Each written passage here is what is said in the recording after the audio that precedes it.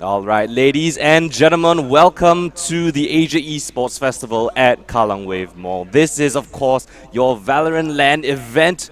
We are here on the final day of the Valorant LAN event, and we will be looking at the top 4 teams going up against each other to see who's going to be crowned the champion and win their prizes.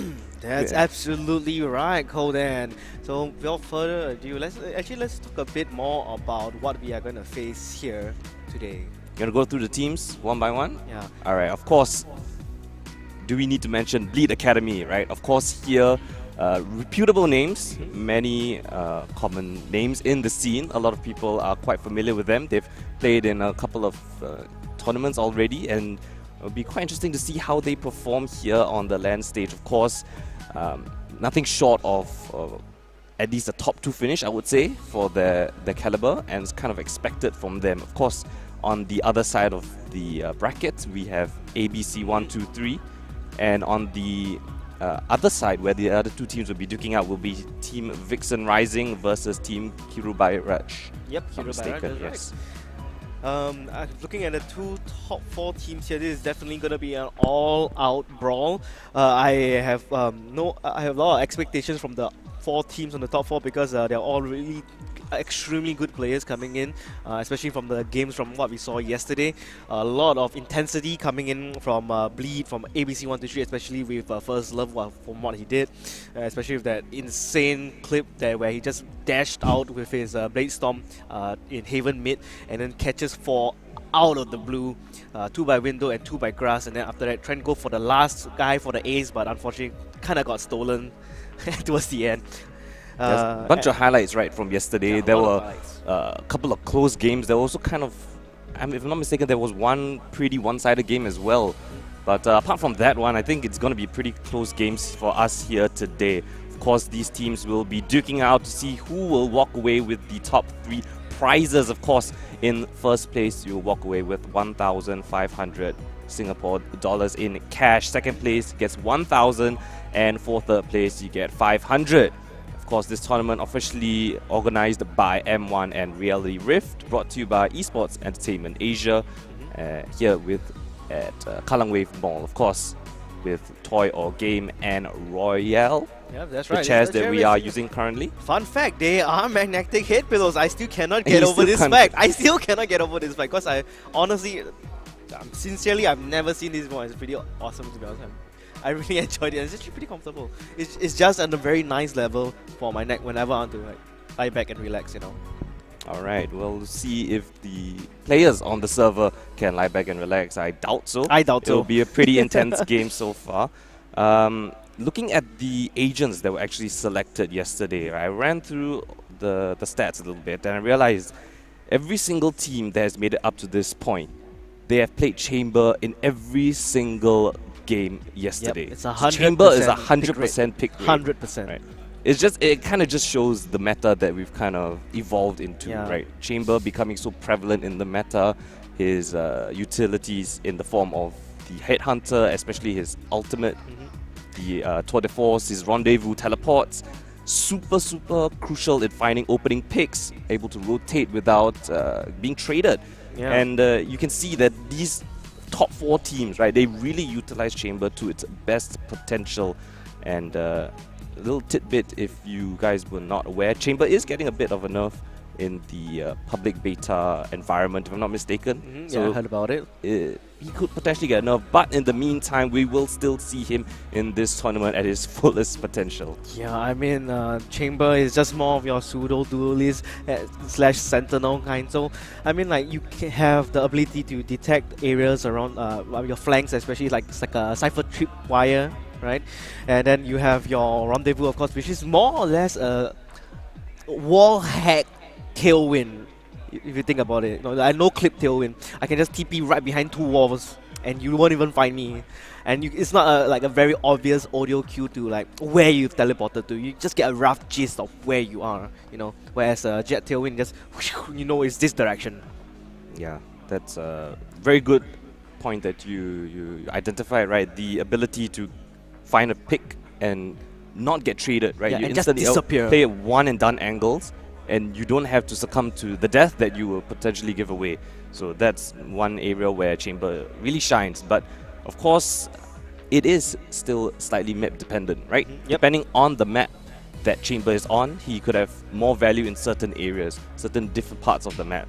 And speaking of the maps, we do have our map vetoes in for us. Map 1 will be Ascent with ABC 123 starting out on the defensive side, while Bleed Academy, of course, will be on the attacking side. If required, we'll go to map 3, but for map 2, we have Haven and Icebox as a decider if required.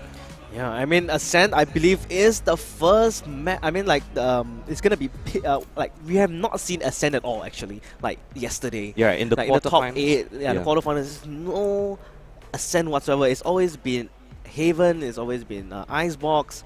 I believe there's even one single map was split, but yeah, no Ascent at all. And I'm really excited to be seeing Ascent. And we are now gonna be heading into the Asian Select, of course. And so far, very nice lineups coming out. And coming into Ascent, actually, what are the Asians that you expect? Right.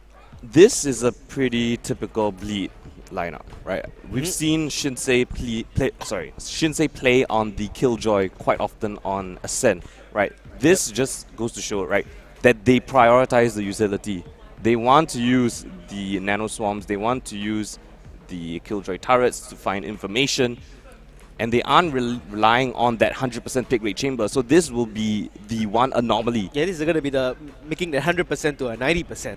Right, yeah. So without that Chamber picked, they are definitely going to be relying a bit more on setups, a bit more coordinated play. Going in with the utilities from Killjoy, of course, she tends to be better on the defending side, which I think that's attacking first though. That's the thing. Right, so but they have to try to find as much value as they can with the Killjoy utility. Yeah. Especially the nano swarms, right? Yep. It's really good at delaying sort of retakes. Yeah. And it's very good at taking sides, right? Yep. Looking at Ascent, it's a pretty defending side. It's a defender-sided map. Yeah. Right. In a way, yeah.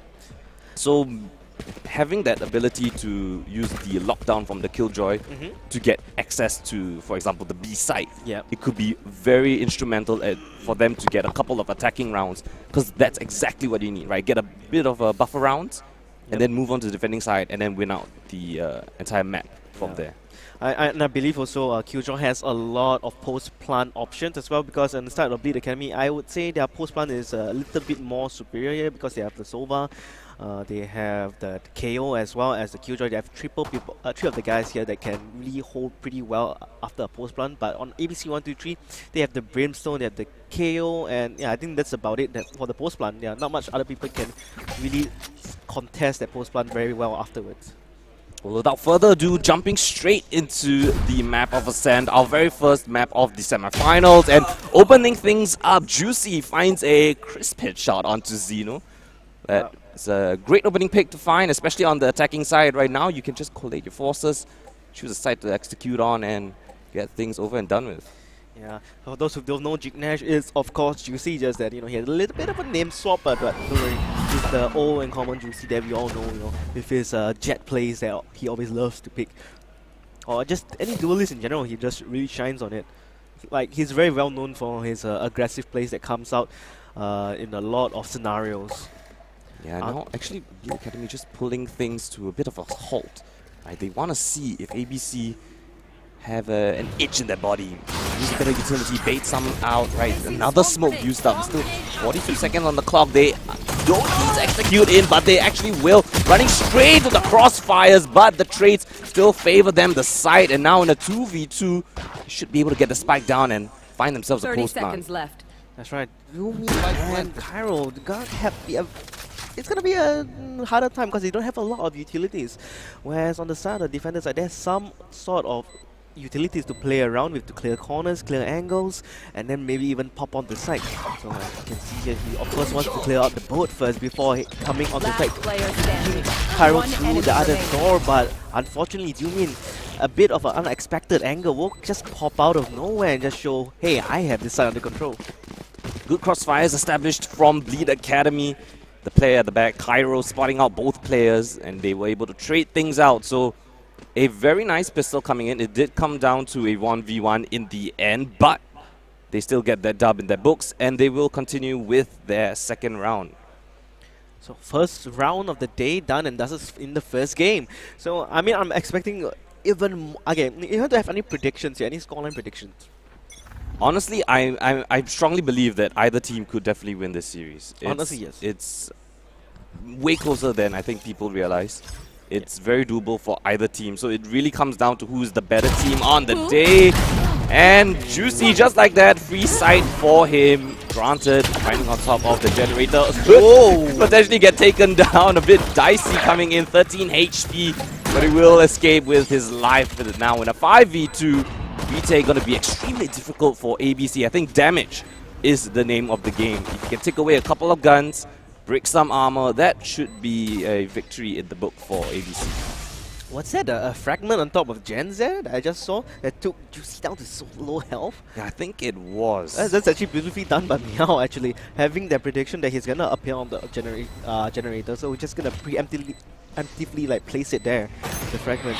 And now the retake for 2v5 is quite an impossible task at this point of time. They do have a Sheriff. If you can get that one tap potential, definitely for sure they should be able to get the spike defused, but of course now there is absolutely no time whatsoever, so they're just gonna sacrifice themselves to the spike gods.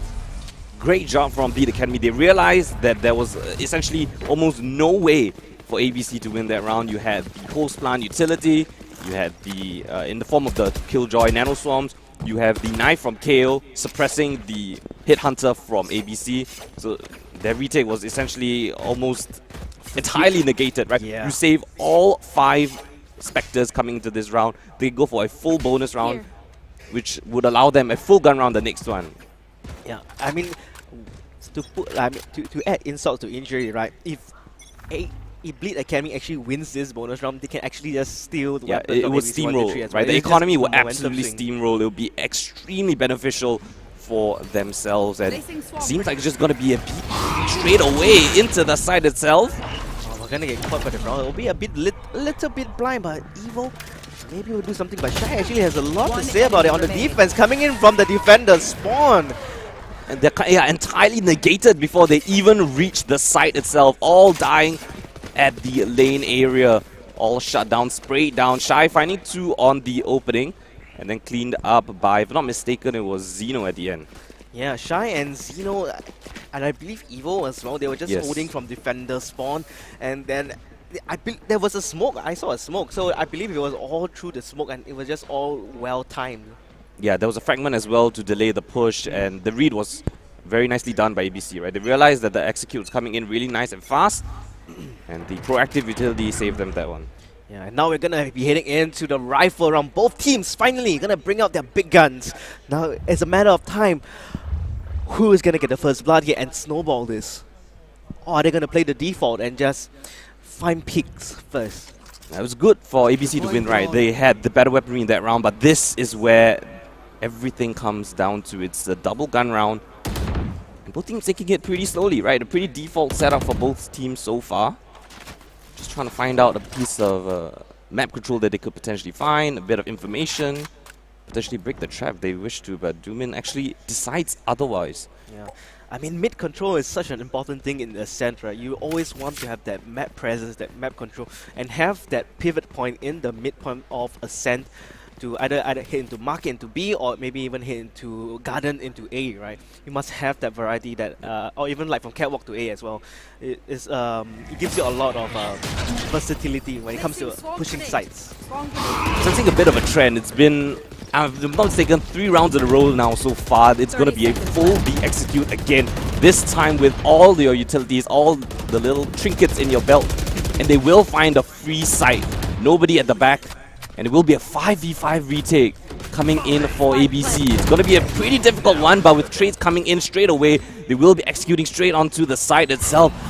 They realize there's one towards B main. Shinsei, beautiful position, finds one, still in a 3v3. Wallbangs coming in, utility all over the place. Chaos raining all over the site itself. First Love finds himself in advanced position, but Meow's the one who finds one, and First Love will close things out. A successful retake with 2 players still remaining. Very nicely done by ABC.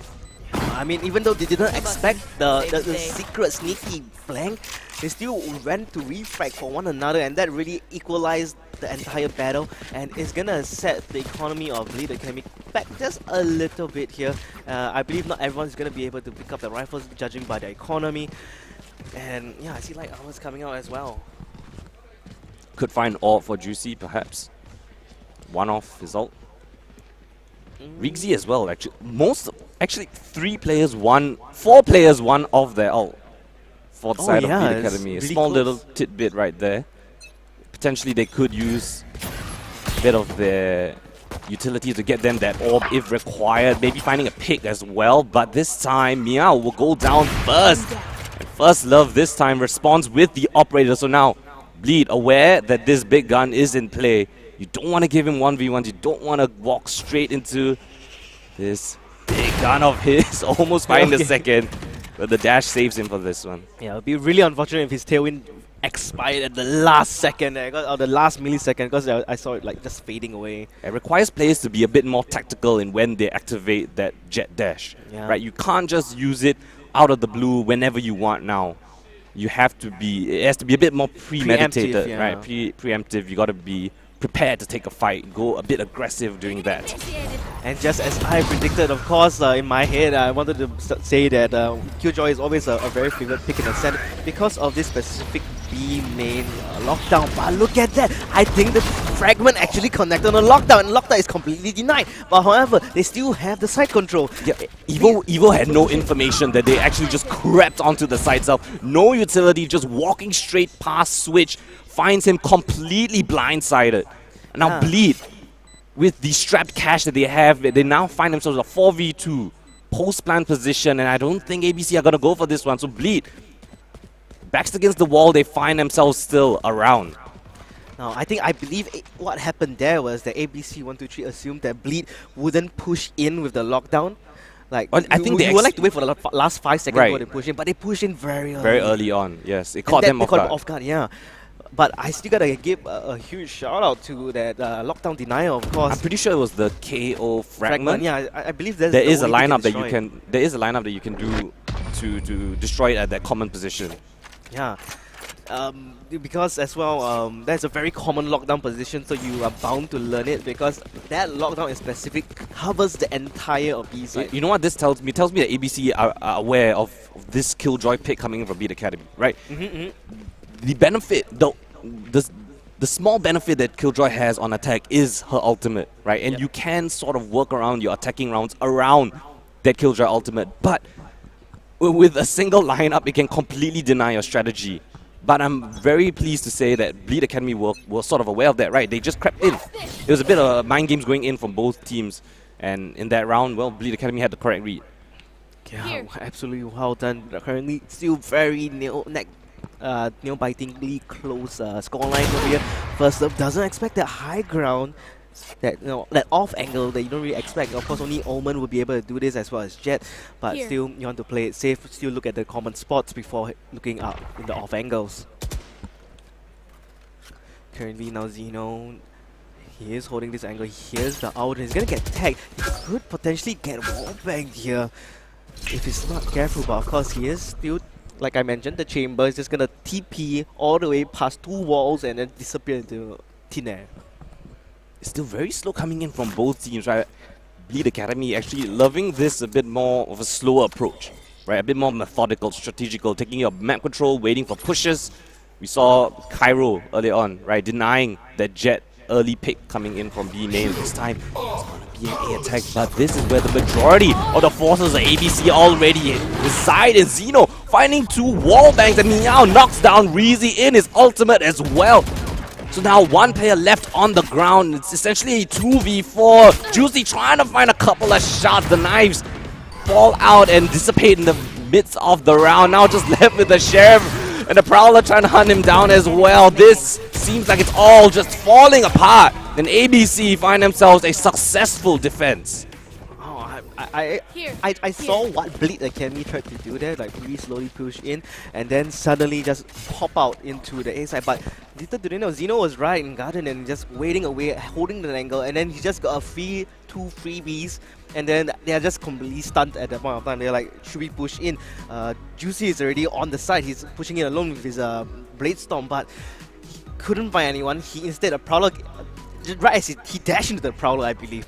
So he was completely blind, he doesn't have any information on the side, and because of that, his teammates were kind of stuck by shot, right, and the rafters, and that really just slowed down the entire push in its whole entirety, and now they are going to have that tactical pause here to really re-evaluate, because this shouldn't be the scoreline that Bleed feels comfortable at. They really want to try and snowball this, they want to steamroll this, but the thing is, they are getting stopped in their tracks by ABC123. Yeah, that round facilitated by Zeno, right? He was on a shot at the perfect time, perfect angle, and that wall bank position, right? Just aiming down the area that the choke point that everyone from Bleed had to run through. And he finds 2 hit shots through the smoke just like that. And it kind of just fell apart at the seams, right? After one falls, the next one unable to trade. And then Riggsy gets caught in the crossfire as well. Although he is in his ult, unfortunately he wouldn't have been able to be revived in that instance. It was just too much pressure. Too much, right? It bought enough time for everyone else on ABC to rotate over. Nevertheless, a good attempt of initiation by the now command. I see it, but he's gonna get scanned out, so he's gonna play it safe. He's gonna back off. I like the initiative that ABC have been trying, but Bleed have been very diligent to push him off the angles. And Cairo this time finds Zeno always playing towards that mid position, and they are ready for him. Yeah, they've been talking about it. They've been talking about the positions of their opponents' agents. Where have they always been playing? And so far, from what we can see from ABC123, they are actually right. Bleed Academy knows the positions more or less of how they like to hold their angles, where they're gonna be, how we're gonna counter, and that was what that tactical pause was for. Very nicely. Again, Bleed Academy so happy to play things slowly, slow control and methodical. This time they have mid control as well as B main. If I'm sensing anything, probably gonna be a B take. And oh, Juicy perhaps a bit too preoccupied with something else on his screen, unable to find Evo. And this time they will draw things back. The delay from the utility, Mollies and the C's as well. Yeah, he's gonna deny any pushes coming in for the B 30 main. seconds left. Oh, but meow, that's it's a bit scary there, but I don't think they'll be knowing about it. They have absolutely no idea. Riggsy, first one to find contact actually, and now Evo under a lot of pressure, getting absolutely wrapped on at the back of the side. But First Love, Evo fighting 3 at the back. What is happening? It's now in a 1v1. The spike lost on lane. He can't get it down. Can he find it in the midst of the chaos? Versus First Love, and First Love just buys enough time, hides around the corner, right click to the head. That was so close. That was so unfortunate. The spike was just lost on lane, and Evo did everything there. Yeah. Evo did absolutely everything at the back of the side. That was the 3K, and then just the complete distraction. He held down just so tightly back by both. And then First Love playing it smart. That's exactly what you want from your anchor player. Just buying enough time, surviving, finding 3 frags was intense. It was literally round winning. And just like that, now economy shattered for Bleed Academy. Yeah, that's the scary thing about pushing B against this team comp, right? You have the Sky Smokes, you have the Molly, you have the C's, and then you have the Fragment as well if the KO rotates over. So that's a very hard time. They're having a very hard time to push against this team because they're of all these agents. Potential lineup coming in from Evo potentially. They could push through the smoke, Zeno, but I think they will hold off on that one for just a little bit more time. ABC should be aware that they are on an eco, so gotta be careful not to get swarmed upon, especially this operator. Currently, everyone's just playing it safe. They don't want to do anything too drastic. They just want to get that information before they want to execute anything from both sides. Yeah, Bleed Academy, they have the Hunter's Fury. If they find themselves an opportune moment, potentially could go for the use of that ultimate, but that knife will reveal a couple of players from Bleed Academy, so their attack again will be denied for just a while. But that's the fragment being used up there. So your one molly down, your one utility down, being able to close off that choke point. 30 And seconds currently left. there's only 30 seconds left on the clock. They have to make a move very, very soon. This should be in just enough time for them to go and plant the spike on the side. But they only have 20 seconds left. They're going to try and execute it, but they do see the operator up on heaven. It's going to be very risky. Meow coming in from shot. Gets the first kill. Try to warm back for a second, but Shinsei actually comes in from the shot. Kai gets a huge kill to Meow, but however, First Love is still up in the gardens there, being able to react, and trades coming yet again, making a 2v2. Oh, spike denial! That's a spike denial, there's no time left, and now Xeno will actually pick up the last kill as well, and that's another defense won from ABC 123. Things got a little bit dicey. It was a 2v2 in the end, but Xeno finds the opportune angle, spams down the spike planter, and will secure them that round in the end. A couple of lost weapons, but still the economy in a relatively okay position. It can still go in with a full buy. 5-3 now the scoreline. Lead Academy, they won the first round, right? The pistol in their pocket. Second round conversion as well. You'd really want at least a couple more rounds in this half to make it worthwhile. Seems like it's going to be a fast take coming in. Again, First Love, aggressive as you would like. Finds an opening crack onto your initiator, but running straight through Shinsei. The duelist in himself finding an opening frag, but Evo holding down the angle. I think they should be able to secure the side, but not without a couple of casualties. 3v4. Oh, they don't really have any other utility that they can really use They to have the null defend command. Post Plant. ABC have the null command. They could go in with an ultimate to try to retake the whole site itself. Yes, they will pop it, trying to flush out the positions. They take an aggressive push. Shinsei gets traded out. Now it's still in a 2v3. No utility available for Bleed Academy. They just have to fight things out. Cairo finds the first, has to find two more, but he will not convert in the end. First Love with 3 frags, absolutely crucial. And fantastic retake again from ABC. Yeah, this is absolutely what you love to see from ABC 123, because they really want to take at least a map point advantage on the defense side before hitting on the attack, right? Like you mentioned, Ascent is a little bit defender-sided by, I believe, about 5%, was it? I don't have the exact the exact number, but it's roughly around there, alright? We'll check it out again to refresh ourselves. But so far, First Love doing an amazing job getting those first picks, and I love what Eva was doing. He's technically the Sova replacement, right? You have your Horn that acts almost like a Sova recon dart, and that allows you to get the information behind walls, and that's why he picked up the Odin the last round. Yeah, this round could potentially go for another bit of Odin spam towards B main. You know that a lot of Sova and Fate players like to play this position. But again, Beat Academy taking things nice and slow. First Love has been crucial for ABC to find these opening picks, right? The consequence of playing so slow is that you can potentially give up an opening frag to an operator when you accidentally walk into an awkward line, especially as a jet. It takes such aggressive pushes and then just dash away. Yeah, very good usage of the Prowler. Now they know that there's almost like absolutely no one in B main. Yeah, but First Love has a very good position towards A. If they aren't too careful, he could find another opening frag. But Meow this time spots on 1 or 2 players. He has to be careful not to go down, even lose a rifle in the midst of things. Oh, he's gonna get his presence scanned out. They still know he's there. Jignet actually deciding to dash it all out, and this is a very good pick coming from First Love from Wine. And that's the Killjoy player down. There's not much post-plant options other than the KO still. Okay, there's still the Sova as well with the Hunter's Fury, but that's about it. But currently, they are still having a very tough time trying to get themselves onto the side in the first place. And even going to drop the horn, he does have the weaponry here to wallbang. He flicks right on top of Duin. Maybe able to find the second, but no. Rixie denies him of that with the Spectre. And they should be able to get the spike off. They have 20 seconds left. Yeah, there we go. There's a spike getting planted as well. There's 2 players left on the defender side. They should be able to push on the side together with the ultimate, the scan, and they're doing the 2-man pick. They should be able to get more. Chignesh with the up, he picks it up, but unfortunately cannot connect on the Meow. Already expecting where the last player will be at, and that will be at B main. And that's the spike going to be diffused. Like, right. So that was a very good retake coming in from ABC 123. Juicy was actually towards mid. He was trying to catch any rotates. Unfortunately, he was not able to find any opening in that instance, so he had to rotate all the way through B main. And I think ABC were just aware of this, right? They had a very fast retake, made sure that the 2v2 on site was all that Bleed Academy could do. Juicy was just way too far away from the action, unable to help his teammates, and ABC capitalized on that. Right, they went in fast, took the duels, won it out, and they were able to hold him for his push. It was a very difficult endeavor for Juicy at the end of the day, right? Pushing through B main with a default plan is going to be difficult, but it was still an eco round coming in again. This time very aggressive, but Zeno will be the one to open things up.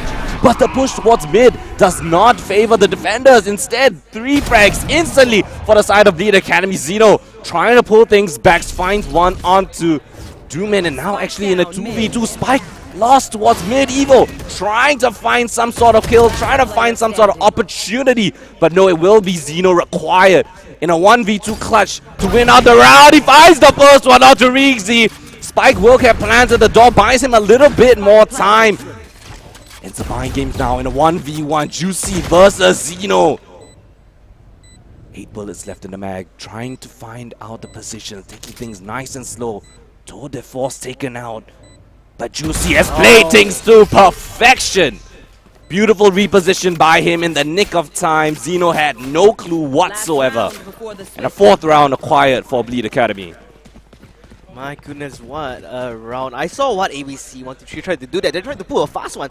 Nightfall into the B lobby because that's where they have always mostly been going, because you haven't really seen much A main pushes coming from Bleed Academy. It's mostly from mid to B, not even mid to A, yeah, it's mostly mid to B and B main pushes, trying to get them B split down onto the side and just pop on upon it.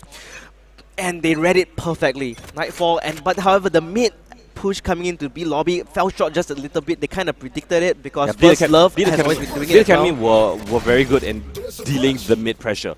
ABC's mid pressure was completely denied, but Zeno made it almost possible, right? That opening pick with the Tour de Force, and then just finding so many more by his just pure aggression. And yeah, brought things to a 1v1, but still Bleed Academy win things out. They actually are sitting on the Hunter's Ray for a couple of rounds. Doomin, if not mistaken, is the one with that Hunter's Fury. Because by the time it's post-plant, he usually isn't alive by that time, so it's very hard to use the Hunter's Fury. Perhaps they could go for a bit more aggressive. Okay, this Juicy dancing with death right there, and forces the activation of the dash actually for First Love. So just by jump peeking, he could have essentially gotten rid of the dash. And yeah, it is successful. First Love uses his dash, and there's one piece of crucial utility. Right now, the op can't take a very bold, aggressive angle without getting caught off guard. Zeno, the one to open things up this time. Zeno and First Love, very, very good at fighting those opening frags for their defense side. And now gonna be a B execute again. Evo back of the side, has to do everything again. Will the reinforcements come in time? Doomin this time using the artistry, trying to flush out positions. Gets one tag, but nothing more. Zeno and Shy finds 2. Traded out by Doomin. Now with 2 kills, has to find a 3K to close things out. 7 seconds on the clock, and ABC swarm the site. They don't want to let him have any peace of mind, and they will convert the last round of the half. It's an 8-4 for the defense side. Very convincing and nice job by ABC. My goodness, what one heck of a round coming in from ABC 123. Now, this is absolutely where you want to be at. Especially in the set, you want to have that defender advantage, which is 4 points up ahead from Bleed Academy. And this is, of course, still the first map. There's going to be a potential for, I believe, a third map of, I believe, was Bind, was it? Icebox. Oh, Icebox. Yeah, I feel like there's going to be a potential here for Icebox. And this was the map pick of, I believe, Bleed, yeah, Bleed Academy. So this is very interesting to see, and because considering that Bleed won the first 2 rounds, and they only managed to get 4 on the attacking half, is really, really good considering the circumstance for ABC.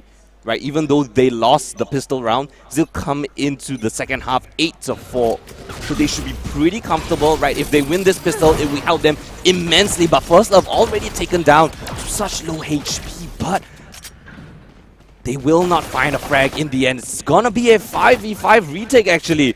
Bleed Academy happy to give up the site. They will concede that spike plant, but they are confident in their retake, and they will definitely need to be, especially if the Zeno lurk. It could come into fruition later in the round, but still focus on the site itself. Lead Academy getting all their utilities ready. Smokes coming in, and the execute should be coming in right about now. ABC, gotta be careful. Don't lose too many frags, especially when Bleed Academy are so proficient in their trades. Nice counter utility coming in while the Fae will deny them and buy a bit more time. Spams at the back and Zero! Nice 3! And then First Love close things out. Flawless pistol round. A 5v5 retake. And all 5 of players of ABC still stand alive. The collateral coming from downtown in B main from Zeno. What was that? That was a one tap into 2 and then a second shot roars through the sky, and that's the third one right there and then. Yeah, more or less the push is shut down. I mentioned earlier, Zeno was the one lurking towards the top of mid. I said he could be pivotal in the late rounds. He peaked at that perfect moment through B main, catching all of the retake completely off guard. Yeah, there was a smoke there as well covering his... He timed it perfectly. Yeah, the timing, the line of sight, completely covered. It was even a Killjoy turret, but hey, I mean, you're going to put a dark cover there, then there's no point for the Killjoy turret, right? Exactly. So now, backs against the wall, 9-4, ABC with a pistol of their own, but Bleed, very, very bold push coming in. This is going to be pretty interesting. Finds the first kill, Zeno. Good for that one, holding in a very awkward angle, but now the jig is up and they should be aware something is a bit of a miss. Bring them down. I mean, that was a very good off angle coming in from, I believe, it was Shy, was it? Yeah, Shinsei opening up with one, but things could be pulled back into contention as First Love lurked his way all the way onto the A side, and a free side they will have. Spike should be coming into the side and will get planted. Now Bleed Academy in a 3v4, they have to try to retake this. A damage would be great. Round win would be absolutely immense for their scoreline right now. But it's gonna be extremely difficult. And Zeno up and above. What was that angle? You never expect the angle, especially from someone holding that A main position. And 4 players still alive. ABC managed that push extremely well. Yeah, that's going to be a good conversion coming in from the first round. But will they be able to convert the bonus round? I think they will, right? Because Bleed... Bleed should still have a bit of economy to go for a buy if they really want to. And of course now, timeout called by the coach of Bleed. Of course, Godspeed, fantastic coach on the side of Bleed Academy, trying to rein in the troops. What strategy do you have, right? You have to win out this bonus round of your opponents. Right, if you let ABC run away with a bonus round on the attacking side, you yourselves have rifles, things could essentially be a map over at that point, right? You need to win this round. It is a must.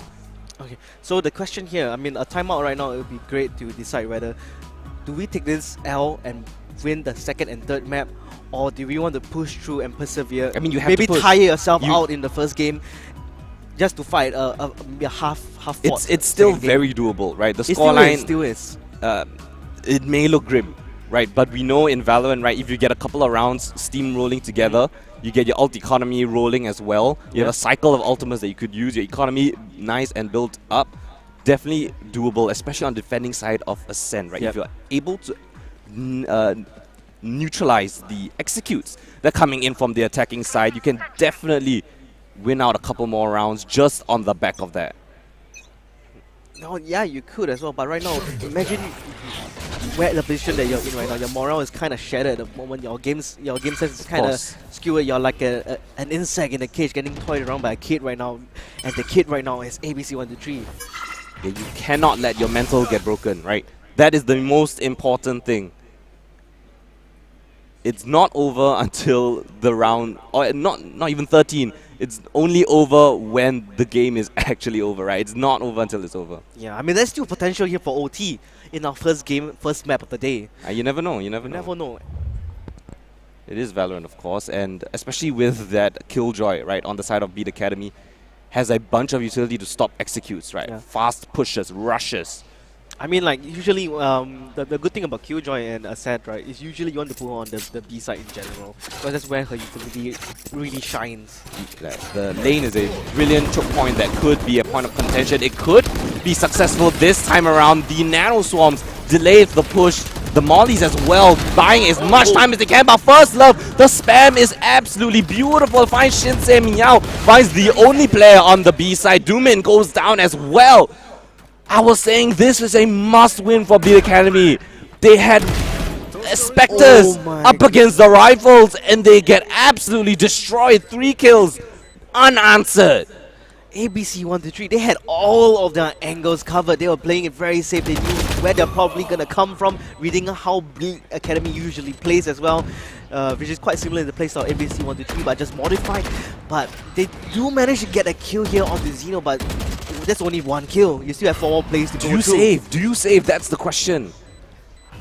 Do you save? Do you risk your 2 rifles for a very difficult retake? I think they have to, right? There's not enough time left on the clock. They're just kind of trying to find a bit of exits. Cairo could run away with his life, and I think he may.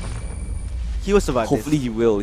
I mean, they essentially have right? no money after this.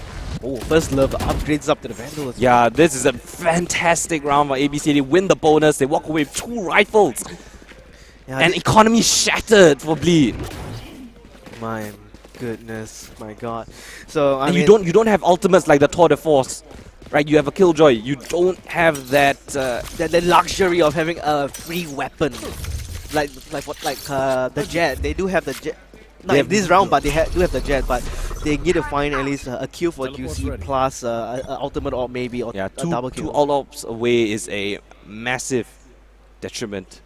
Unfortunately, they will have to go in with a couple of lesser weapons against ABC. Yeah, it's quite difficult to get the ultimate orb as a defender because it's always such in a very optimal spot for the attackers to get it instead. So holding for the push, yeah. Xeno spots out a player trying to push towards that B main position. Things could get a little more dicey. Right? ABC have been playing so slow. They're so willing to just bleed the clock. I saw what he did there. But he sees it. It's just a matter of time. But First Love actually prevents the push coming in from mid. But now they know where Jignash is at. Or Juicy is now down for the count. Equal trade so far, but there's still a 3v2 in the end with Dumin bleeding on the floor. 20 HP left on him. It's a bit dire. They have to try to find some sort of solace. Bleed Academy backs against the wall. If they lose this, it's 12 points for the side of ABC. That will be match point for them. Get out of my way. Execute onto the B side itself. Just 1 player to defend. Doomin goes down. Not a single kill to his name. Now Cairo in a 1v3. What can this man do? I've seen Cairo clutched up before. I believe he can do something about it. But if that's only if he goes for the 1v1v1v1 duels here. If he gets picked upon or gets flanked randomly, he's more or less done. Has to find some sort of opening. Cover going out. ABC though. He has the paranoia, but it doesn't catch all of them just yet. First Love comes up right from under the garden and just surprises Cairo out of nowhere. 12-4 now, ABC. Very commanding half so far. It's essentially, yeah, it is flawless. Beautiful round so far, and now they can literally just have so many opportunities to close out this map. Right, 8 rounds required for Bleed Academy to pull things into overtime. They have to be flawless this time around. Try to pull things back into an overtime affair. That is their only chance to bring back home the map of Ascent. Of course, it's their map pick as well. Yeah, and right now, like I mentioned earlier, you know, like how you usually get the chamber for that, for the Force, and Juicy actually trying to do something that First Love has done, but gets absolutely dumped on. That's so unfortunate. He gets crossfired. The teleport. Oh my goodness, that was beautiful team play coming in from Bleed Academy, expecting Juicy to play aggressive when he has the Blade Storm. Because that's what First Love did as well. Yeah, but they do have a man advantage at this point in time. Bleed Academy still up by 1 player, but there is the Tour de Force present. They are aware of its presence earlier on in the round. And now in a 4v3, this time, could it be enough? Shinsei, fantastic wallbang, finds the head of First Love, down for the count. It's a 4v2 now. What can ABC muster? Flashing through the smoke, absolutely completely blind, but Zero and Shine both find a frag of their own, and now they 2v2, they completely miss themselves through the smoke itself. Cairo tries to stake the blood. No, Zero will close things out. It's a 2v4 post-blood and they come out victorious. 13-4 and ABC win the map of Ascent in dominant fashion. Shy literally just held W and M1 while he was flash. He found a kill, went through the smoke, came out on the other end. Kawhi find another kill, and Zeno on the other hand was at A main, finding connections with his tour de force, and then the crossfire was established from Heaven and B main and A main, and then just find the last player trying to go for the defuse, and that was absolutely stunning to watch. I mean, Shai just held down his mouse and prayed for the best, and he somehow managed to walk past all the players coming in through Heaven, and he kind of became like a pincer effect, right? Because he was Heaven, and Zeno was in A main. They kind of had a crossfire established somehow through the smoke. That was a very how would you call it, random crossfire. I mean, that was the most wilder situation I've seen, because I was expecting when the two people came out of the smoke, right? I thought maybe they will refrag for one another, but Zeno was just waiting at A main. It's the chaos, right? You thrive in the chaos and you find a perfect opportunity, and they definitely took it by the reins. ABC are your winners for the very first map. Of course, this is a best of 3. We will be going next to the map of Haven, and we'll see if Beat Academy can bounce back, or will ABC 123 walk home with a dominant 2-0. We'll be back in just a bit to see the second map of the series.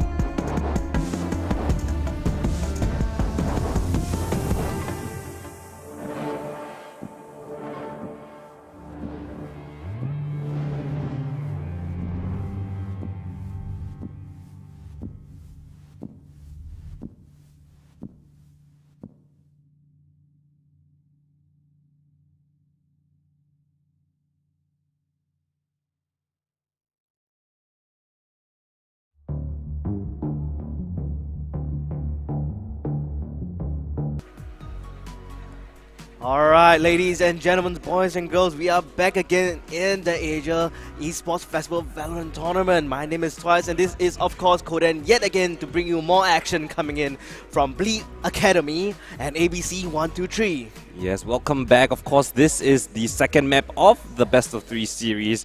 And ABC 123, right, they find themselves a very dominant victory in the first map of Ascent. We'll be going on to Haven this time. We'll see if they can replicate that sort of success, or will Bleed answer back with a bit of resurgence of their own. And of course, like in the very first map, we've seen the sort of difference, right, between a Killjoy and a Chamber. Yeah. The Chamber was able to find so many opening picks, potential swing rounds for the side of ABC 123. Yeah. Maybe could have been the made of. I mean, I don't think it's the only factor that led them to that loss. However, it definitely was one of the factors, I feel. Yeah, I mean, I agree with that because the Killjoy isn't as aggressive. It's more of a defensive agent that you can use to hold sites and even take control of sites. But the thing is, she is limited by her abilities. She can only use it for a certain amount time, after a certain amount of time, like the lockdown as well. That's the most important skill to take down the sites. But usually, I believe Shinsei was kind of set back quite a fair bit. He couldn't really frag out or get ultimate ops to get locked down to consistently use those lockdown on the sites. And that really disabled the ability to just pick a side and just go for it. Yeah. And we got to mention, right, First Love finding so many opening picks, right, with the operator. Very aggressive as the Jet. Usually you see more of a Chamber picked up, right, as the aggressive AWPer. However, he was able to make it very, very effective, right? Pushing all the way into wine sometimes, pushing down mid multiple, being very mobile and finding so many opening frags that just benefited the team in such man advantage situations, right? It just made it so much easier for them on that defending side. But of course, Haven, it's a pretty standard map, right? In the Valorant meta, or like the history of Valorant, right? Yeah. It's been a core map for so many teams, and Bleed are very proficient on that map, right? They are pretty comfortable, I would say, and definitely an opportunity for them to bounce back. Of course, they picked to start on the defensive side, so arguably a bit less intense on the strategies required, right? You can play a default most of the time and find out the reads from your opponent, potentially go for retakes A or C. But definitely also gotta, I mean, you still gotta be careful, right? ABC 123 had such a dominant performance.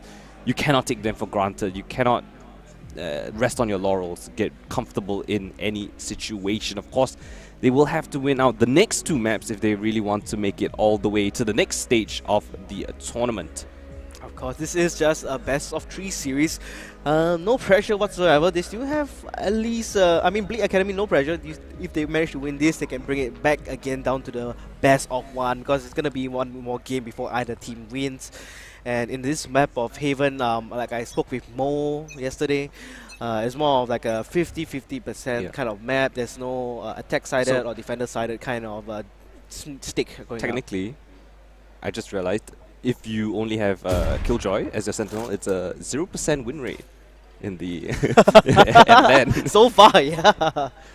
But again, this time they have the Chamber, but the attack already happening towards the A side. 2 frags in the side for Bleed Academy already. Will accelerate onto the side itself. Not sure how many players are there already ready to receive. Riggsy blinds both of the enemies and finds a beautiful frag. And just like that, Bleed answers with a very strong first round to start off the second map. Yeah, good pop flash coming in from Riggsy, blinding both, I believe, Meow, was it? Yeah, Meow as well as Shy. Oh no, Shy is actually the one playing the bridge this time. So that's actually interesting, right? Usually we see Shy on the brim. Like he has affinity towards that controller, but this time going for that initiator pick of Breach.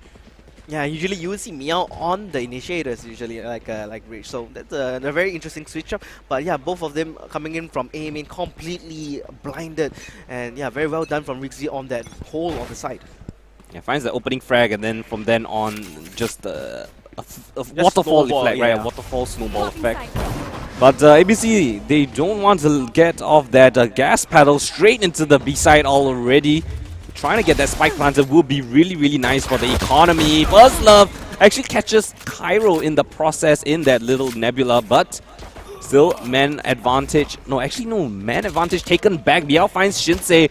And Juicy finds one onto Shy. So still man advantage for Bleed Academy. And the spike lost in the middle of the seaside. It's going to be extremely difficult for ABC to recover this one. Just Evo left alone in a 1v3. Just a couple of pistols in the round. Not too much to write home about. But if you can find one more frag, would be really nice to hinder the economy of Bleed. That's right. I mean, Spike kind of lost in no man's land at this point of time. So all he can do now, find for a couple more frags maybe. I mean, he could go for a Spectre pickup and then perhaps move on from there, or he can use that to convert on the 1v3. Who knows? I mean, he doesn't really have armor or anything.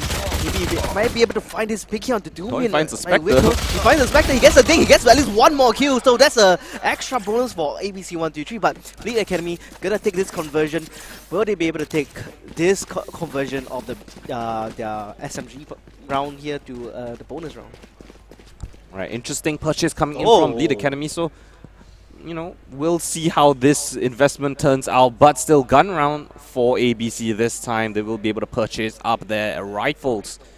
And old economy not too prevalent just as of yet, but of course, right, finding 3 frags for ABC in that previous round without much investment, that's really going to bolster their economy and, you know, keep Bleed honest, right? You don't want to let them have too much economy and then run away with things, but still, pretty passive setup so far from both sides. And Bleed Academy is still comfortable to play a little bit of a retake setup. Well, they do hear our drone being used up here, so it's just a matter of time where they want to decide where they're heading towards. But that's such a beautiful shot, to be honest, on to Shinsei. Thankfully, he has a sky to top him up a little bit, but not too much to write home about. Of course, Shinsei this time on the chamber, right? We've said the difference potentially could have been the Sentinel pick. Chamber is just so annoyingly good at this point in the meta. Wow, what is going on from... I'm not saying much, but those very nice sprays, that's what I can say. Well, this time Bleed Academy there, right? They want to get as many rounds as possible, right? They don't want similar things to happen in the first map, so if they can convert this round as well, it will be extremely beneficial. And the shot rings out. Juicy reveals there's a big gun on the stage right now. Activates the dash as well. Trying to find as many frags as he can before the execute comes into the side. Finds his counterpart. First love going down. Catches onto Zeno as well. Second dash activated, but will get taken down in the meantime. It's a complete shutdown. Just Evo in a 1v3, finds the first, but unable to connect on the second. And Bleed Academy convert that buy round of theirs. I didn't want to mention it earlier, but yes, they did buy into the operator. Potentially could have caught ABC off guard, right? You don't expect a third round operator in play, especially if you win the first 2 rounds. Yeah, and definitely something that you would almost never expect. But then again, coming in from like people like First Love and Juicy, they would probably ideally want to try to pick up those snipers early on in the game and carry their momentum forward, because we have seen a couple of times where yesterday in the quarterfinals, we see people like the Chamber and the Jet picking up ops very early in the game and carrying it all the way until the 7th to 8th round, and then finally losing it, and that really carried the momentum all the way. It just shows, right, especially as Juicy finds another one onto Meow, that lone smoker for the side of ABC. They really want to capitalize on this operator of theirs. Get as many opening picks as you can, right? Absolutely bully ABC into submission, making sure they don't get any map control without using a bit of utility to get so. And Zeno finding one onto the counterpart Chamber. Hit shot onto Shinsei will even the playing field for the time being. I kind of choked on my words right there, but still, right, it's not a lot of great weapons for the side of ABC. Bleach still should be able to secure this round. Yeah, this could be another conversion, because usually you would like to carry that 4-round momentum at the start of the game. Shadows traveling. And now Cairo put under quite a bit of pressure. I'm not sure if they're aware of Zeno's advanced position. Finding the operator of Juicy. And a shock dart as well. So beautifully played. Zeno finds a third as well. Riggsy now under a lot of scrutiny. But Dubin with the spray down. saves his team and finds a 4th for Bleed Academy. My goodness, Yumin at that point of time was in the optimal position, being able to catch both players from ABC 123, both pinching around the default and just collapsing onto whoever that was on the side from Bleed Academy. But however, in that position, he was able to line up at least 2. Yeah, the Bleed Academy players were really happy to contest the site, right? Prevent ABC from getting that spike planted in whatever way, shape or form. All the players slowly rushed into the site, and as ABC were trying to regain their forces, right, get that spike planted, Doomin came in at the opportune moment and found 2 as they were trying to, maneuver themselves across the site itself. Oh, Drop the orb and First Love finds the opening pick on his counterpart. This time, opening picks in the favor of ABC. Now with a man disadvantage, Bleed, what do you do? Map control potentially. Do you play passive? Do you go aggressive trying to find something? Owl Drone will get enabled. Oh, they do actually spot Xeno in the midst of things, but Cairo this time spams a couple of bullets through the smoke. Will they be prepared? And a beautiful shutdown from Rixie. Both players coming out from the dark cover will get absolutely shut down. They had the right position to spray through the smoke. They dealt quite a fair bit amount of damage there, and that allowed them to just prevent ABC stop their push. But okay, First Love actually bringing out the daggers here, quite interesting. That's a huge commitment from First Love, right? Despite having the operator, that's a really big investment already. But he really wants to win this round, but he's just left alone in a 1v4. How can he bring things back? And he won't. Doomin with a nice headshot downrange takes away the operator and the round.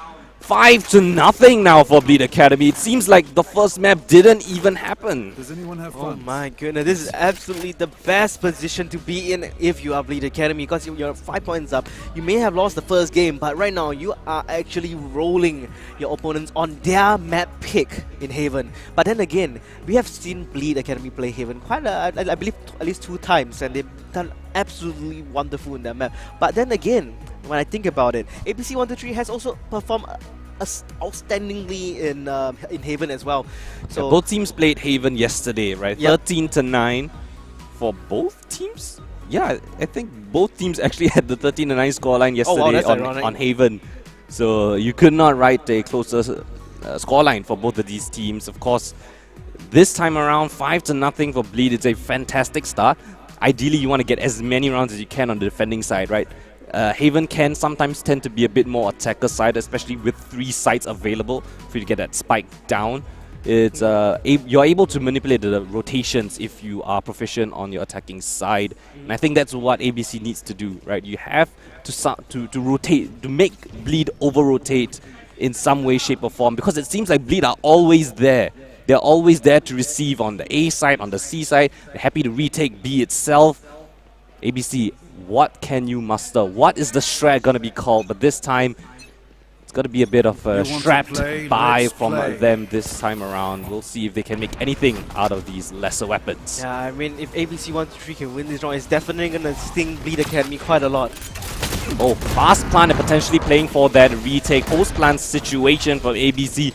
They do have the Tour de Force, actually was activated prior to the round start, but Cairo will be the one to find first blood. Shy goes down, and he still has the dark covers available to deny vision of the spike itself. A beautiful stun coming in, and he finds the frag as well onto Meow. And now in a 3v2, Xeno finding 2 instant frags, but the spike is being stuck immediately. Evo finds the frag onto the spike diffuser, and now in a 1v2 has to find the frag. Cairo coming up huge, and ace for the Omen player, just like that. All 5 kills, Cairo.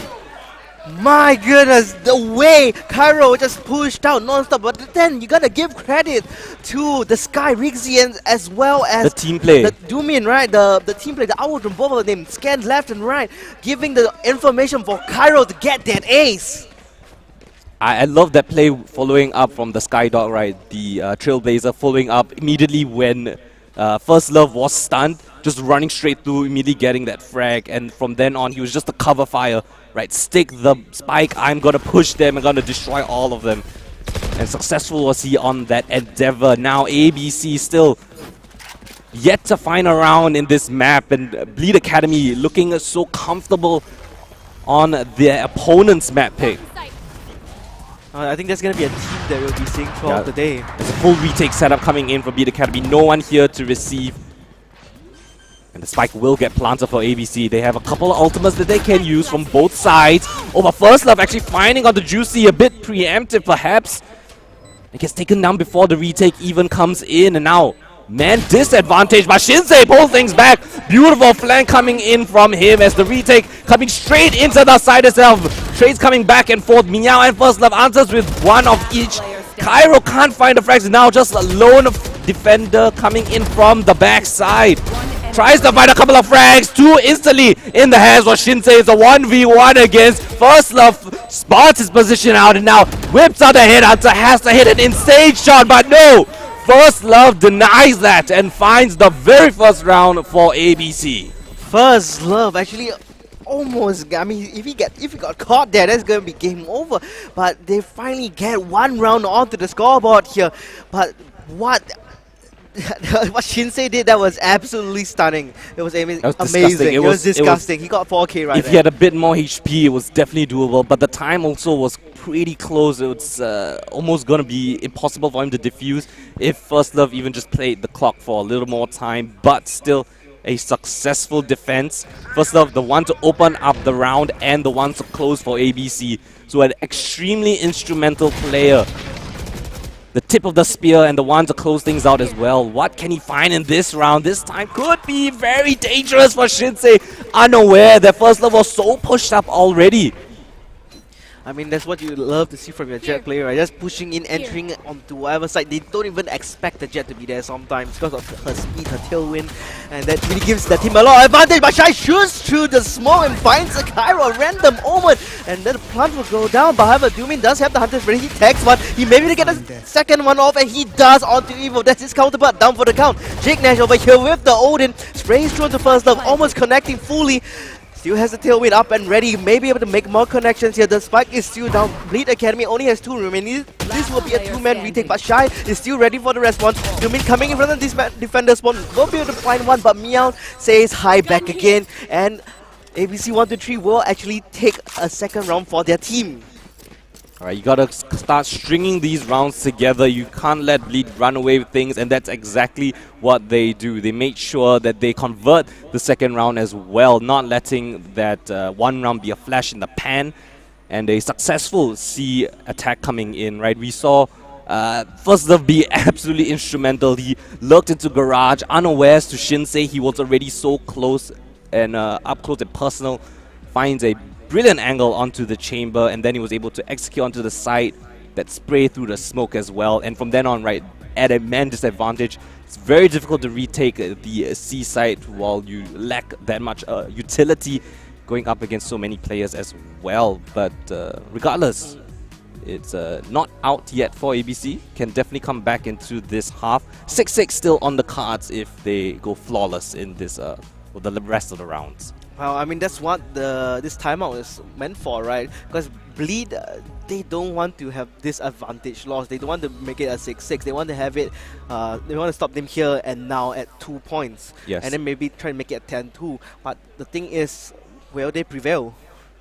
And yeah, because they don't have the economy to buy, so that's why they really need that time to think about what they're going to do in this upcoming scenario. Yeah, you gotta utilize all the ults as you can. Of course, Shinsei did use the Tour de Force in the previous round, so he won't have it for this one, although Juicy activates his Blade Storm. Could go for something interesting, something creative, something aggressive perhaps. ABC very content to let them play nice and slow. Oh, Juicy spots out a couple of players, unfortunately unable to connect any of the knives just yet. And he runs out of his Blade Storm, stun in the process. And they find the last player towards mid. Doomin caught in the crossfires. The drone and the splash was absolutely perfect. And Juicy, while alive, his teammate goes down in the process. That mid push was absolutely shut down completely. Now, if you were in the head of ABC 1-3, you see Bleed Academy pause with a Blade Storm. Right, and they have no you economy. kind of expect You that, kind of right? expect that, right? Like that's what First Love has been doing. So you're kind of in the mind of what the enemy Jet is about to do, especially an aggressive Jet player. So read like a book there. First Love is insane so far. He's been finding insane timings and insane openings. Will he be again finds another one onto Juicy. First Love opening and finding both frags for ABC right now. Oh, First Love finds a second one yet again. He's gonna get completely flashed, and Rixie with the frenzy goes ham on all of his dead body. Yeah, gonna but be he's able to pick up that Vandal. as He well. was just buying time, right? ABC just in the meantime had complete free access onto the A site, sacrificing for his team. He buys so much time and so much advanced position. Now, Bleed Academy in a 2v4. Damage is something that they would love to have, but Evo shuts down the first of Cairo.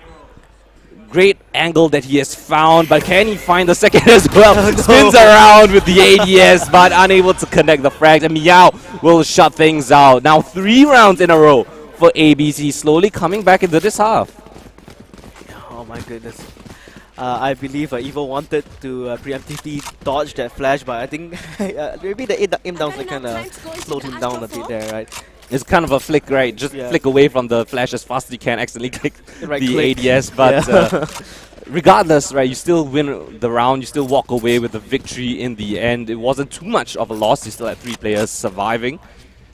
And yeah, ultimate economy as well in favor of ABC. Everything is, the tides are slowly turning, right? ABC kind of finding the groove, understanding how Bleed like to play this map. Yeah, and especially if Bleed loses this round yet again, right? They're gonna be set down to the pistols yet again, or the Shiko maybe even. You cannot let ABC run away with too many more rounds, as Bleed Academy, of course, 6-0 was the scoreline. If things end up in the 6-6, it's really, really not ideal for Bleed. But of course, trying as they might, Juicy finds a tag onto First Love, spots the second player, and he will find it in the end. But First Love trying to return fire. Super low is he, but Riggsy dancing around towards the Suez position, activates his out, and pushes the push all the way back. ABC forced to relegate that position as Riggsy single-handedly slows the push down and calls for a bit of backup. Now it's a bit too close for comfort in that kind of situation. Could have gone completely haywire, but unfortunately First Love missed out his Blade Storm with the right click at the end. There's a beautiful flash coming in, right, from the good Riggsy. flash to the support as well. It was a great job from him to double up with Juicy in that position, right? Even though Juicy goes down, he was there to secure that push, secure that position, especially with the smoke from Cairo. Completely denied them of that area. So again, 4v3, man advantage or Bleed. They definitely have the chance to answer back with another round of their own. Doomin, fantastic movement, finds to Xeno, trades him, but Riggsy closes things out. So 3 players remaining and a 7th round found. Bleed Academy answers back, finally breaking that 3-round streak. Yeah, and this may not.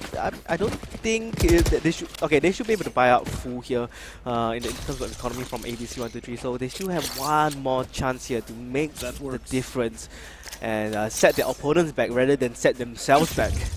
ABC, it was a nice 3-round comeback, right? But you really want as many as you can, especially on the attacking side of Haven. Of course, this time they're coming in with a buy of their own, and if they lose this one, then they may be strapped for cash for the last round of the half. So pressure on ABC side this time. We'll see what they can muster. An owl drone towards that seaside, and a Rolling Thunder actually invested, but it's a full retake coming in from Bleed Academy. No one there to receive. They will relegate that side to ABC and let them have that spy plan. Yeah, I mean, that's one ultimate being used here. There's the Rolling Thunder, and actually Xeno gets a pick here. I believe that was into Garage. And a beautiful position. First Love again, reading the plays from Bleed Academy so efficiently. Even though he's not the one to open things up, he may be the one to secure things. Beautiful flick coming in from Doomin, but still in a 1v3, Riggsy with everything left to do. An operator down lines. Xeno will close things out. And they win out their 4th round, so still they can still afford a bye. Extremely close so far. A nice resurgence from ABC in the latter half of this half. That's absolutely amazing, the positioning of First Love, because he knows that there's probably gonna be someone rotating. So let me cover C-Long and let them walk past me, and that's what First Love has been stellar so far. He's been amazing. Positioning. His positioning, his reads. his aim and literally everything he has done so far has been super beneficial for ABC. Yeah, but don't count Bleed Academy out just yet. They're still leading on the scoreboard here. They may be able to make this into an 8-4. Even with the lesser weaponry. Right, an 8-4 versus a 7-5 is a pretty big difference, I would say. Yes. Yeah, it's just one round. But that one round could be so pivotal in the grand scheme of things, right? Every round matters. First to 13, every round is very No crucial. charges. Both teams gonna take it slow, no more aggression, I believe, coming from both sides maybe.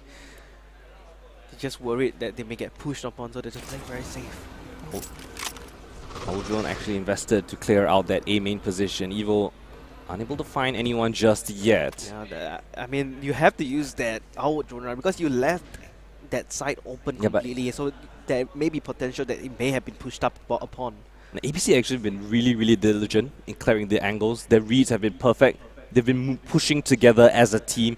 We see them using the Sky Flashes, the Owl Drones together with First Love as the main contact player. But this time around, they should be pretty geared and ready for the execute. A flash coming in, but there's so many players from Bleed already on the C side. Hunter's Fury invested. The flash was perfect. Cairo finding one, but the Hunter's Fury should be able to find one. Doomin finds onto his counterpart, but still it's a 2v2. ABC call things back on the site itself.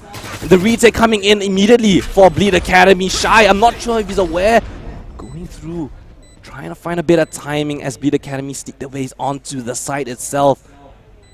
There's a bit of mind games being played right here. Who's gonna come out victorious? Reezy finds a beautiful frag onto Zeno. That C-long position completely nullified and relegated. And Reezy, a beautiful flash, gets off the spike and plays with his teammate. A brilliant job from Bleed Academy. Secures that 8-4 half. Yeah, I loved how Guminus followed the breach around the corner there, trying to find Shy and prevent him from flanking his teammate, and he just followed all the way. And then at the same time, Riggsy actually winning his duels, his one-on-ones, that really enabled Doomin to come and follow up as well. And the flash afterwards, it was just the icing on top. The read from Doomin there was perfect, right? He kind of read that position coming in from Shy. And yeah, they were able to play that 2v1 very efficiently, right? Even though Riggsy already got it off the spike to half, didn't stick it all the way, just played that 2v1 efficiently with his teammate. I like that coming in from Bleed Academy. I mean, if, like, who knows, even if you defuse the spike, right, you may still lose a teammate, so why not we win this 2-0, and then after that you just take the man advantage, right? Just straight up go for the kill.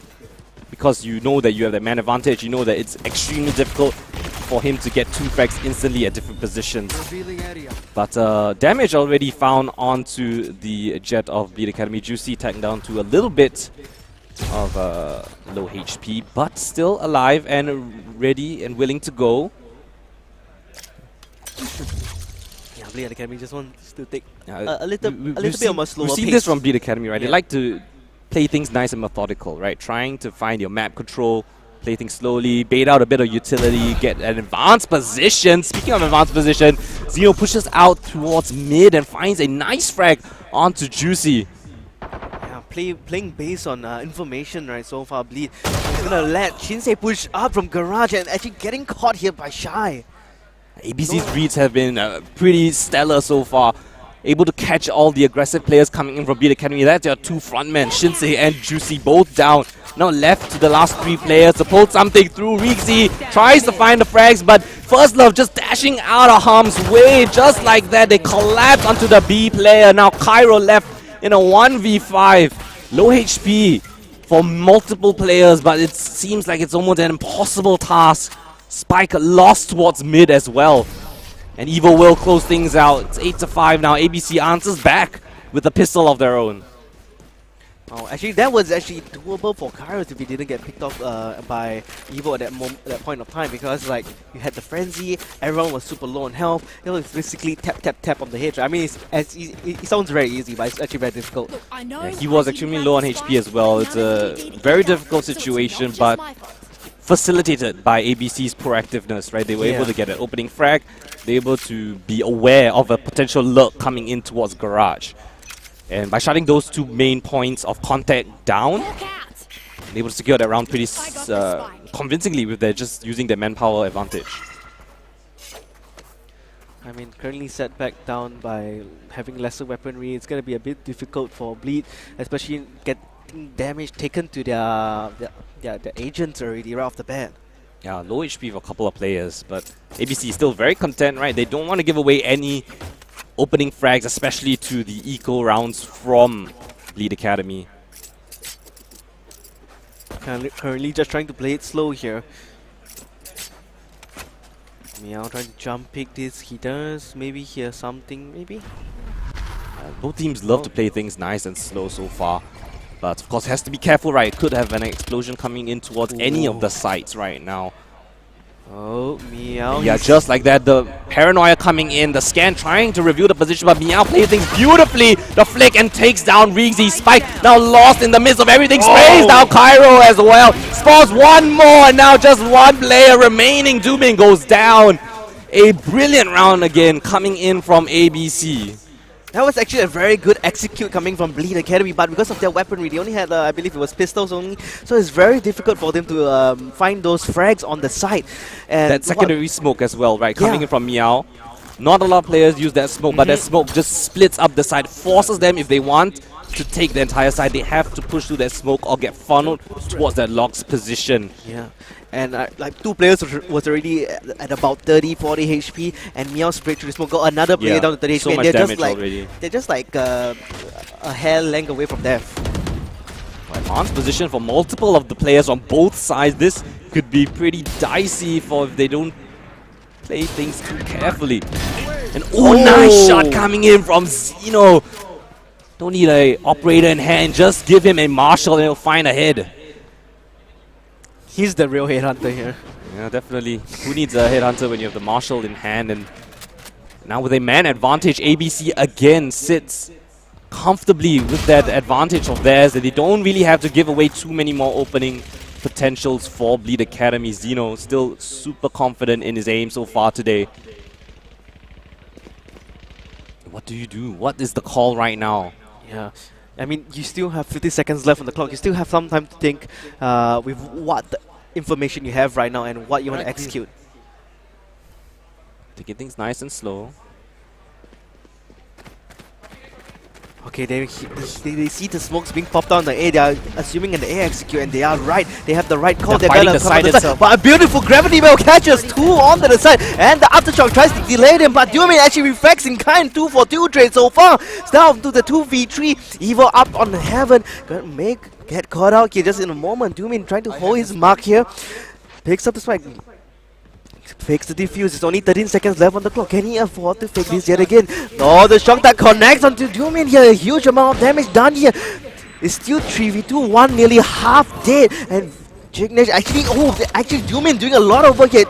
That is the defender spawn attack gone completely. They're just both looking towards heaven. A brilliant play coming in, and now just in the 2v2, both drop onto that side itself. Doomin goes down, and now from up and above, can he find the frags whatsoever? Should know the position of both of these players. Finds the first one, and the pin drops, and now in a 1v1 against Meow, drops down, finds the 1v1, but Meow with the Spectre in hand wins on the 1v1, and ABC, a brilliant retake. Could have been absolutely instrumental by Juicy. Unfortunately, by the extreme prowess from Meow, denies him that 1v2 clutch. Oh, I love what Meow and Evo did. They both dropped at the same time. That prevented the backstab coming in from Juicy. Completely negated, and just because of that, they still had the 2-man advantage there. Even though the recon that didn't scan him out, they still had the man advantage, yeah. And now a bit of confusion, right, for the side of Bleed Academy. They have lost 3 rounds in a row. They should have won that one. It was a gun round for Bleed Academy. Yeah, that's and now they are forced onto a bit of an eco of their own, right? The economy not in a great position. First Love gets taken down to quite dangerous HP, but Bleed Academy actually going to be taken down by multiple players. Zeno finding 3 of his own. The answer is 1 back, but what more can he find with just a headhunter? 4 players still remaining. A clean round coming in from ABC. Yeah, up against the pistols. Because when you lose 3 rounds in a row, you're gonna lose the 4th one most likely. Because right now you don't have any more weapon. You're down to the pistols. So looking at that, 8-8 is a tie so Right. far. Great coming into Haven. timeout called by Godspeed, the coach of Beat Academy. Of course, now they're coming in with a buy of their own, right? A gun round of their own. They have to come up with some sort of strategy. Because right now, ABC have been very content with finding an opening frag and then just playing that 5v4 advantage. Yeah, I mean, so far the first picks coming in, I think the average combat rating for, I believe, First Love as well as Xeno in terms of First Blood is at least minimum 5 per game coming in from yesterday as well.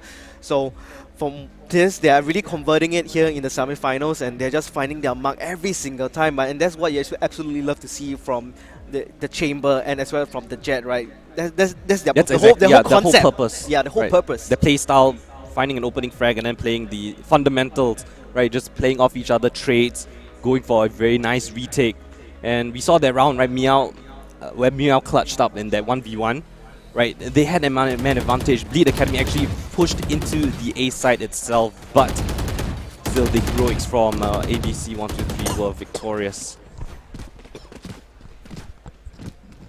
Currently now, yet again, Bleed Academy's economy isn't looking like the best, but they are still able to buy up, so not too shabby. Yeah, again, of course, right, they're just one round away from being put down on an eco, so if ABC continue to win out these gun rounds, right, there could be a snowball effect in terms of the economy. But First Love this time tries to find an opening pick. Whiffs the shot, but this time information given to Bleed Academy. They know that the operator was towards that A-long position. What do they do with this piece of information? Yeah, I mean, ABC 123 has the 44 up and as well as the Cosmic Divide for the retake. It's just, what does Bleed Academy want to do here? Oh, I'm not sure they're aware of Evo dancing out with his knife out. Juicy finds the opening frag this time around, and now they will be relegating that site. Yes, they will have it for that spike planter. A retake this time in a 5v4. ABC coming in with a man disadvantage. And a tour de force with an operator on 2 of your players, it's going to be really difficult for this kind of a retake. Yeah, I think if they lose this one man, right, the tour de force is definitely going to be wasted here. They still can save the operator and the Cosmic Divide unless they really want to press the matter at this point of time. And that's First Love down for the count. That's one operator down. They can still pick it up and save it. Definitely, a save is potentially on the cards, right? Unless Xeno can find something, I think it's you have to just give it up, right? It's extremely difficult to retake with this kind of weaponry. I mean, most likely you might want to go in with the Tour de Force, right? I mean, it is still an ultimate weapon. You're not going to have it the next, so might as well try to get one pick out of it. They will have a spare rifle because of one of the players going down, so even though he has the Tour de Force, he will have a rifle to bring into the next round. So 3 players still remaining. They can buy out for the last 2 players of their team. Another gun round coming in from both sides. 9 to 8. Just both of them are just 3 and 4 points away from match point. And not to mention that was their first round, right? Bleed Academy's first attack round in this half, and called off the back of that tech pause. Yeah, I mean that was a very good tech pause. They actually managed to consolidate what they have. They're really trying to adapt against ABC 123 and how they play, and that's what they ABC literally just walked up a shot, right? They were able to find a beautiful timing, catching the Sova with the knife out. This time, similar setup coming in from ABC. The operator also towards that A long position. This time, assisted by Evo, but I think they should be a bit more aware of this A short look up this time around. So no opening frags for either team just yet. And again, playing things nice and slow, methodical. Yeah, I absolutely love what they did there. They actually cut the noise there, and now they're actually completely rotated on the C side. They prepared for this. There's almost they're trying to make the full rotation over. There'll be a 1-for-1 trade, make that a 1-for-2 trade onto the main side here. But Shinsei actually has a lot more to say here. So far, equalizing out the manpower of both sides, 3-3. Both of them actually has an upper hand here, but however, Juicy is going to have the Blaze Storm bring it up and above. They will be able to get one more kill for ABC 123, but however, Bleed Academy will eventually close this round out. Okay, so 2 rounds in a row now for Bleed Academy. That is a good sign for them. They have sort of found a bit of footing right now. They have a bit of economy they can work with. Slowly get yourself ready and rearing into the next few rounds. Of course, ultimates now on the cards for both teams. How will they utilize them? Hunter's Fury, Rolling Thunder, even a Blade Storm available for ABC, but Bleed Academy have some of their own Hunter's Fury on their side. Yeah, it's just Zeno is the only one without his 24s, but that's absolutely fine. They really have to find a way to get into the minds of Bleed Academy, and a very nice change of coming in, but this position we've seen before. Cairo, very, very nice position coming in from him, aware that a push could definitely be on the cards for ABC, and this time he shuts things out. Yeah, a very interesting change of pace from First Love, right? Going from A main constantly, now switching up to the C link, the C side. But he was pushing up with Zeno, so they were able to see Zeno, but Zeno finds another one. That's a huge equalizer here. But Cairo at the ready, but however, there's just not enough. Getting flashed off, no line of sight whatsoever. And now Shinsei, last one remaining 1v3.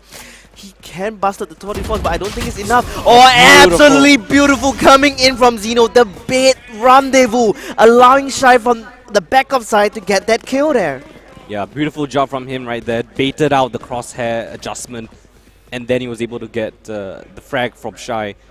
It's, yeah, nice resurgence coming in from ABC. That was a very creative push, but they weren't expecting the second player of Zeno. Yeah, they didn't expect that at all. Cairo was able to get a first opening pick, but then he fell off that angle, right? And that allowed Zeno to take that angle instead, and then swap out with the operator in the midst of all the chaos. Finding so many frags towards that the C long position was absolutely crucial. And now again, something coming in, a bit of a chaotic push coming in from First Love, pushing down towards Garage. I think they're aware of this position, but it could be really dicey for him, such low HP as well, but somehow he's still staying. Zeno finds one, but First Love in the process also goes down, still in a 4v4 situation. Yeah, Ultimate still available from both sides as well, but willing to fight, willing to take these doors. Zeno finding 3! 2 more kills towards mid. This man is on a mission. They still have 3 ultimates up to play with. They have the Hunter's Fury to deny any blood from coming. But Meow in an advanced position yet again finds Yumin. Spike drop in the middle window. Now just play your man advantage. Oh no, he flashed himself. There's two. He's panicking there. Riggsy unable to connect on the crossfire they have right there. 2 men picking out. Who do you pick? You're shooting the middle. Yeah, that was a Gravity Well as well coming in from the Astra to secure that kill even more. Now ABC finding 2 more rounds of their own now, trading rounds back and forth, 10 to 10. It's literally anyone's game at this point in time. What does Bleed Academy do this time? They have to be cautious, right? A bit of too many guns lost in this situation could lead to them being on an eco, so they have to be careful, especially trying to win out this round. Yeah, the economy situation for Bleed is just so dire at this point of time. And ABC 1, 2, 3, they have 4 more ultimates up and ready. 24 is also ready if they manage to lose out the economy, but they are always ready. And First Love with the first blood yet again onto Doomin. There he goes again. Spike dropped as well, so that's information you can pass on to your teammates. They know that the spike was leading towards that A main position. Another fantastic opening coming in from ABC. They're so successful with all these picks, and Zeno on the other side of the map. Now he finds one of his own. It's 3 to 5. Just like that, in the blink of an eye, not a pinch of damage on ABC, and they already find themselves with the 2-man advantage. Yeah, it's always the cheeky angles that they never expect. And First Love, again, up and at it again, he sees... Juicy, okay. Juicy actually connects back. Nice frag to open up the side, the B side now, using the Seekers, trying to flush out the positions. Hunter's Fury also invested. Shinsei on a mission of his own, trying to 1v1. Zeno will lose out that fight, and now chaos emerging on the B side itself. Juicy has to go absolutely nuclear.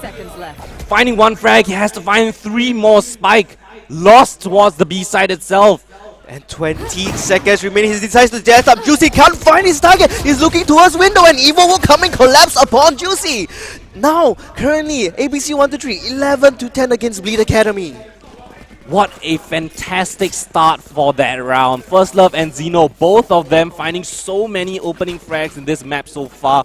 So willing and so eager, finding creative positions up on top. The Garage Box wasn't playing that in any round in this second half. This time when he chooses to do so, finds an opening frag. First Love again, so aggressive towards A main, finds that opening frag, and Will they do that again, right? That's the question you have to keep asking yourself on Bleed Academy. Will they be pushed on again? Will First Love and Xeno find another opening frag? You can't let this happen over and over again. Oh, Xeno actually gets tagged out here by the recon. The Hour drone is immediately gonna back up with the rendezvous, but he has so much information after that peak. Oh, our Information, drone yeah, information. They know that someone's close right there. Wonder if they're actually gonna be capitalizing on this piece of information. Will they call for something else? There's still 1 minute on the clock. Things could definitely go in either team's favor this time. Oh, Evo caught out with utility in his hand and 2 instant frags coming in from Juicy. Just like that, A-side cracked open. Spike planted in a 5v2 advantage now. Now, if you were in ABC 123's shoes right now, do you So want to far, save or do you want to try and get some frags here? Right, First Love this time he was towards that C side. Unfortunately, nobody from Bleed Academy was towards that side of the map. And with such a fast take, such a brilliant execute onto the A side, that's essentially it's almost a near 0% chance you can retake a side with an operator in hand with this type of crossfires. Look at that. That's way too essentially much. impossible to win. Yeah, they're gonna play it smart here, of course. All 5 players remaining for Bleed Academy. This is going to bolster the economy so well. They're going to have so much cash coming into the later rounds of this map. They should be able to buy for the next how many rounds that they need. And 11 to 11 now, things could not be any closer. Yeah, there is still potential here for our second game actually of our second map of game number 1 today, that there may be an OT. Yeah, reminder, this is the second map, right? ABC already won the first map of Ascent. Yep. If ABC managed to pull out the last 2 rounds of this half, they can definitely walk away with a 2-0 victory over Bleed Academy and push themselves into the next stage of the tournament. And which is gonna be the grand finals. So pressure now on Bleed Academy. They have to win this map. Economy is still looking fresh for both sides, especially with that save coming in from ABC. What is the call this time? First Love has been so good on these opening picks. Can he find yet another one? That's the question here. I'm pretty sure Bleed Academy would be prepared for it because that's what he's been doing every single time. But First Love, he always changes it up a bit. He always changes it, like whether he goes up a little bit more or maybe back a little bit more. And that really makes all the difference here. How far do you dare to go? ABC, both teams so ready for each other, but yet again, still 1 minute on the clock and not a pinch of damage spotted out. First Love, position exposed, stunned up as well. Can he find anything? And no, Juicy will punish him for staying there for so long. Execute coming into the side itself, full on execute. Juicy dancing in the smoke. Shy trying to find some sort of solace. There's so much smoke, so much vision blocked from every single corner. The shock dart is on point, but it will not convert into a frag just yet. Xeno already on the flag, finds the first player, cannot connect onto the second though. But he's still alive and he's towards A long. This is chaos for Bleed Academy. Where do you play your post plans? Yeah, this is not on the tree, but Juicy and instantly at the blink of an eye, 3-man down on the side of ABC 1-3. Oh god, currently a Bleed Academy on the match point. Will ABC 1-3 bring us to the OT? That's the question here. But so far, looking at the graph here, it's 2-3 to 2. Any prediction on this upcoming? I mean, look at the final economy, round? right? Bleed Academy, they have that Hunter's Fury. That is a critical ultimate that could definitely sway the round in their favor, right? You find a tag with the Owl Drone, perhaps use that ultimate, get a kill, could be extremely useful in converting this final round of regulation. Either we go 13-11 and we go to a map 3, or ABC takes things into overtime. What is the outcome for this one? Again, similar scenes from the first round. And Shinsei this time knocks down Xeno on his aggressive push. Caught in the elbow. Ouch. Bleed Academy are reading this. They're aware of these aggressive pushes on C long, A long. Reading things out first. On the previous round, finding First Love towards A long. This time finding Xeno towards C long. And man advantage now sits on the hands for Bleed Academy. 4 more players to find. And some more. Look at Bleed Academy's out economy. Just so much at this point of time. They can do anything that they want, but the thing is, they gotta play it patiently. They gotta play it Get out of smart my way. with the information they have, and looks like Juicy is gonna be the one to make entry here. Pin drops, but there's already players onto the A side. ABC ready to receive Evo, playing in such a erratic corner, but gets instantly traded on. Shinsei finding onto Evo. No frags for ABC. It's a 2v5 retake with an operator in hand. First Love, how can you pull things back? Meow, assist on the side, no stars as well. The utility, absolutely nothing for ABC. There's only the Cosmic Divide to play around with. They can only go up two positions. They already know where they are, and most likely play Storm now down Player to the one crossfire, last dagger. Don't give look away at anything! that! 1v5 First Love, what can you do? A no scope for one, but Bleed Academy by the skin of their teeth, 13 to 11. We're going to a map 3. Oh my goodness, we are going to be heading into Icebox, and I don't think I've seen both of them play Icebox just yet, if I recall correctly. Looking at the top of the leaderboard, the match MVP here gonna be Zeno. Leading behind will be, of course, Juicy. Oh, that is just absolutely a mind-boggling heck of a game number 2, ladies and gentlemen. There is going to be more to come between these two teams. And whoever is going to be winning this will be heading into the grand finals. It was a game of reads, right? It was a game of reads from both sides. Bleed Academy, they were very aggressive on their pushes. But ABC 1-3 even more aggressive in Zeno and First Love, finding so many opening frags. But at the crucial moment, the last few rounds, Bleed Academy said, hey, we realize what's going on. ABC 1-3 are pushing up solo. They're going to find these opening frags by themselves. Neutralize First Love in the second last round. Neutralize Zeno in the last round. From then on, they played their man advantage beautifully, and Bleed Academy give themselves an opportunity to push themselves into the grand finals. This will be a last map for both of these teams, determining who will move on to the grand finals match that we'll be seeing later on today. But for now, we'll be going for a little short break, give these players a bit of a rest, give ourselves a bit of a rest. We'll be coming back with map 3 in just a little bit.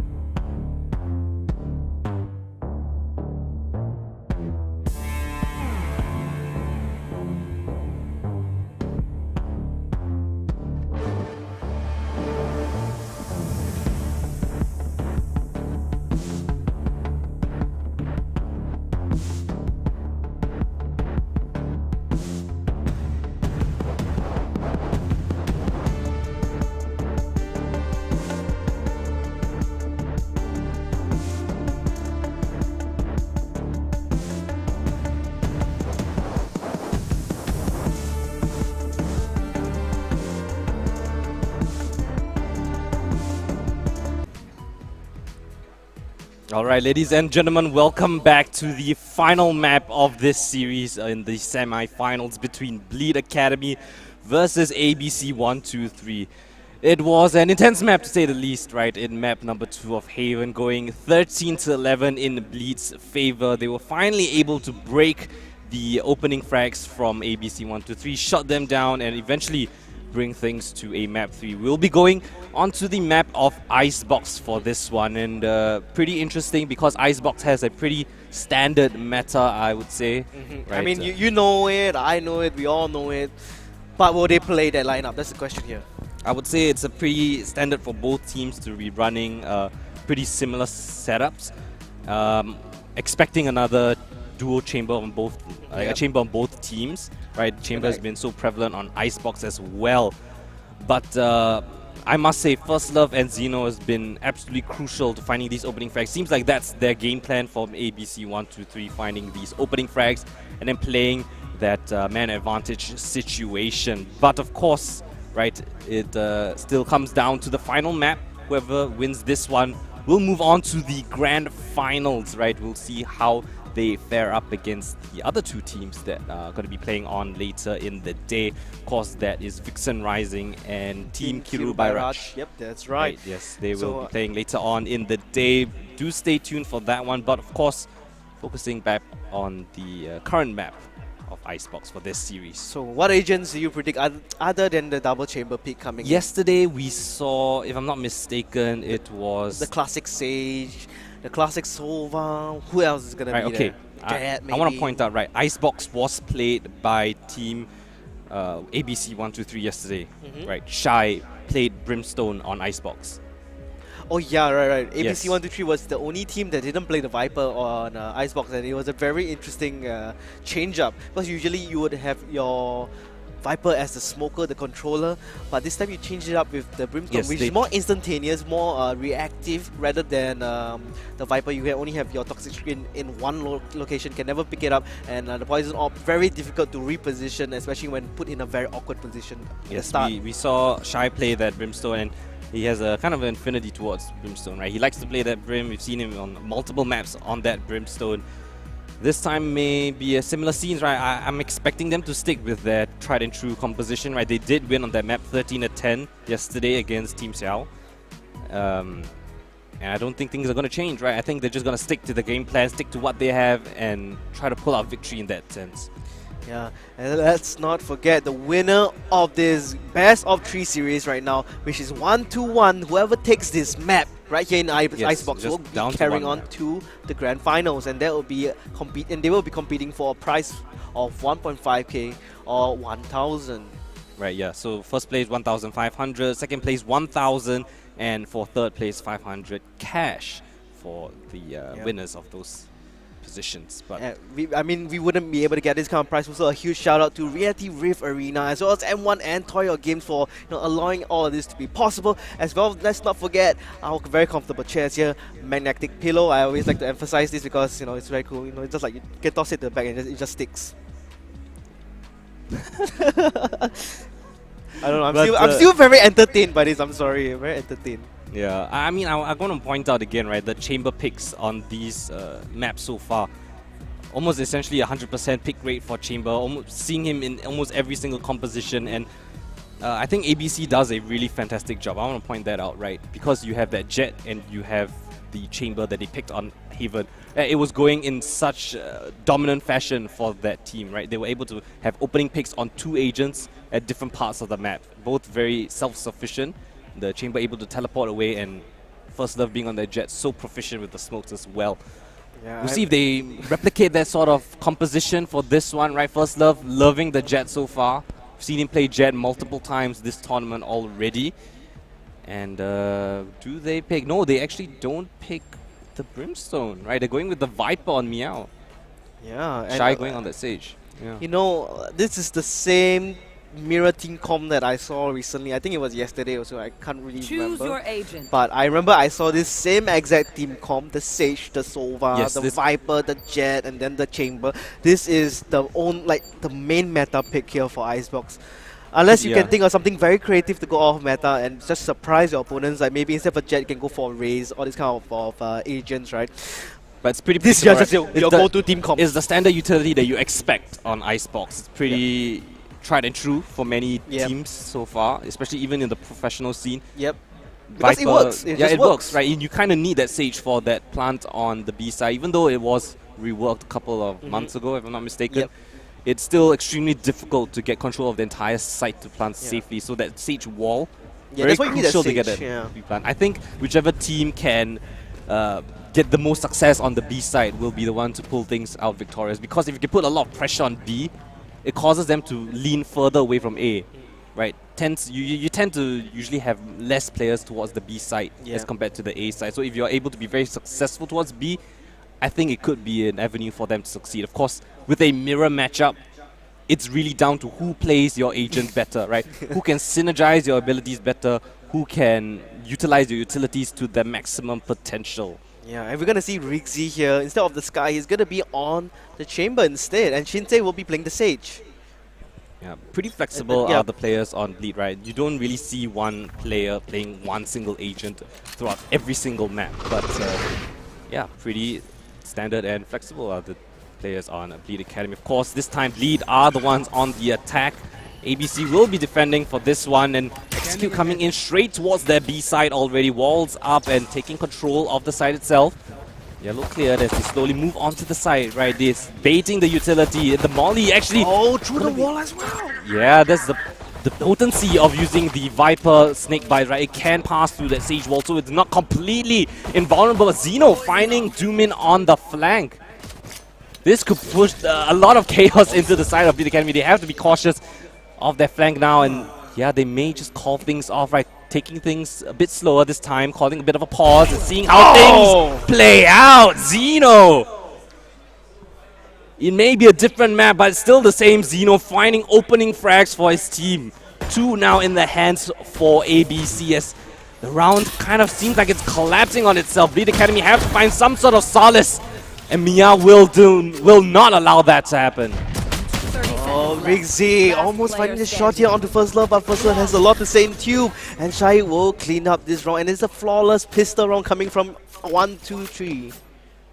That was, really well done from ABC 123. Again, opening frags for First Love and Xeno. This time, Xeno was the one to take initiative, going for a very fast flank, able to find 2 as well, catching that rotate coming in from Bleed. And once you lose so many players, it kind of just falls apart, right? Yeah. Everyone going for individual fights, individual hero plays, trying to claw things back. Unfortunately, things did not pan out in their favor this time, as ABC 123 will buy up into this one with their Spectres and a Bulldog. Yeah, and that's the thing about having Viper on the B side, right? Going through a toxic screen just causes so much decay and damage, and Meow actually defending all alone on the B side and actually connects onto 2. I mean, they're on pistols, but then again, that's a huge amount of kill. They want to at least secure 5-man ABC to just go all out and then just, you know, keep their Spectres. They don't want to lose any of that. Yeah, so now 2v5, Bleed Academy strapped for map control. They don't really have any avenue to attack at this one. ABC content with just playing back, right? Playing that man advantage. First Love again. So successful on those opening picks. Finds one, just dashes away successfully. And now just Juicy by himself alone. 1v5 with the Sheriff in hand. And they're not even giving him an opportunity to find a frag this time around. ABC playing content within the side itself. Just playing containment this time. No need to give him unnecessary 1v1s. 30 seconds left. Yeah, there's only 30 seconds left on the clock. They just want to play it safe.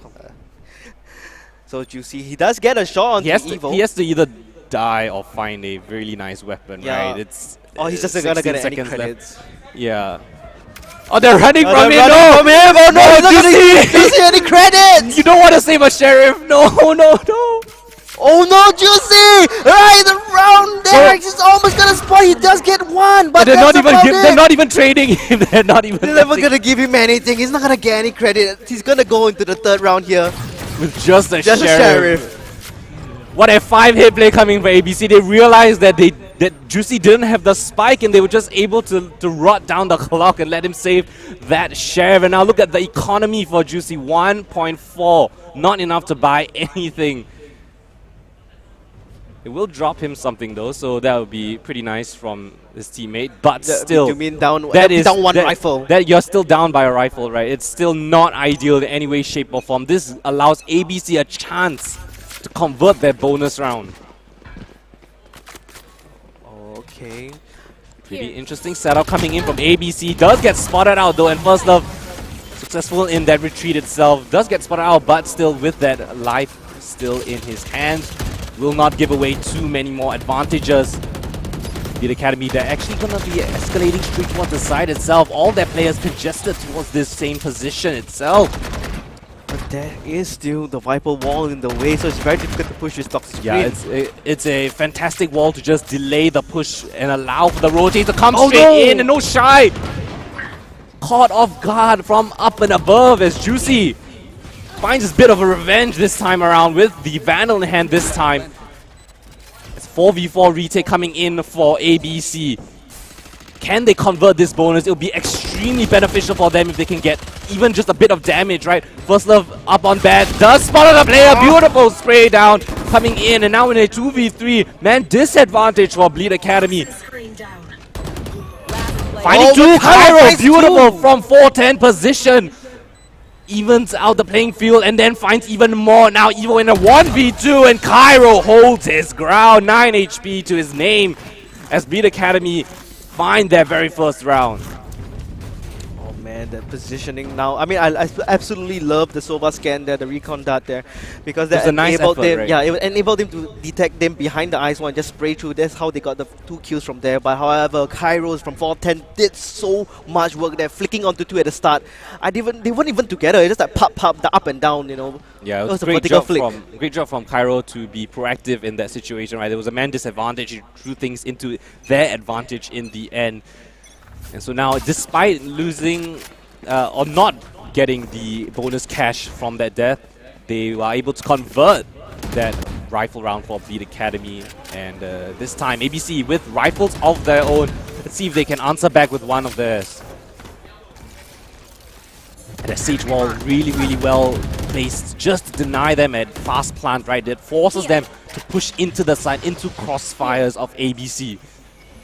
But Bleed Academy still not really committed on any single site just yet, right? They're content with playing a little bit more slow. Gathering their forces, perhaps going for a bit of a contact play, but ABC seems to be aware of this, right? They're content with playing a bit more passively if need be. Oh, that's a teammate?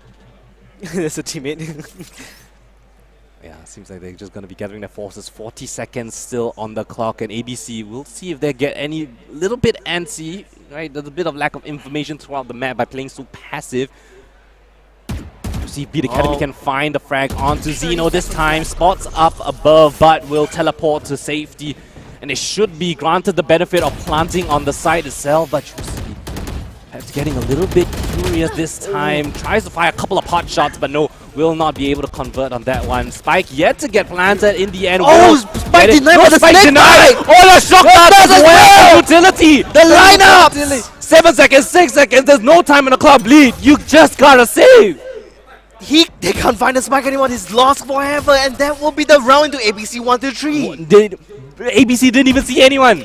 They didn't see anyone. They just threw the utility, and they were able to find 2 frags just like that.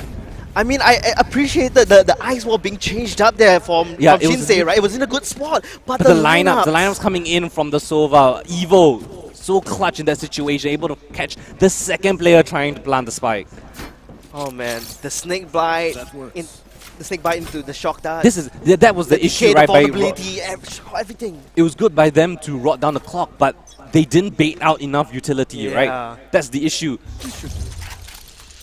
There was still so much utility on the hands of ABC to just delay the spike plan, and with so little time on the clock, Bleed just ran out that resource. Juicy gonna get scanned here up on the high ground. Still wants to play it safe, you know. They want to secure, or maybe, like you mentioned, Oh, bait out the great side. But oh no, Zeno position. gets caught out from the lurk. Aggressive again coming in from Zeno. This time we get shut down.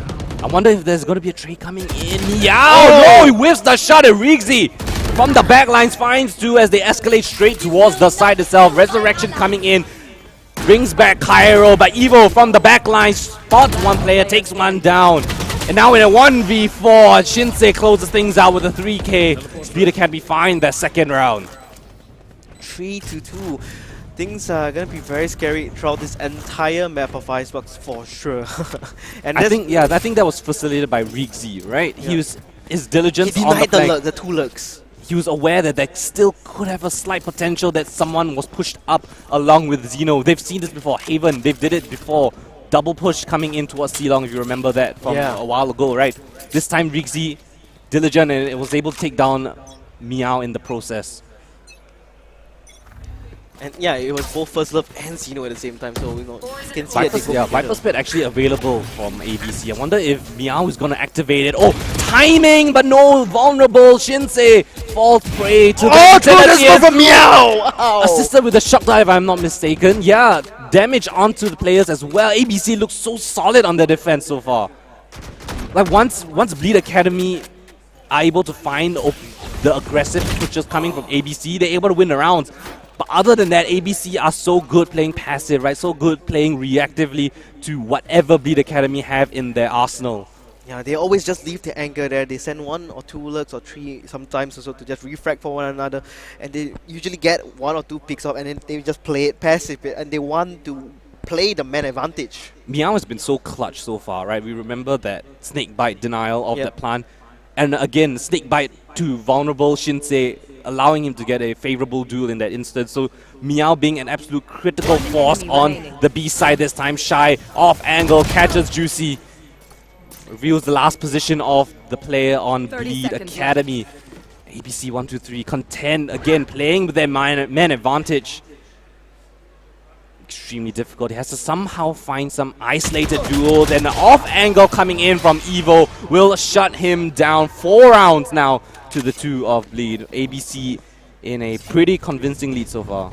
Yeah, I mean, Doomin, he's kind of trapped in the kitchen. There's nowhere else he can go. He has a spike. If he goes back to Tube, I mean, you just There's retreat, First right? Love towards well, mid there's as well, First Love, right? oh, They yeah, right, he have was all there. the access points just locked down, and tactical timeout called by their coach Godspeed, right?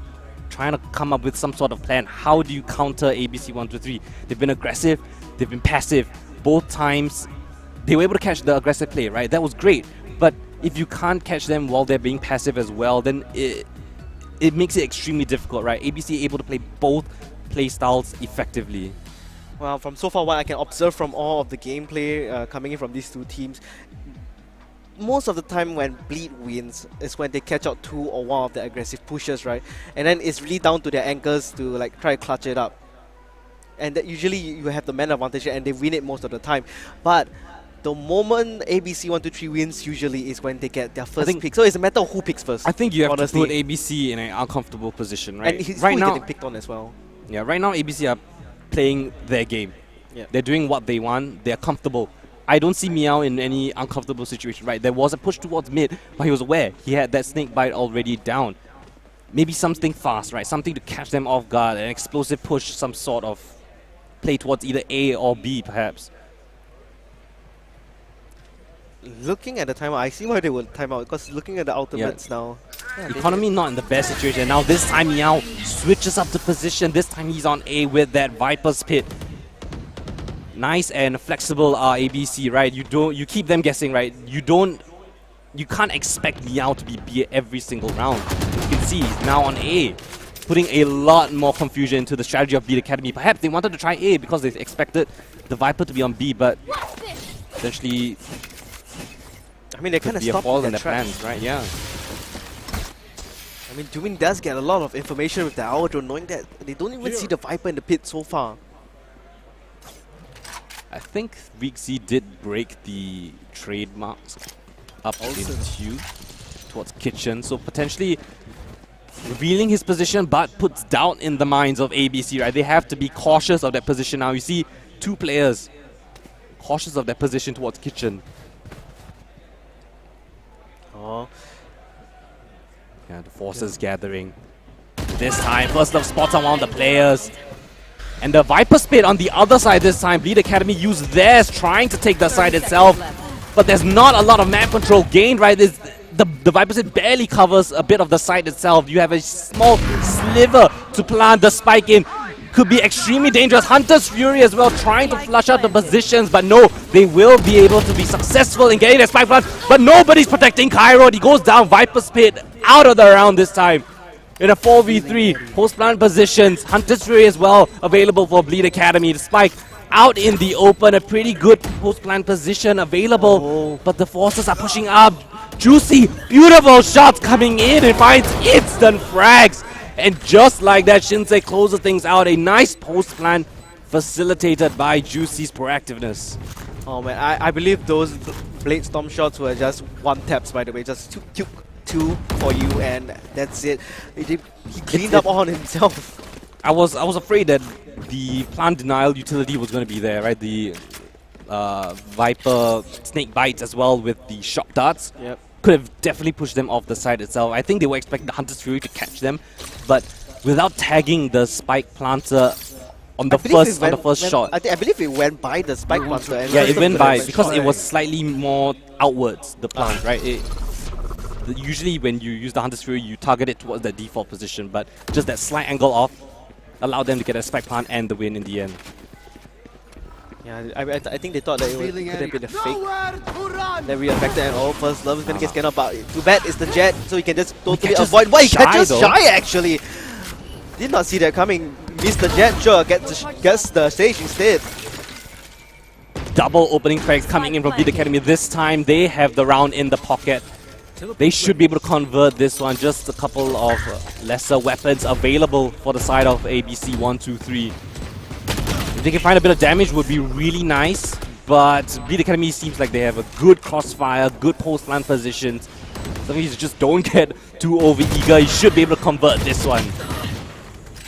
Oh, Tyro actually being brought down solo. I mean, they don't really have any demand, but oh no, he was caught with his shock dart out in the open, and he will push on and get a triple in the end.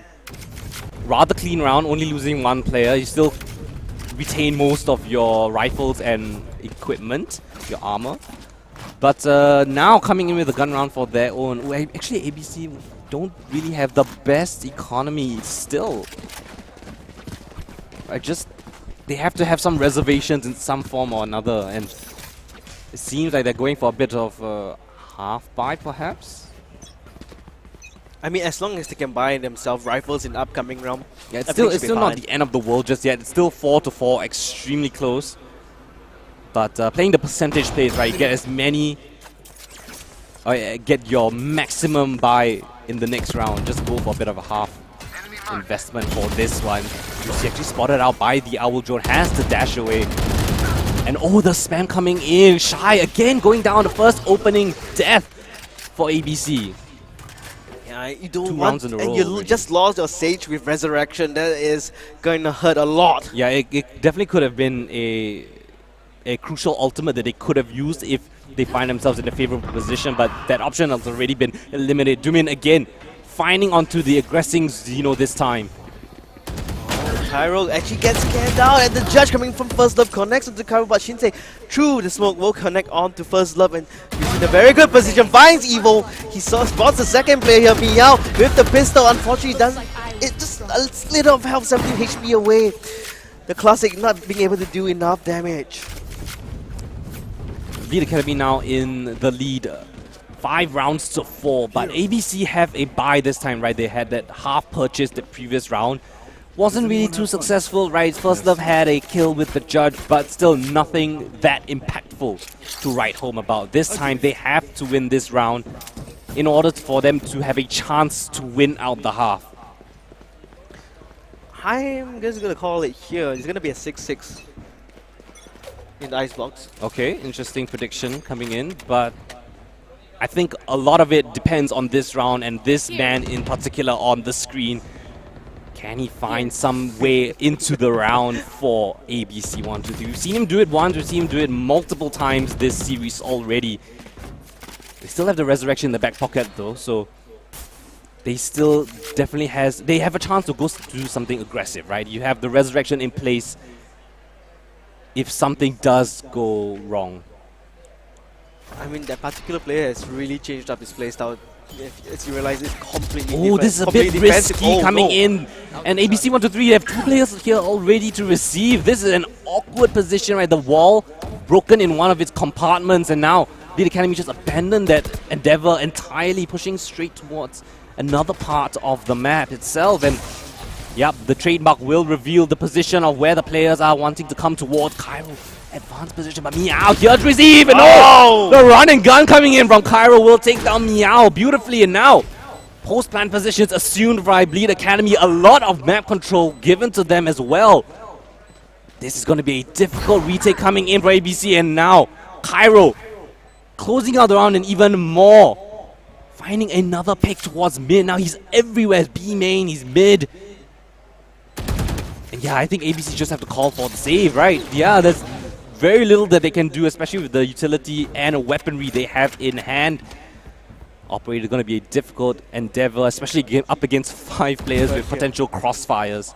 Now, Zeno actually manages to find one, but if you realize for Meow, right, if they knew, Kairos actually knew where Meow would be at, because like the Viper will always play right around the corner to play for the post plant, and Zeno finally picks up the second one. Also, there's two players down for the count for. Still, I don't think that's enough to deter the economy of Bleed Academy, right? You see, look at the economy. I mean, they're just swimming. I think they will be able to buy in the last 2 rounds.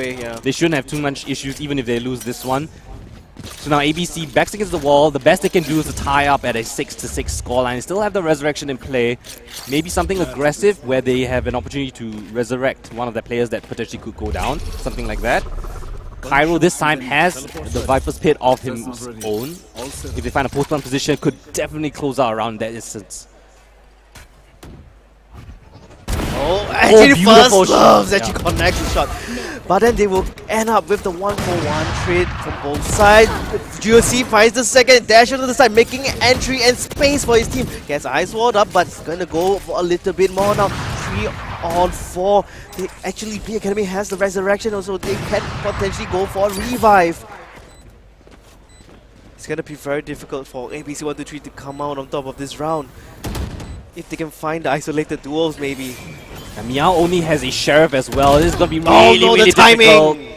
difficult. Yeah, and Shinsei finding onto first love. I think this may be a done deal already. Juicy up and above, taking even more initiative, finding Meow. Now just left alone. Evo with a Sheriff in hand, but Juicy with a 4K in the round secures a 7th for Bleed Academy. Now there goes my prediction, right? I mean, I predicted 4 games in a row yesterday. Yeah, but I think you lost ran it. out of your Yeah, I luck. ran out of steam. Man. Yeah. And they didn't invest, they didn't even invest the Viper's Pit, right? Cairo still has this ultimate for the last round of the half. No point in saving, might as well use it if you have the opportunity. But where is he gonna go? Where is he gonna put the Viper Pit down? That's the thing here. I mean, they have to get the side first, right? It depends where they want to push towards. On the other side, though, Zeno one off his ultimate. Potentially, if he finds an opening frag, could pop that one. But still be content with playing slow this time, right? Cautious of anything creative that ABC likes to go for. I mean, after the after-action review, I believe they have learned a lot about ABC 123. I believe they have thought it through, what they like to do usually, and they have really countered a lot of the plays coming in from ABC 123. Nice and slow play coming in from Bleed Academy. They don't want to rush things, right? They don't want to go into a potential crossfire setup. Owl drone here to reveal potential positions. I'm not sure they're aware of Zeno. Zeno! Beautiful shots coming in, and they resurrect him right under his nose, but Shy provides covering fire, takes down Cairo. That's the Viper's Pit out of the round. You don't have that for the last round of the half. Now, man advantage this time in the hands for ABC 123, but potentially looking at the minimap, perhaps Meow didn't even react, and Rigzy finds an opening pick towards the B side this time. it's still 4-4. Things are 30 looking seconds left. very equal. There's still the resurrection coming in from ABC 123 and Yes, the 24. yes, ABC still has the resurrection. They could revive the Viper of Miao if they are able to get there, but But it's in a very awkward spot. Sage isn't even close. Sage isn't even remotely close. Potentially, maybe if there's a retake coming in, but again, look at the time. Look at the time. There's not enough time. If they can deny the spike plant, this could be absolutely huge. Dropping the first player, 7 seconds left on the clock. They have to stick the plant. They cannot. You have to provide covering fire. Rixie. No one's gonna push, and yes, they revive Evo in the next time. Oh, but Juicy finds Evo in the meantime. Gets traded out. It's a 2v3 post plant. Lead Academy a bit strat for positioning. Potentially it should go for something aggressive. They find the first one. Now in the 2v2 makes that a 1v1. Doomin finds the final frag and finds themselves an advantage, just 8-4 half. Switching sides. Oh man, I think ABC 123 had the slight upper hand there. The They man definitely advantage. did have their upper hand, but Lead Academy, just by pure tenacity itself, right? Even though down by one player, they played aggressively. They didn't play passively in that post-plant position. And they were able to win out those duels, right? They played together as well, so that was really well done from Bleed Academy in their essence. Well, overall, very well done coming in from Bleed Academy, climbing out from the trenches of the first game, winning up the second game now. Especially considering that Now the third game. Yeah, ABC won the pistol round, and they only managed 4 rounds. That's really, really good for Bleed, right? It just shows that their gun rounds have been more proficient, they've been more ready for the things that ABC have been giving them. I mean, this is of course a map pick of Bleed, so they definitely have something up their sleeves here. Even if it is the meta pick here coming in with that agent team comms. Okay, the trademark is destroyed, so Xeno a bit cautious of a potential flank that could come in.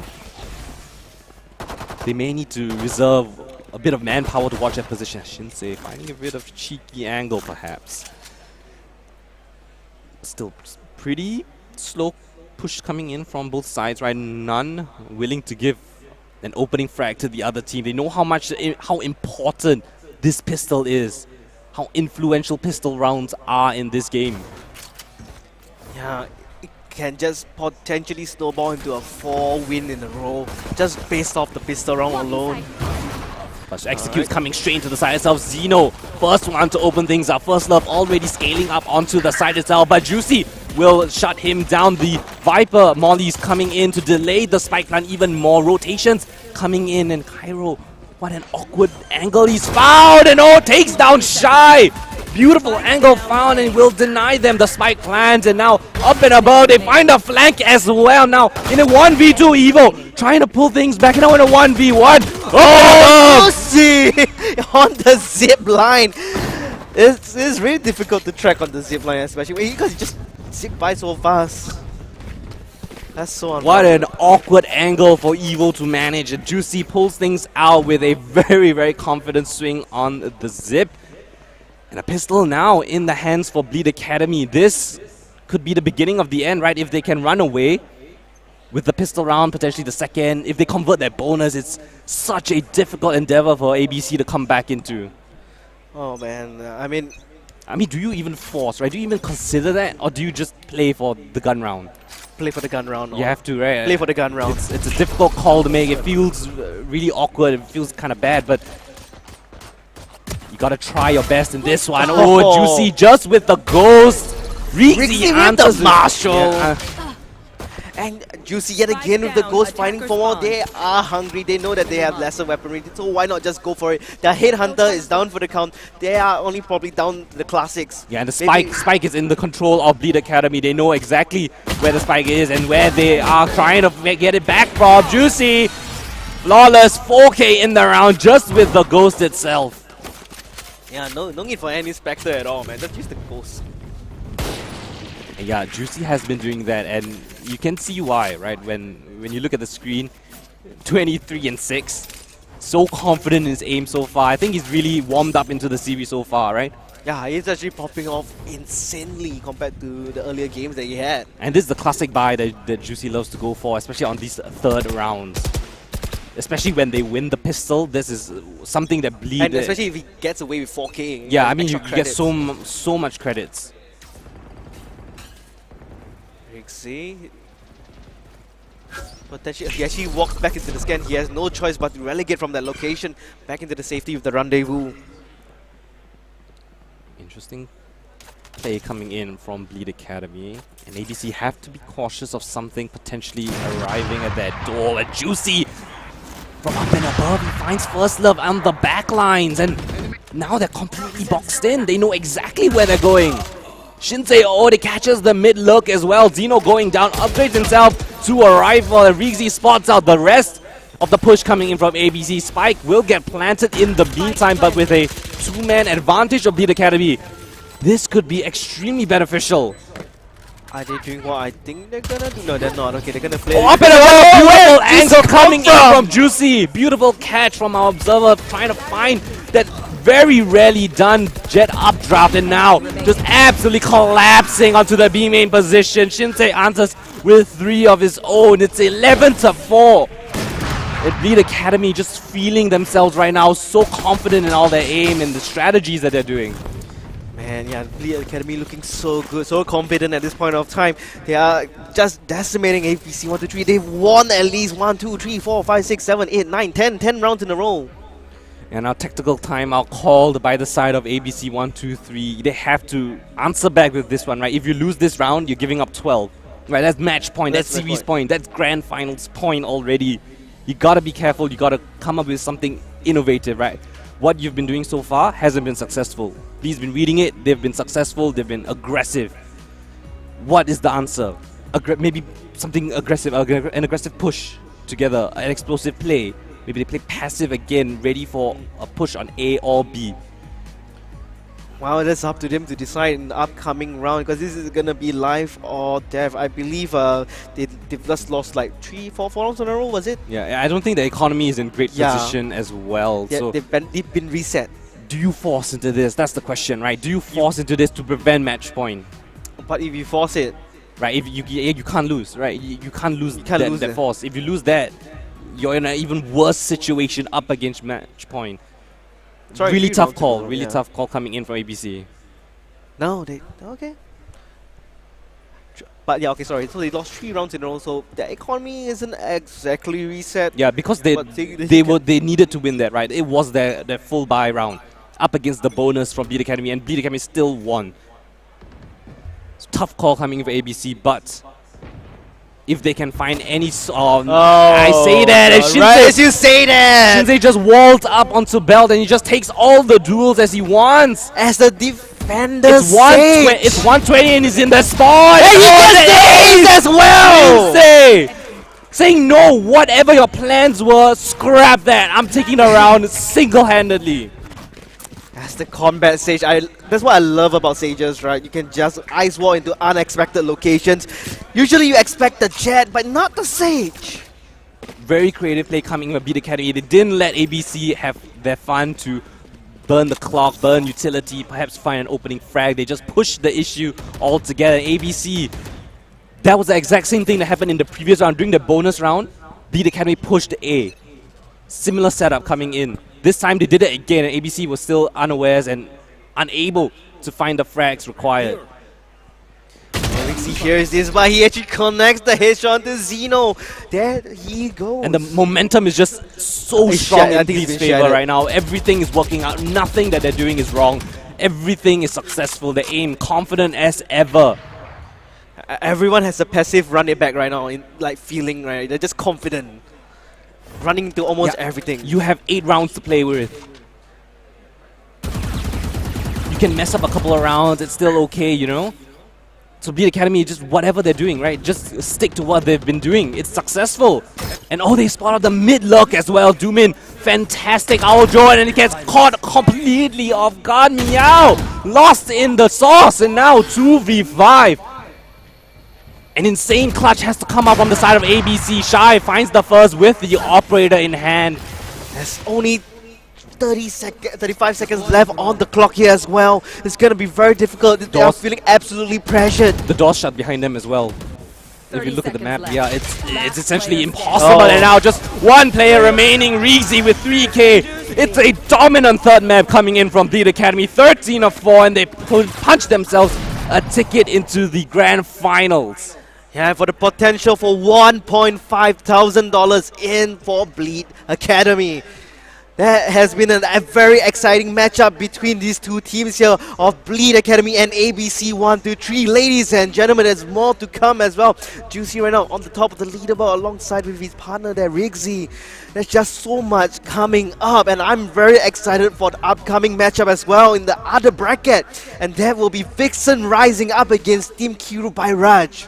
Yeah, those two teams will be duking it out for the other position in the grand finals, given the opportunity to face up against Bleed Academy for that championship position. Of course, commiserations to Team ABC. You put up a valiant fight. It was extremely close on the second map. Unfortunately, Bleed Academy was able to weather the storm and found their footing on the third map, bringing it home 13-4. Very convincing scoreline and showing why they are one of the favorites to win this tournament. Bleed Academy, first team into the grand finals. But I think we'll be going for a short little break before we come back with the next series of the day. It will be between Vixen Rising versus Team Kiru Bairaj for a shot at the grand finals prize. Of course, we'll be coming back in just a little bit. Thank you for watching, and we'll see you in just a short break.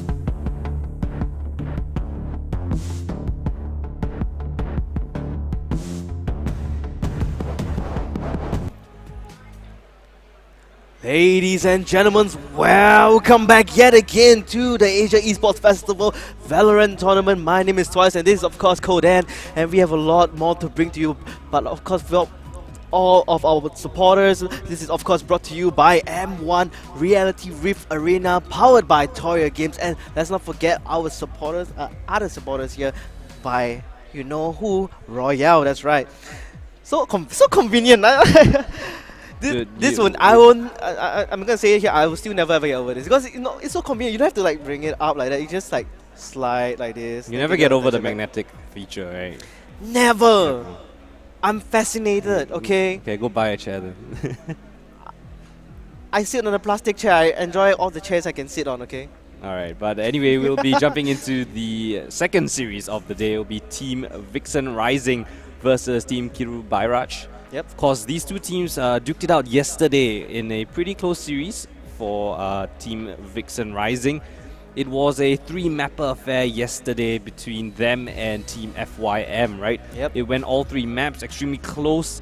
They were actually on the back foot, right? FYM won the first map, but Team Vixen Rising came back with a reverse sweep, winning the last 2 maps of Split and Bind. And arguably, they were kind of like seen as the underdogs in that situation against FYM. Many people favored FYM in that instance, but Vixen Rising proved it to everyone, the doubters, that they themselves have something to show. They have the potential to really make it really deep in the tournament so far. And now in the semi-finals against none other than Team Kiru Bairaj. Of course, Team Kiru Bairaj went up against the Mongs yesterday. It was a 2-0 in their favor. Of course, Haven was a rather close affair, right? 13-7 in Team Kiru Bairaj's favor. However, Fracture was the game changer. Yeah, it was one of the most dominant games I've seen in the tournament so far, right? 13-3. It was a 12-0 scoreline at the first half, right, on Fracture. And Fracture isn't one of the more typical maps, right? It shows that you need to have some sort of tactical depth to be able to play that map in such a dominant fashion, right?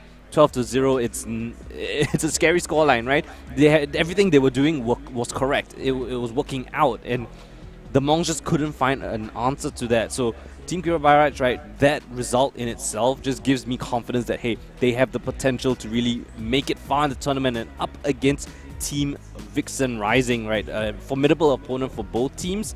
It'll be a pretty interesting match to see up against later on. Now, coming to these two teams, right? Do you have any maybe any foresight here? Any predictions maybe that you would like to make? Okay, so I do know that Vixen Rising runs a double controller on the map of Bind, right? Yesterday we saw them run Brimstone and Viper. I'm a big fan of the double controllers, right, on Bind, because Viper acts as a sort of pseudo Sentinel controller hybrid. Right, she's really, really good at controlling areas of the map, especially on Bind, right? Using the Viper screen as well as the Viper's orbs to lurk onto the side on the attacking side as well. This can be very crucial in the map of Bind that's coming up. Of course, not to mention the maps that we will be playing. Bind is a 100%, well, it's 100% going to come out in the series later on. It will be Ascent for map 1, map 2 will be Bind, and if necessary, Breeze will be our 3rd map. So far, there hasn't really been a Breeze coming out in since yesterday, so it'll definitely be very interesting to see a map of Bind pop up here.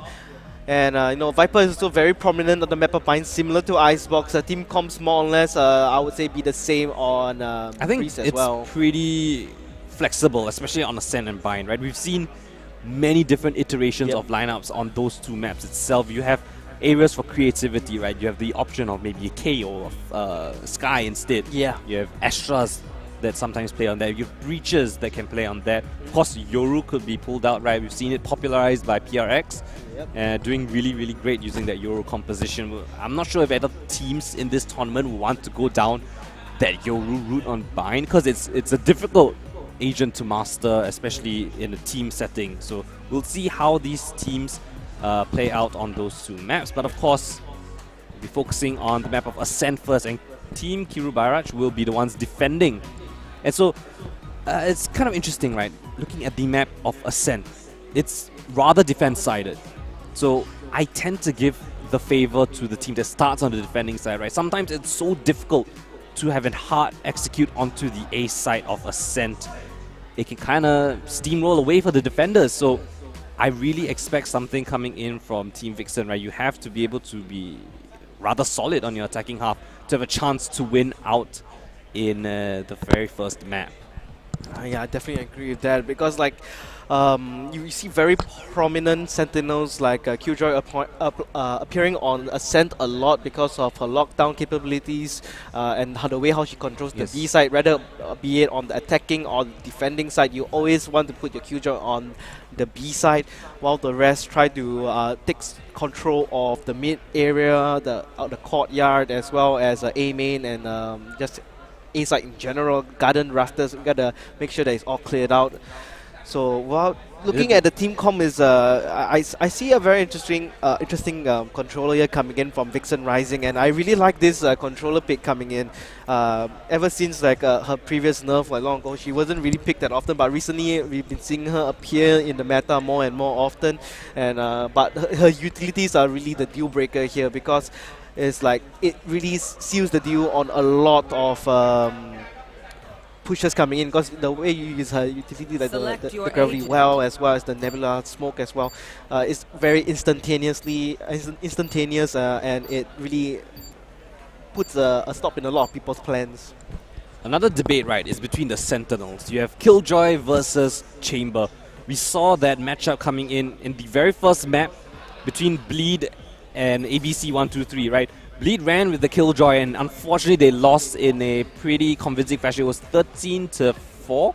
Yep, if I'm not mistaken, that was the score line. So we'll see how the team of Vixen Rising uses this Killjoy, right? You have a lot of utility that you can use. You have your nano swarms, you have the turret for information, but how do you use it against a Chamber, right? A Chamber has a lot of potential for opening frags. How do you respond in playing a different agent? Is essentially a different play style when you pick a Killjoy over a Chamber, especially starting on the attacking side, right? It's going to be difficult for the Killjoy to find too much value compared to an agent like Chamber with the Headhunter, especially on pistol rounds. And the Rendezvous especially, they can just have so much impact as the Chamber in general compared to the Killjoy. So I really want to see how Styx plays out the Killjoy. Maybe could show us something a little bit more different, comparing it to the first game of the day, where we saw the Killjoy didn't really not really having much of an impact throughout most of the game at all. But of course, Team Kiru Bairaj will be on the defending side. Vixen on the attack with that Killjoy of theirs. I like the double KO pick from both teams. I think it's a very, very useful piece of utility to really deny executes and find information. But again, very advanced position coming in from both sides of the map, and Hayes actually finds both frags instantly.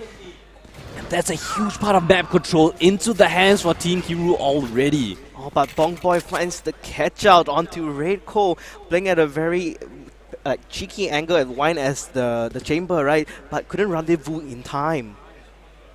Okay, they find a frag there, so there is information that there's at least one player towards that A main position, but Vixen Rising gathering their forces and potentially could be exploding and executing onto the site itself. Information given, away, right? Yeah, you know, at least two players there. You heard two pieces of gunfire coming in straight into the site itself. Dashing in will close down the door towards Market, but there's already a player at the back side, tagged down so low. Bog Boy, dangerous positions as they're trying to catch onto Hayes, but Hayes with 4, almost finding the ace, but Meltings will be the one to close things out. A very nice round coming in by Kiru. Could have been a very juicy pistol ace coming from Hayes, but you know, Melting's gotta deny that. Just gotta deny it there. Very, very well done by Hayes so far, right? That 2 instant frags, then he just plays it passive towards the side, essentially anchoring for the last 2 frags that he got in that round. And well, they didn't even get that spike plant, so there's no option for even a force, even if they wanted to. And the buy round coming in from Team Kiru with the weapons advantage, they should be able to sweep things up pretty convincingly. Oh, I love this combo coming up from Rico and the Prowler as well. They managed to get Styx down for the count. That's the Killjoy, so it's going to be absolutely zero impact coming from the Killjoy for this time round.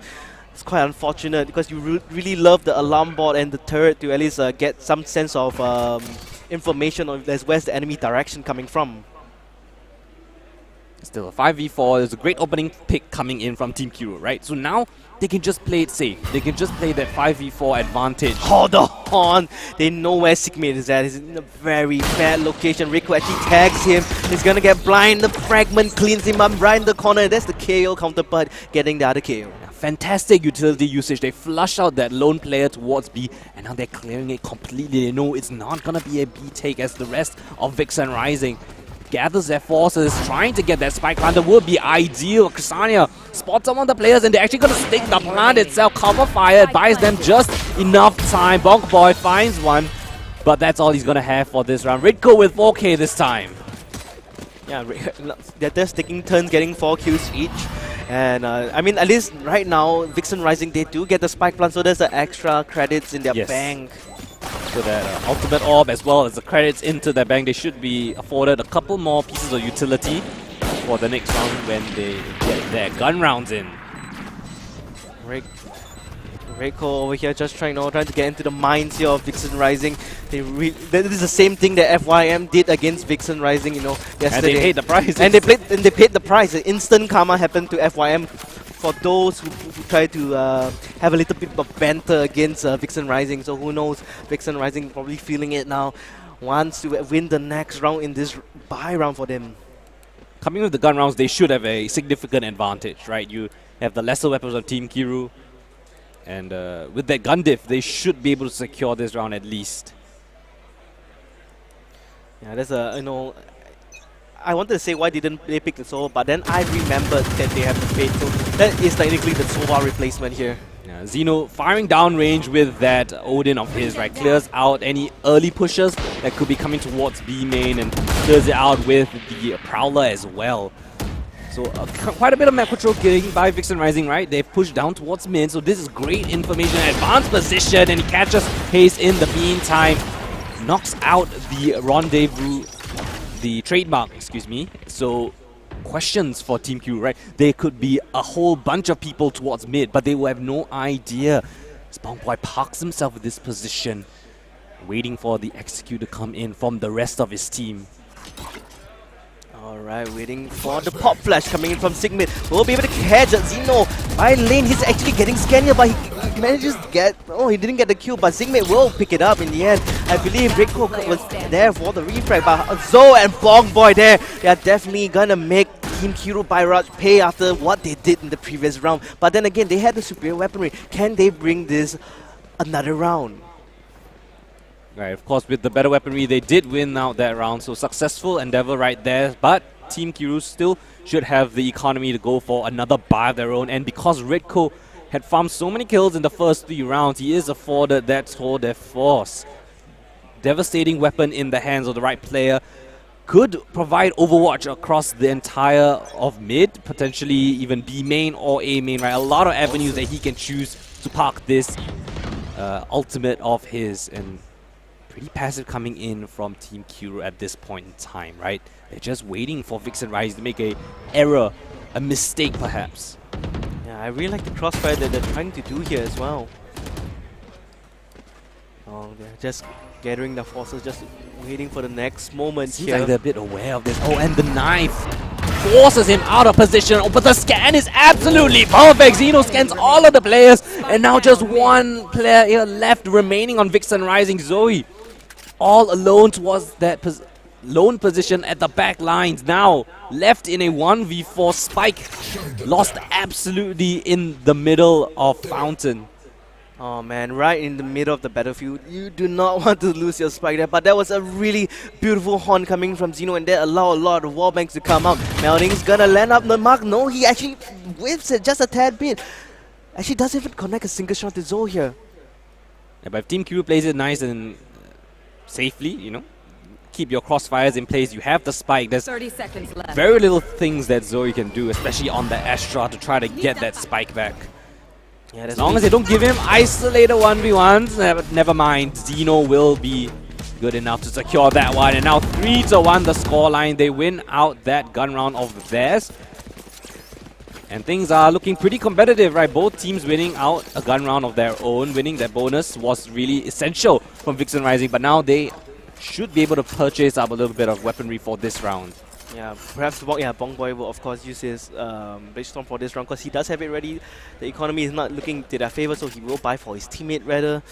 And I think a very similar lineup coming in from Team Kiru by Raja again with their weaponry.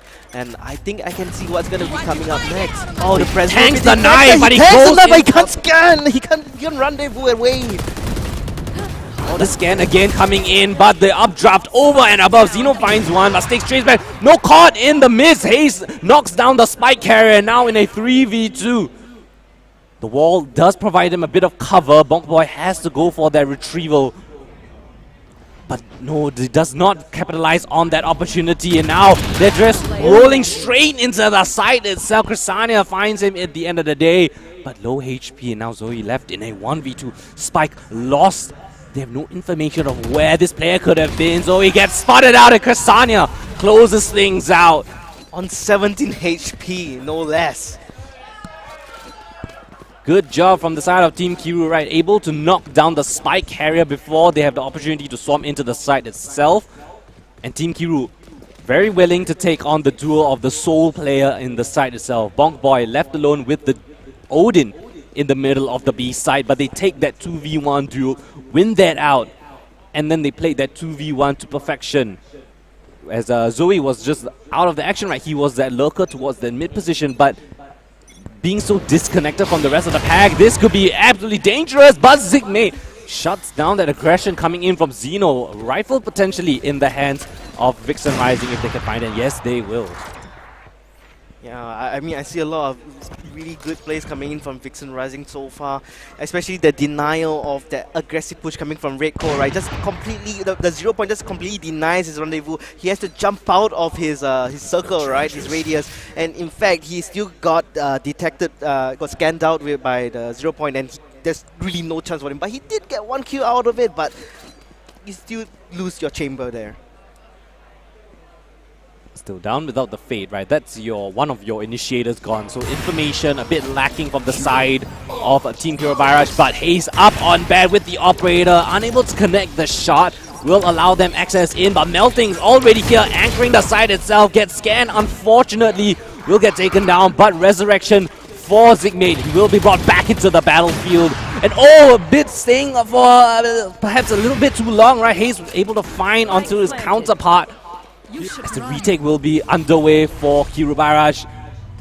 Oh, Knockdown invested as well, trying to flush out the defenders, but they're already close onto the contact of the site itself. Chrysania finds two, falls down in the end, but still in a 2v2 situation. Up and above, Hayes trying to find the Killjoy, but no, gets blindsided, finding it's 1v1 situation and Sticks. Using the Spectre will win it out in the end. Thrifty round coming in from Vixen Rising. Oh man, a thrifty round is gonna put him up by quite a fair bit in terms of economy as well. Beautifully done by Sticks there. The lockdown buying enough time. Although Chrysania was able to find two, it was not impactful enough there. Perhaps a bit too disjointed. We saw Hayes soaring up and above the knives. Unfortunately, his other teammate unable to trade him. Sticks was in a very awkward position behind the boxes.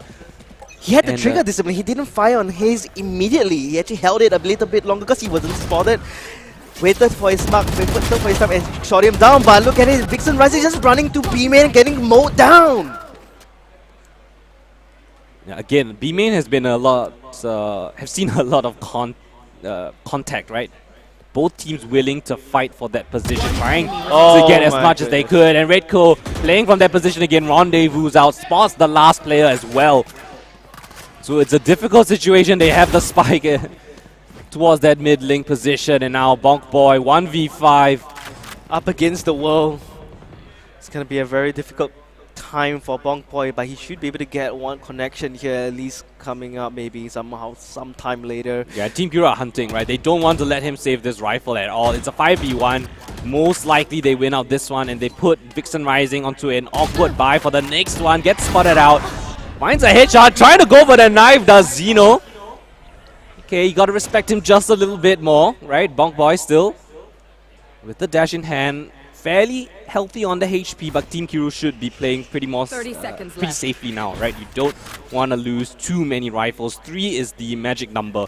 You are able to buy for your next 2 players. Keep a couple of rifles in their hands. 20 seconds on the clock. What else can Bonk Boy find?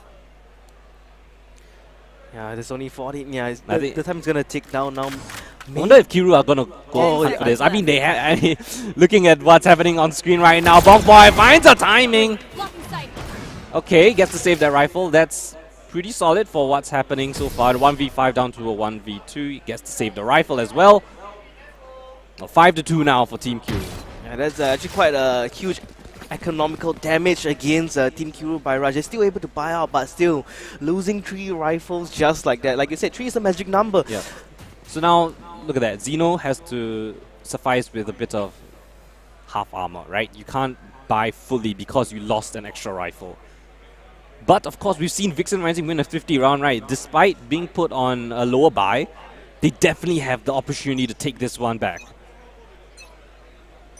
This could be a back and forth matchup. Hai is gonna tag that. So willing to fight at Team Kiru towards that B main position. This time unable to find any frags for their opening, but delay is enough to deter Vixen Rising for just a little bit, right? Enough smoke. Stop the initial push, but what do they do with this, right? They have B main control, finally. Can they find any more success towards the rest of the map? Facing Vixen Rising, trying to play a little bit more safer here, but Reiko finally finds a pick here on top of Sigmate.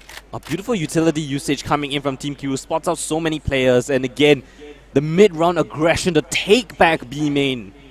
They give it into Vixen Rising's hands, but then after they get complacent, they take it back again, and now Redco holding down the angle. So much information given.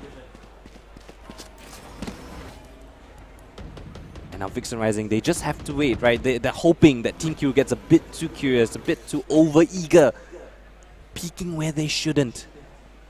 And maybe they get gifted back another round, and that potentially could be the case. Zoe, the Lurk finds a beautiful frag onto Redco, and they pivot. Off the back of that pick itself, they try to push into the side, but Xeno uses the Nightfall to delay it even further. Information given over, 14 seconds left. Straight into the side of Flash, blinds everybody. Meltings finding one, but Bonk Boy from the backlines. Crusader finds 2, and now 5 seconds on the clock. I don't think there's enough time, and Team Kiru Bairaj, by the skin of their teeth again, win out another round. Yeah, that was really on the edge of a knife right there. They wanted to go for the last second plant for the spike on the B side, but yeah, it was just too much pressure, and they will go for the tactical timeout here and maybe compose themselves a little bit before pushing on forward.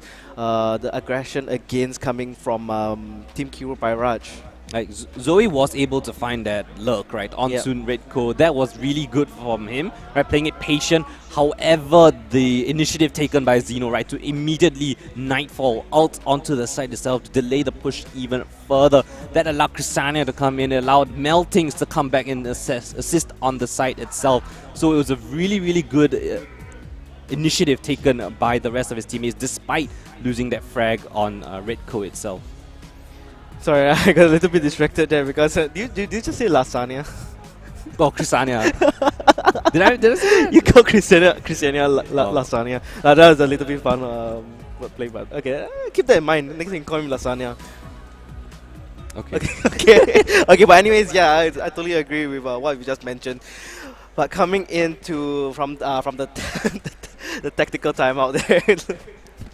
Sorry. But yeah, I mean, now on an eco round, right, Vixen Rising, they lost that round. It was pretty detrimental. Now 6-2 the scoreline. They've only been able to find scrappy rounds, right, in the midst of things. Really, really close rounds, down to a 1v1, and there was a 50 round coming in. Hayes just accepts his fate. It's a really, really difficult issue when he's stunned and facing like 3 players. But again, Vixen Rising gained control of B main early. Do Kiro Bairaj push back in to regain that control? That is the question. Especially with the man disadvantage. Again, another 50 round on the cards. An opening for Vixen Rising. I mean, there is still the tour de force coming in from Red Coal, I believe. Yeah, that's Red Coal. He's kind of blocked out now, so he can't really do too much at this point of time. Vixen Rising really thinking about the next step of what. I mean, they would have like so to much, do. there's so much to play around with, right? They're on an eco round. They can take a bit more creative plays, right? Usually on these eco rounds, you go for something creative, maybe a push together with all of your teammates. Yeah, But they have quite a bit of map control already, right? Mid, there's no information for the defenders and executing straight onto the side itself. Are they aware there's one player still alive on the top of heaven? Ksania finding one and trades coming back and forth, but still advantage in the hands of Team Kirobaira through the smoke itself. No, Bonk Boy gets taken down and Zoe misses a shot. Position revealed and exposed to the rest of its team. And now in a 1v2, 17 seconds on the clock and the spike not in his control. yeah, with 45 HP to his name, he has no other choice but to 10 push seconds left. by a Yeah, shot. but Redco holding the angle, just trading out each other. Meltings will take the initiative and close things out. 7-2 now, Team Kirobaira feeling pretty comfortable with the scoreline. Yeah, leading up by 5 points. I mean, like you mentioned, Ascent slightly defender-sided, so they are Team Kirobaira is really taking advantage of this, and they are just sitting really, really comfortably. Tour de Force is of course out of the next of this current round, so he'll pick up another Tour de Force, quote unquote. Right, as Vixen Rising, I really would want to win out the last 3 rounds, right? 7-5, still doable. It's still a reasonable scoreline, especially starting out on the attacking side. You have a couple pieces of utility ultimates in your back pocket as well. If you can find an opening frag with the Hunter's Fury, perhaps tag, but never mind. Redco dodges the Owl Drone and peeks out at the opportune moment, taking down the spearhead of Vixen Rising. Yeah, Bonk Boy was completely blind in that peak, so he doesn't really know the location of Redco at all. I mean, can be assumed, but no information when he peeked out. And again, re-aggression coming from Kirobaira, right? They aren't just content with having a one-man advantage. They take the initiative. Everything that they're doing so far has been working pretty solidly. So finding a second one is extremely valuable. But this is a very bold move coming in from Redco. But Vixen Rising, they seem to be aware of a possibility of this happening. They don't want to give away any more opening frags, right? They've already lost 2 of their players. And if they lose this round as well, they'll be put down to another eco. Yeah, the economy isn't doing the best, I would say. They really at least might want to save a couple of rifles here, 30 bring it seconds into left. the next round, try to maybe start a new round fresh rather than having 2 men down off the bat. Yeah, 22 seconds left on the clock. I think the play could be read by Team Kirobaira. The smoke buying so much time. Do you even go for this? I mean, I don't think you do. The flash 10 seconds. fragment as denial, well. yeah. The utility denial is absolutely suffocating. There's literally nothing Vixen Rising could have done. It's just the save. And I'm not even sure if Team Kirobaira want to let them save. Oh, the gravity well. The gravity well saves them so much time there. I mean, imagine right as the round ended and you still lose your rifle. Okay, but the gravity well more or less clutched that up for them. Good gravity well coming from Zoe. Save them the issue of losing any more rifles, right? 3 rifles is your ideal amount so that you can buy for your other teammates, but it's still not an ideal buy, right? Vixen Rising 8-2.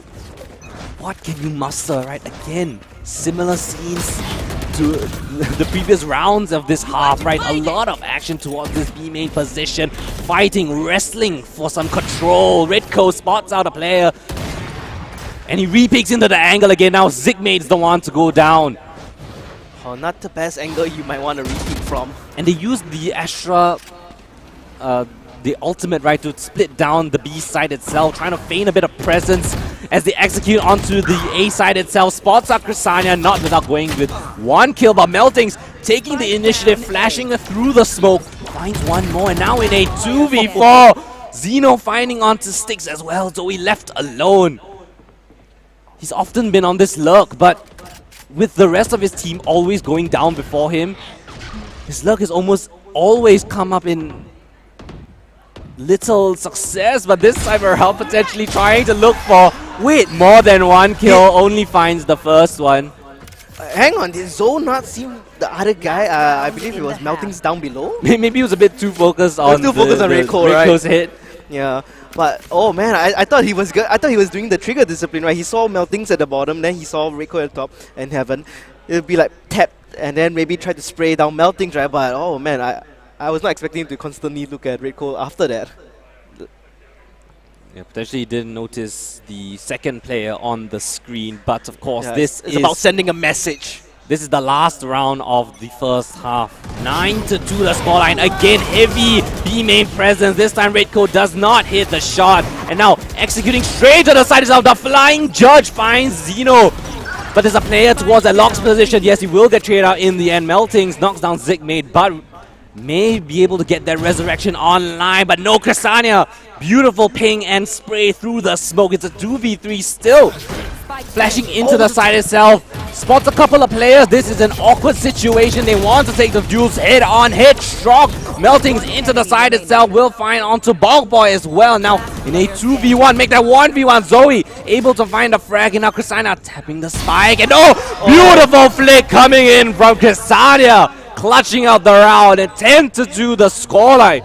Kiru Bairaj stretching their legs with a dominant half. Very, very strong half coming in from Team Kiro Barrage by far. It is extremely scary to go up against, but still, this is going to be a fresh new half. Vixen Rising is going to be on the advantageous side here on the defenders. And hopefully they can do a little bit more. But Bong Boy with the perfect entry with the judge, and I believe, was it the Blade Song that came out? Didn't quite catch it, but I saw how he updrafted Tailwind catching. No, it was everyone the outside. judge. It's just purely the judge. Okay. Yes. Because of that, they were able to at least get the plant off. And note that the only 2 rounds that Vixen Rising has found so far, one of them was an eco round. Yeah. The second round was came down to a 1v1. Yes, it was a thrifty round for one of them, and then the second one was a very close 1v1. So far, Team Q Barrage in the driver's seat. It's their map to lose at this point. So confident, so sure in their strats and aim in the map so far. This could be quite surprising. He's already dashing straight into the market position. He gets caught off guard though. Shang able to flick onto him in the opportune moment and dancing in the smoke itself. Meltings flashes out, but there's still one more player towards B main, and Red Co will find both. And now in a 3v3, retake probably going to be called for as Team Kiro Barrage gains control of the whole site itself, and Spike should get planted in just a few moments. But Zeno taking a 1v1 wins it out with the Prowler in assistance. Redco finding onto Zigmate, and now in a 1v3, just the Jet left alone gets absolutely stuck in the corner. Redco with 4 kills in the round. They secure an 11th round. A pistol, a must-win for Vixen Rising. They lose it. And Team Kiro Barrage now potentially could be just shutting out the entire map before the second round even, or the second half even gets started. My goodness, I mean, at this point of time, would you force the fire up? Personally, I think you have to, right? If you lose the 12th round, you're going up against 10 flawless rounds that you have to get. It's extremely difficult, especially given the caliber that Team Kiro Barrage are on, but doesn't even matter because Vixen Rising are pushing the issue, running it straight down mid. They find 2 frags towards B-Link, and now giving away the site itself, but they are pushing towards that B main position. Haste finds the first one, runs out of ammo, but the classic is good enough. Sticks now left in a 1v1. And there's the Haste! And Haste, fantastic work, pushing down all the way, shutting down the aggressive push from Vixen Rising. They gain control over B-Link, but still, he's so sure in his aim and his position towards B-Main, shuts down everything single-handedly. Yeah, he's just dancing all around B main. Like, do you see his movement? He had pure confidence. He didn't want to dash away from Bong Boy. Instead, he took the fight to him with the classic, got the kill. The reflect from Sticks tried to come along, but ultimately in the end, the cloud burst blocking his view. He's able to dance around that as well and pick up another, and that's the ace for him, yeah. But Hayes looking in the next round, not the best. He's the first one out of the round.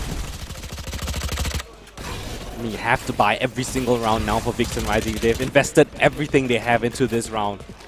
safe to say if they lose this, it's a GG go next, right? But Uzino giving away an opening towards that CT position, right? A bit too over-eager, perhaps waiting for the smoke to fade. There was too many players to receive, but Redco position revealed. Now they know that there's only 2 players max on the side itself. Melting's trying to get a couple of pot shots in. Kasania answers with one of his own.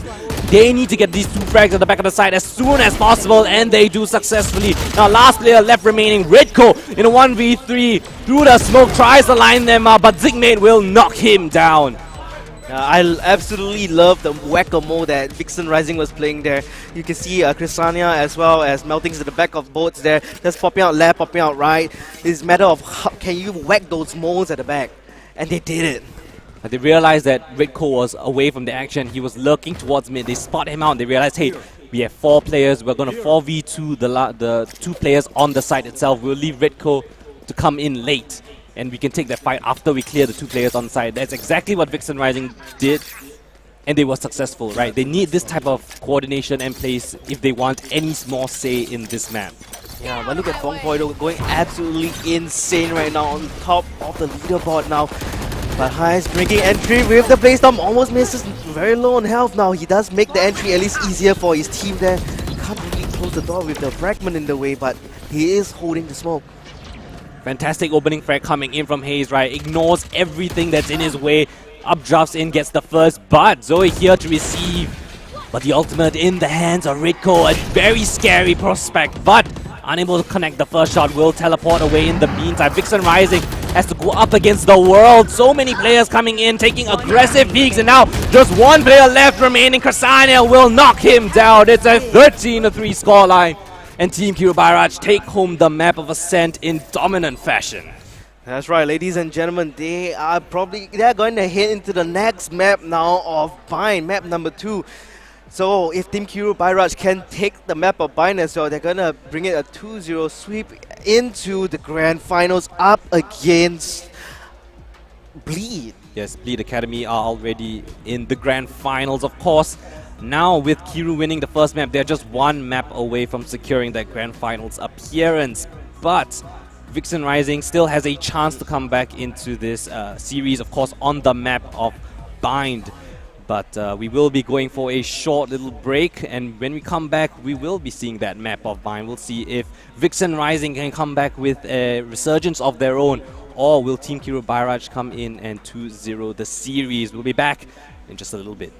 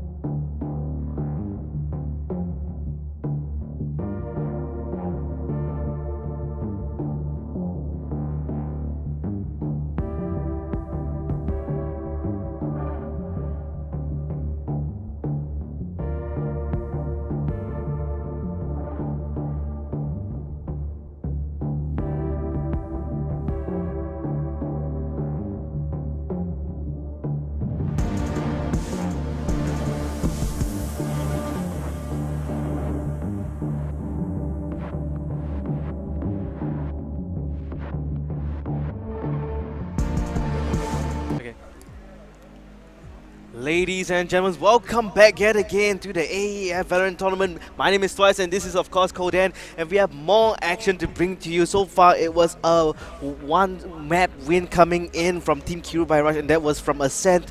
And the next map we'll be heading into will be of course Bind. Yes, of course, Bind is a pretty interesting prospect, right? We know that there is a possibility for the double controller pick coming in from Team Vixen, right? They did run a Brim Viper yesterday on the map of Bind, and they were successful in winning it, right? 13-7 was the scoreline. So we'll see if they have a similar strategy in terms of that agent pick. But of course, I can't help but to mention, right? It was pretty dominant from coming in from Team Kiro on the first map of Ascent. Right, it seemed like they were in control. They had a great aggression, pushing out in certain areas of the map, and they were very successful in that, right? It came down to the operators on, if I'm not mistaken, let me just double check. It was Ridco as well as Haze, right? Finding a lot of opening picks with those two agents, especially towards their B main area, right? Even though they lost B main a couple of times while defending, they were very confident in retaking that B main position. And one of the crucial utilities that they used was the Prowler on Xeno. Right? Xeno using the Prowler, using the Haunt, the abilities on Fade was so crucial in getting B main control, because it's so difficult, right, to deny information gathered. When you have the Prowler coming in, once it locks onto an enemy, it will chase you down until you destroy it or it hits you. Yep. And the Haunt as well, right? You have to shoot it, if not it will scan you. So either way, you're getting information whether anyone is playing towards B main. And once you get control of B main, you know that they're not coming to B, right? They can full rotate towards the A side, but if they have contact towards B, they can leave most of their forces towards their B side, because that's where the team of Vixen Rising tends to attack, which is the B site itself. So pretty interesting to see how the dynamic between these two teams played out on the map of Ascent. But Bind will be an interesting pick that definitely can go either way, right? Because if you can utilize the teleporters effectively, you can cause over-rotations in the defenders, you can definitely manipulate that and gain control of the entire map and win it out in the end. Yeah, but the thing is, from Team Kiro Barrage, most of the players I've seen, right, they play Bind quite a lot, and they always love to bring out the Breach, which I'm assuming that they are going to bring out. But and I see the Ridco giving us a bit of spice. I mean, I've seen the Yoru being picked on Bind as well. It really, like what Mo say, they really use his doppelganger to condition the players like, hey, that's most likely going to be a fake Yoru, right? But sometimes he's the real guy, and sometimes people really fall for it, even at this kind of level. Is whether who has the better mind game coming into this map of Bind with the Yoru. We'll see if there's any interesting plays. But one combination that I really like when you can play with Yoru is using the Breach ultimate and the Fade ultimate, right? Rolling Thunder and the Nightfall along with Yoru. Because you can send your teleporter in, Breach, stun an area, Rolling Thunder an area, teleport straight in, right? Capitalize on that stun on the enemies itself. We'll see if they can implement that kind of strategy in this map. But I'm very excited to see this Yoru pick, right? If you can use it effectively, right, it will entirely shift the method and way that Vixen Rising have to play. If they're able to shut it down though, that would be the main concern for Vixen Rising, right? They have to shut down that Yoru play. If not, things could get out of hand, it could snowball and have a similar scoreline as in the first map. We'll just have to wait and see. We have no other choice. But I really love how both of them are going to be going for the Brimstone and the Breach as well. I mean the Brimstone. Double controller, and, right, again for Vixen Rising. The Viper and Brimstone. Oh yeah, exactly. And it's very effective pick here, because both controllers can be on both sides as well, making sure that it's all fully locked down. And once you get the Viper's Pit, you can just lock down one side 100% of the time. It's very difficult to push a Viper's Pit at A shot as well. Your only avenue would be either showers, which can easily be locked down from heaven, and even if you go to the B side, it's very difficult to enter when they have majority of the manpower there. Well, of synergistic utility, it's a fast one coming in from Team Kiro Barrage, but Bongboy, the one to open things up, knocking down the counterpart, the counter raise, and now 3 players already on the site for Vixen Rising. This could be a dangerous affair for Team Kiro Barrage if they're not too careful enough. The Spike Clan not yet going down. It's just holding it right now, just holding, trying to bait out utility from Vixen Rising. And yes, the nade will delay the Spike Clan for just a little bit. But there's a bit of confusion, right? There's a bit of uncertainty. They hope they've drawn enough rotations around, take the teleporter. But there's already players on the side of B for Vixen Rising. Do Team Kirubaraj continue towards their B side, or do they have something else in plan? Oh, this is going to be very interesting coming up from Team Kirubaraj. It's still a 4-on-4. I would say equal damage across both teams now. And I mean, I really like the breach play coming in. But oh no, it's caught out. The timing sticks out the knife at the worst possible moment. But there's information gathered, but it's potentially wrong. Bonk Boy though, still diligent on his hold, finds the second one as well, dropping the spike. Aware of where the last player could be coming from, Ritko finally takes down the U-Haul player, now in a 2v2. Spike will get planted in the meantime. The retake coming in from Vixen Rising. There is a potential pinch that could arise. Sticks already advanced position, but Shang on the back lines gets spotted out. No, now he's in a 1v1, taking down Chrysania. Spots out the last player of Redco. Will the Euro be prevailing in this situation? A flash, not good enough, and Shang brings it home. Pistol round in his back pocket. Oh, that's unfortunate. The flash didn't. He just connected just by a bit only. I believe it bounced. When it bounced, I didn't even see the flash. It was too high. It was too high? Shang was way too close for the flash to be too effective enough. So nice initiative from Vixen Rising, right? Shang going on that fast lurk already once he heard that spike getting planted. And yeah, that 2v1 clutch. Oh, okay. This is very interesting from what I'm seeing, but okay. Yeah, but Vixen Rising, right? You won the first pistol round. You should be quite comfortable. You have your full armor, Spectres in hand. You should be able to convert the second round. Not cheating, yeah, it should, of course, but it looks like they're going to pull a little bit of a fast one as well, trying to clear all the angles as much as possible. Pain Shell will deny the shower push from coming in. Boombot as well being used up. Molly being used up. So much utilities being used across the board, but hey, look at A-Main. A-Main has already pushed in. The smoke will try to deny any line of sight coming in from heaven as well as U-Haul.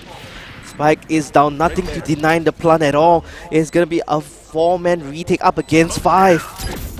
The force buy coming in from Team Kirubaraj, right? They don't want to let things go. They got the spike plant in the first round, and they want to capitalize on the bonus money they get. 2 frags instantly in the feed.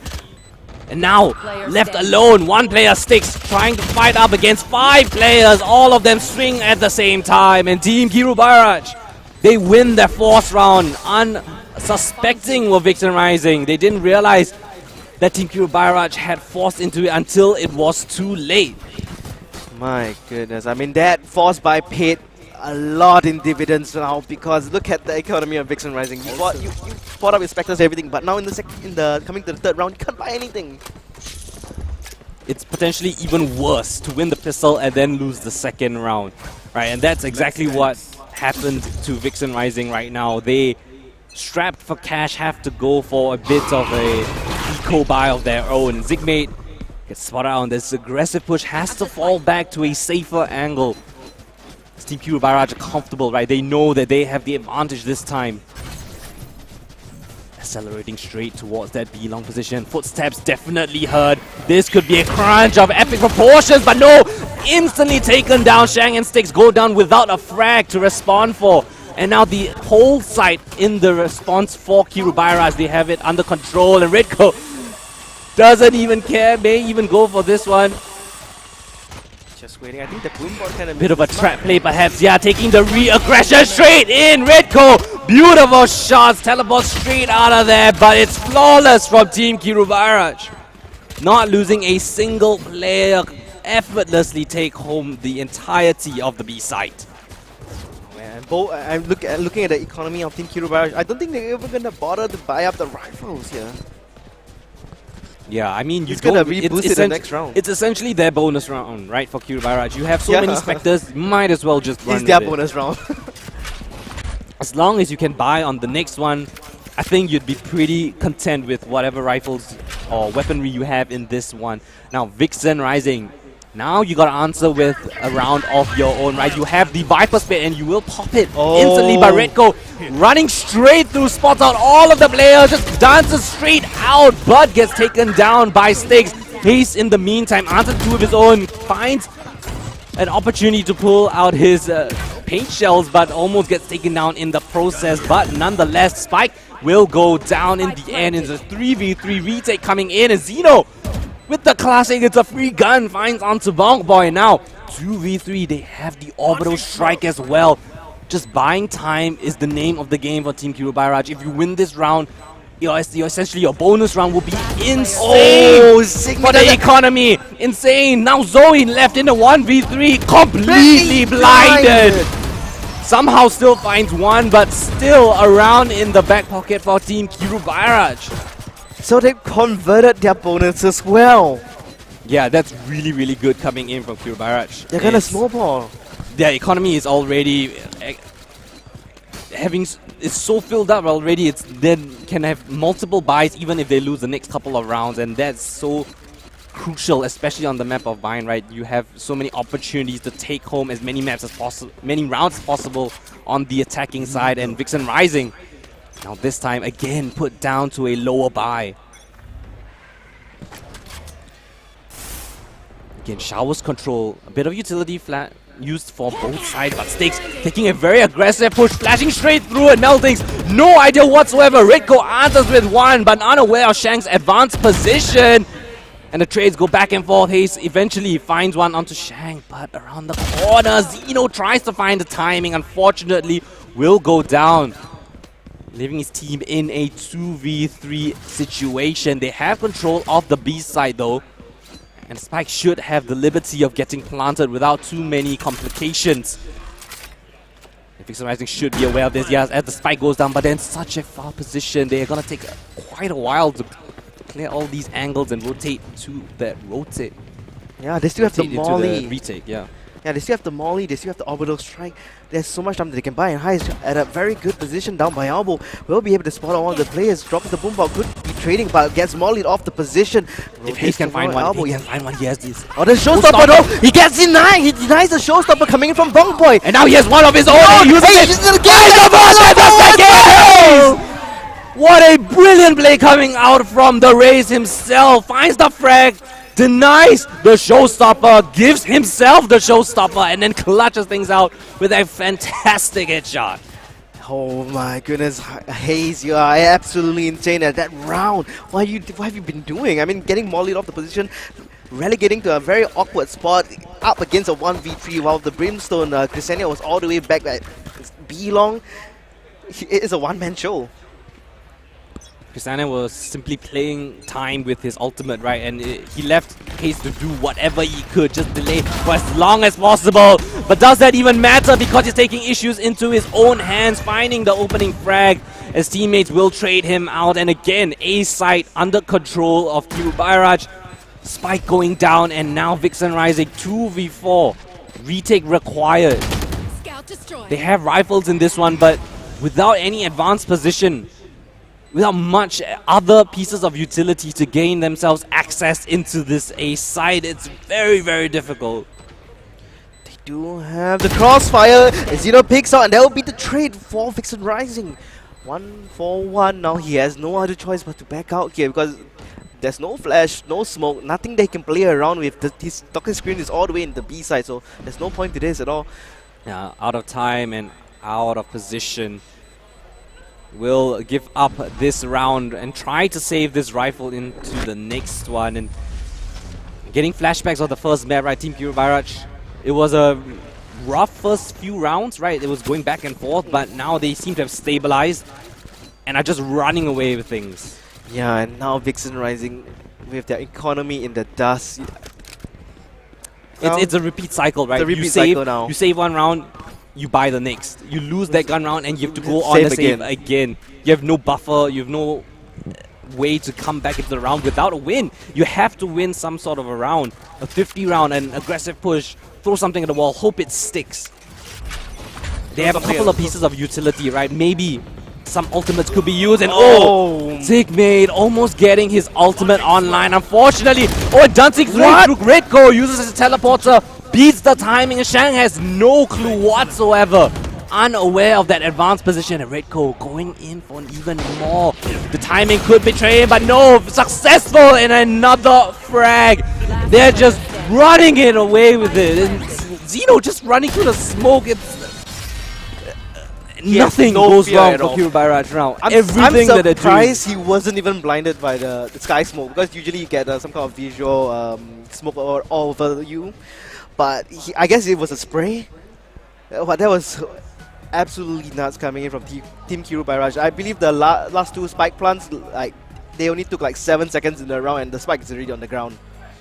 It's a very, very fast play, and that's exactly what you want from the Yoru, right? It's unexpected that a player could be up B long so fast, and Redco capitalized that, got opening frag, immediately teleports to where he was, and Shang tried to sneak into a little corner on B long, trying to catch the other team or the opponents off guard, but Redco was already there, instantly teleported, and from then on it was just a snowball effect, right? One by one, individual duels, caught off guard, you're not expecting the attacking team to push into your spawn despite having a man advantage, and when you're not prepared for this kind of plays, that's exactly what Kirubara are capitalizing on, right? Vixen Rising have to be aware, right, that Kirubara could go for these risky plays. You have to punish them. If you don't punish them, they're going to run away with it. Absolutely right. I mean, they have the confidence to make such plays happen because of their mechanical skills. They are very confident, so they just rush up ahead. They show no respect to Vixen Rising, and it has been working out really well so far.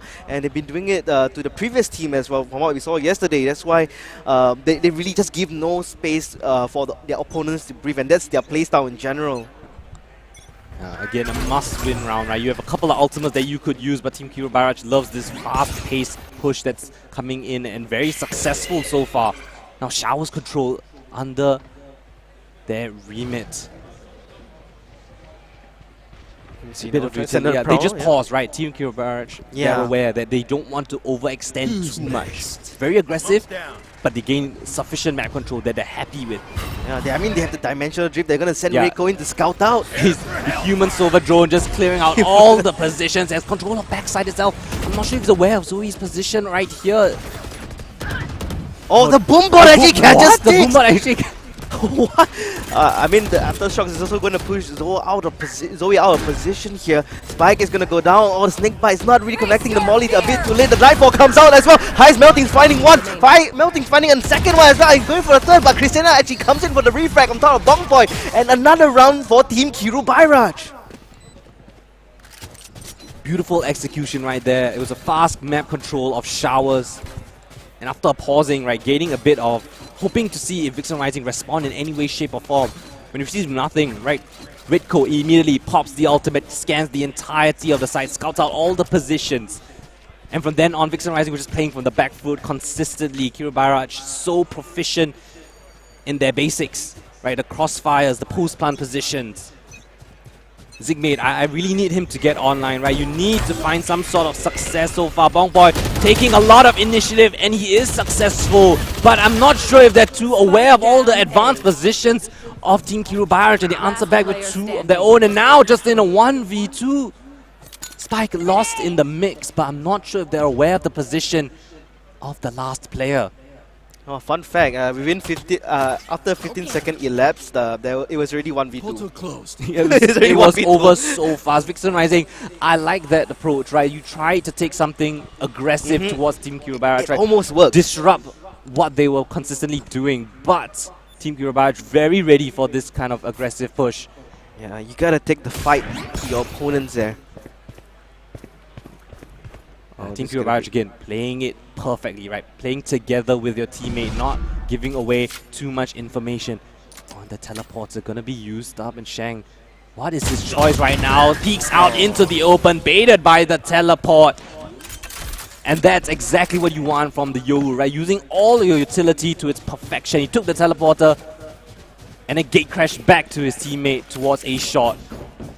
And that baited out Shang, right? Shang had no idea. He has to check. He has no piece of utility like a Fade, like a Raze to use a boom bot. He has no piece of utility to gain information. He has to peek out himself. Yeah, and he only had a Sheriff. It's very difficult to fight up against it unless he landed the headshot. I mean, he landed a couple of shots onto. Yeah, but he was already out of position, right? Yeah. Even if he got the shot, Hayes would have traded Redco in the end. And now aggressive push coming from Zigmate. No teleports before he takes the shot. And again, B-long control is the name of the game for Team Kirubara this round. Very fast again, so successful. Oh, I smell it here. He really wants to make this entry possible, but he's gonna get trademarked there. Maybe just in a moment's time, but Yeah, again, they not pause, preparing. right? Team Kiru Barrage gain control of key points on the map, and then they pause. And then they see what happens on the other side. Gain their forces. Rolling Thunder coming in, and oh, they're completely caught off guard. Hayes, beautiful 2K to open up the round. Krasania knocks down Zigmate at elbow as well. Another flawless execute coming in from Kiru. Vixen Rising, they have a showstopper of their own, but they can't really fight. They don't want to fight this. I mean, They you want to save can't. the rifles. You can't. You have to save. I If you lose this, you're down on an eco again. and It's gonna a vicious snowball. cycle. And they're hunting. Team Kiru taking the teleporter, trying to find out the last two players. They don't want them to save anything into the next round. This is gonna be a very scary one. They hear the footsteps. They know where one of the players is. Oh, some utility coming out, but oh, Melting's not prepared for Bong Boy at all. Bong Boy is gonna get surrounded and almost potentially flash. As Zeno will be able to take him out while Christiana cleans up his other teammate. 9-1, and I mean, it seems like they're unstoppable at this point. After losing the first pistol round, 4 spot in, and from then on, it's just been a string of 9 consecutive rounds. Vixen Rising, I need Zigmate to get activated, right? You need him as a chamber to take aggressive peeks, aggressive angles, get an opening frag. Yeah, I mean, Sigma was doing extremely well yesterday against FYM. Victims are not looking. Zigmate's been in good positions, but unfortunately, the utility coming in from Yeah, Kiru Barrage that's- has been so good, right? He just cancelled him out. The blast pack, the stun, the flash potentially, he's already free control over showers. No one there to contest. That sky smoke that was supposed to block out access, he already beat that. So very, very proactive play coming in from Kiru Barrage and very proficient in exactly what they want. Again, now they just pause, right? Get a bit of map control, pause. See what Vixen Rising have to offer. See if they get a bit more aggressive. See if they get a bit more eager. Catch them out of position. Interesting plays coming in from both sides, right? I don't want to say too much information, but just be aware that something could surprise any other team. And oh, Hayes, see, early access of shower control. Now he has full control of that. Finds an opening pick. Vixen Rising trying to get information back. Loses a player. They take the teleporter, but Sigma's here. Finds the first and the second as well. Gets completely blinded, but will successfully find a couple of frags. But still, Melting's answers with 2 of his own. And now in a 1v3, Bonk Boy has a Marshall in hand. I don't think he's going to have that for too much longer. Kiru Barrage, 10 rounds to 1. One Vixen more round Rising in the won hub. only the pistol round. And only the pistol round, right? Zigmate, nice 2K right there, but unfortunately, the trades were still successful in Kiru Barrage favor. Melting's able to secure the round, right? He was the one lucky towards hookah position, Melting's. They park Hayes at showers. They park Melting's at hookah. Whoever gets the frag can play off of that, right? Hayes gets the first one. They feign presence towards A, rotate back into B. But Fantastic work from Kiru Barrage. I really like what Vixen Rising tried to do there. They actually sent a rotation all the way from B main, B long all the way towards hookah, and they managed to catch the teleporter rotation. But anyway, the orbital strike already invested to clear out U-Haul, and they already find their way onto the site itself. But the spam is successful, and the judge Shang finds one. But the showstopper activated. No, he can't find anything. Ace will shut him down. In the meantime, Spike already going down as the lone player, Zigmate. What can he do? And Redcoat trying to find a bit of information. But Zigmate on the wrong side of the map. In a 1v3, last round you have to go for everything. Yeah, you can't save this Vandal in the next round, but I think this could be potentially it. This could be 1-11, unless he can clutch this up. But Melting is just dancing around, playing him. He's going for He one doesn't angle, even get it. Hayes covering fire will secure that one. 11-1 the scoreline. Kiru Barrage looking like absolute champions on this map. Well, we're back down to the pistol round, so this could be anyone's game still.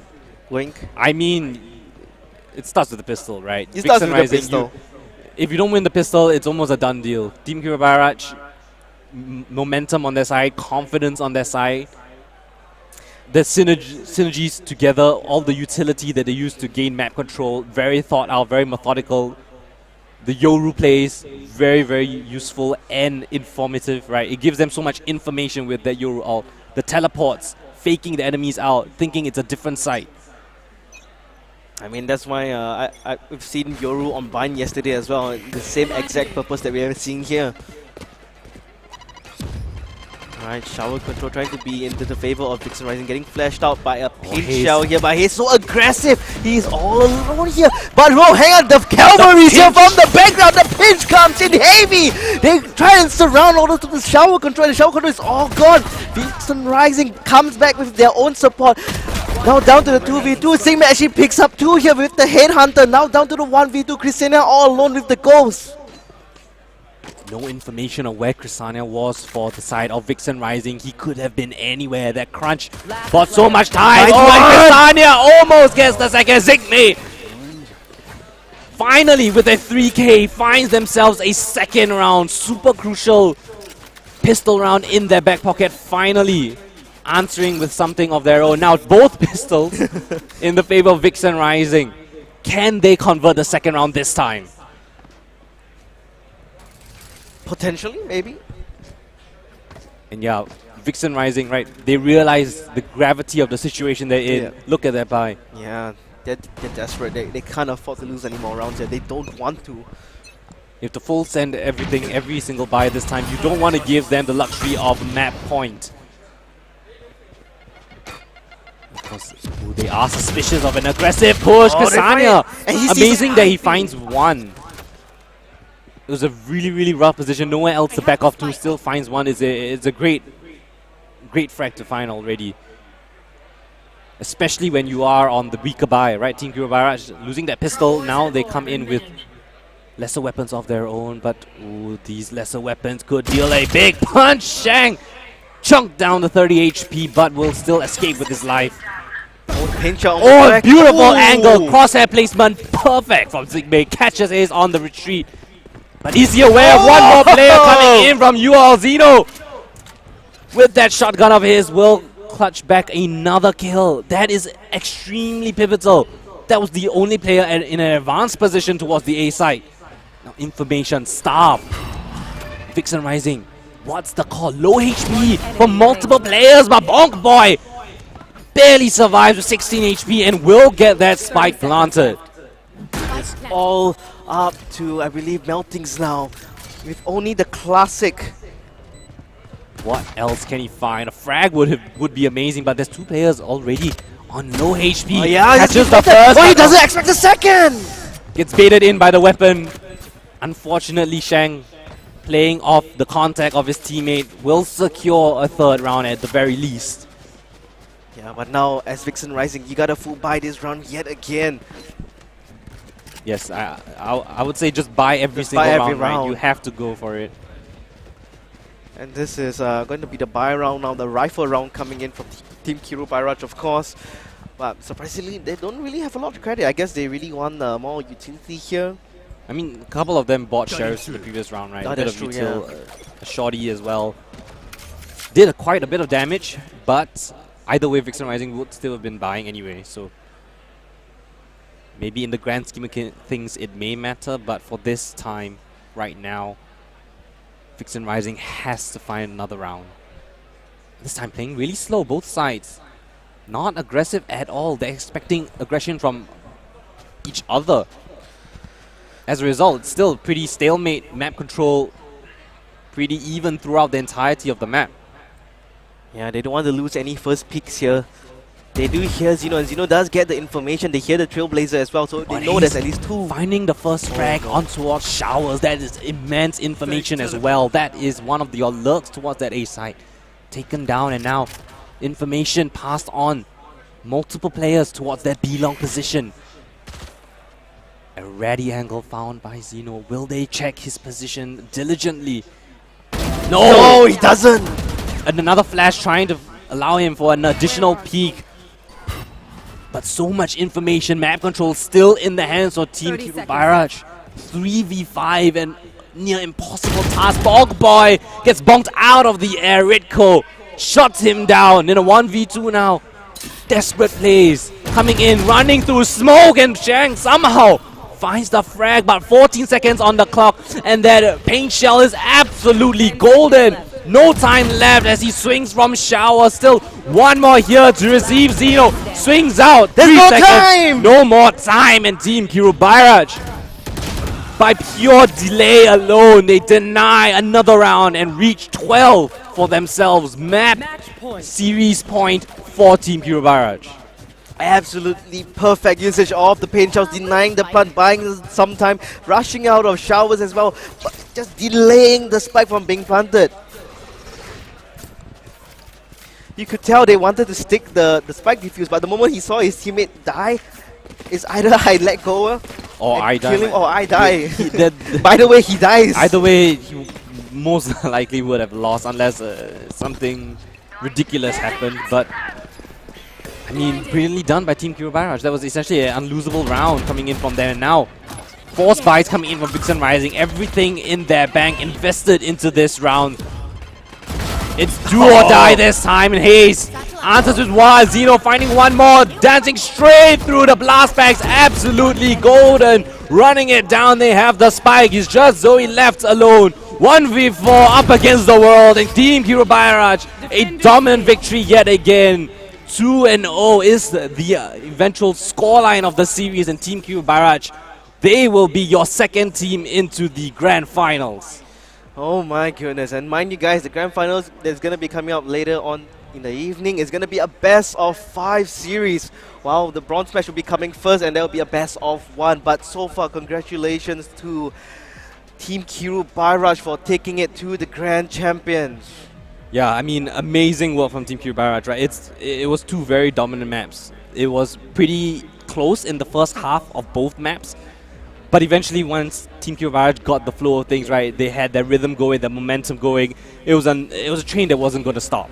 It was so difficult to counter what they were going to do. It was so coordinated, their plays, utility, everything just built off one another. The overlaying pieces of utility, the trading coming out from Team Kirubairaj. A very deserving win coming in from them at the 2-0, very nice and clean. They will be going up against the winners of the first series, Bleed Academy, in the grand finals, fighting for that championship position. We'll see them duke it out later in the best of 5, of course, after our third place decider. So the losers of those first 2 series, Team Vixen Rising and ABC 123, they will go up against each other in a best of 1, determine who is 3rd and 4th place in the tournament. But before that, I think we'll be going for a short little break. When we come back, it will be the 3rd place decider map, followed by the best of 5 grand finals. So stay tuned, come back later when we are back live after this short break. And we'll see you guys in just a little bit.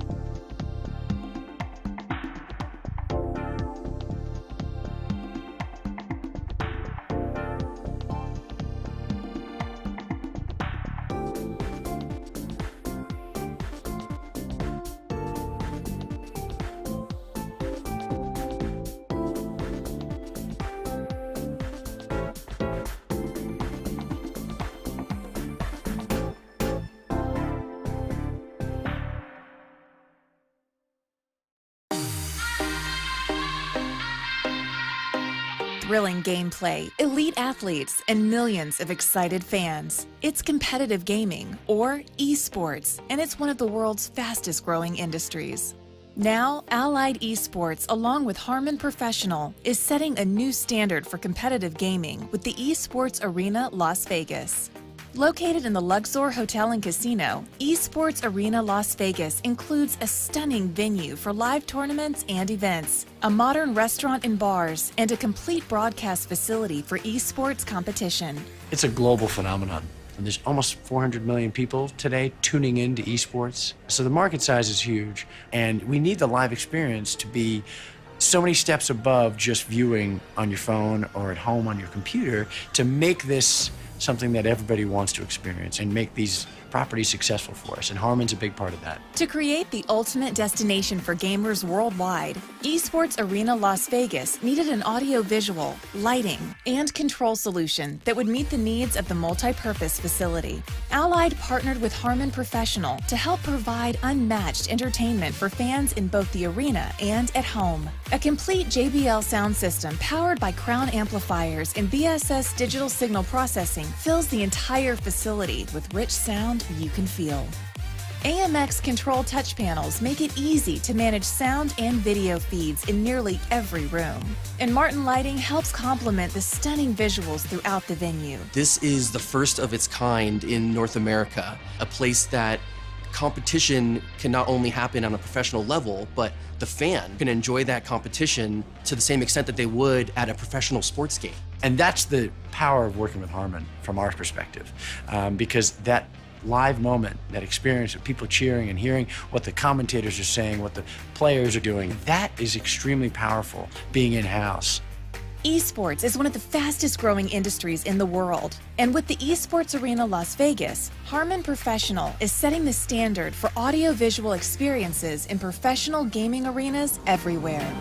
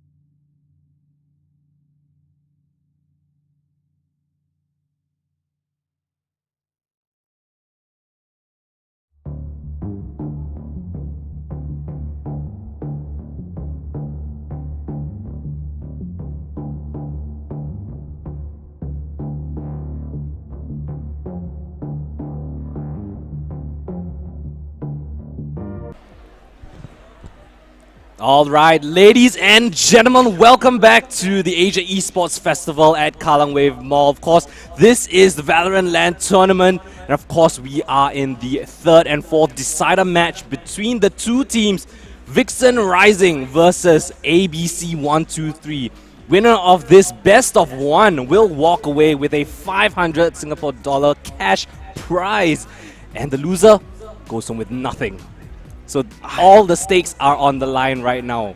Whoever wins this match secures themselves a third place finish in the tournament, and of course bragging rights to come along with it. That's right. One map.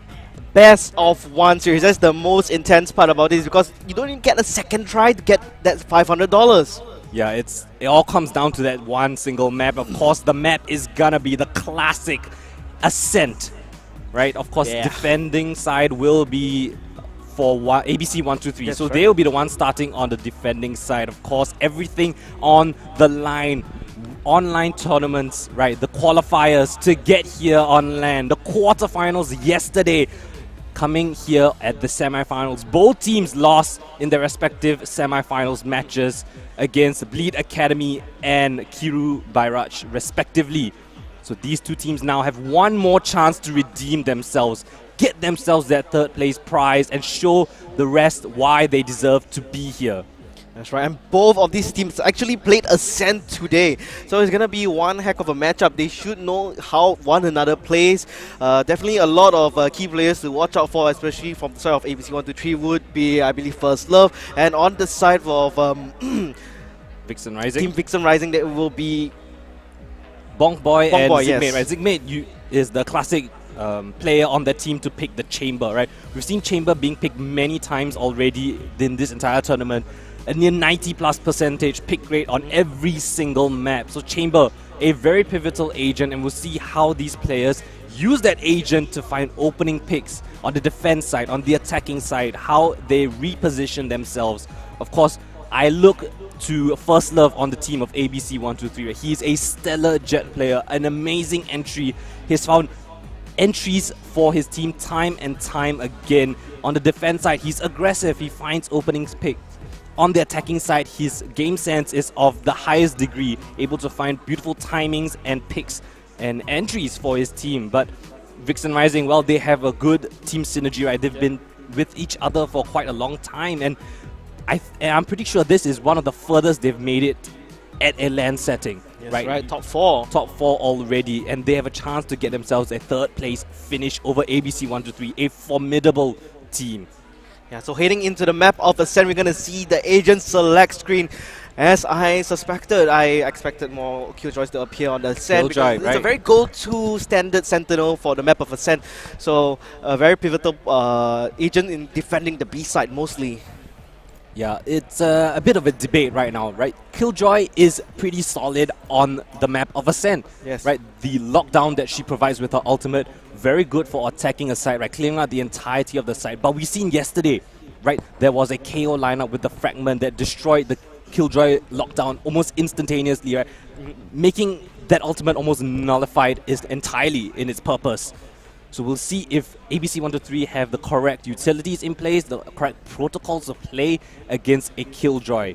While on the other side of things, right, ABC 123 going for that Chamber pick as typical on Xeno, right? Xeno has been stellar using the Chamber rendezvous, right? Get very early picks, teleport back, straight to safety, play that 5v4 out. I think his pick rate on Chamber has been like about 75% pick rate on Chamber, like almost, or even 90% pick rate on Chamber. I've actually not seen him play any other agents thus far today and yesterday, if I remember correctly. Maybe just one agent off, but it was another Sentinel as well.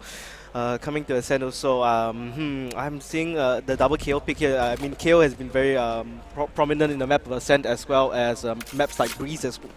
So, very crucial to stop any pushes from coming in, because the fragment lasts a pretty good amount of time, does a hefty amount of damage as well. Same goes with the Molly from the Brimstone.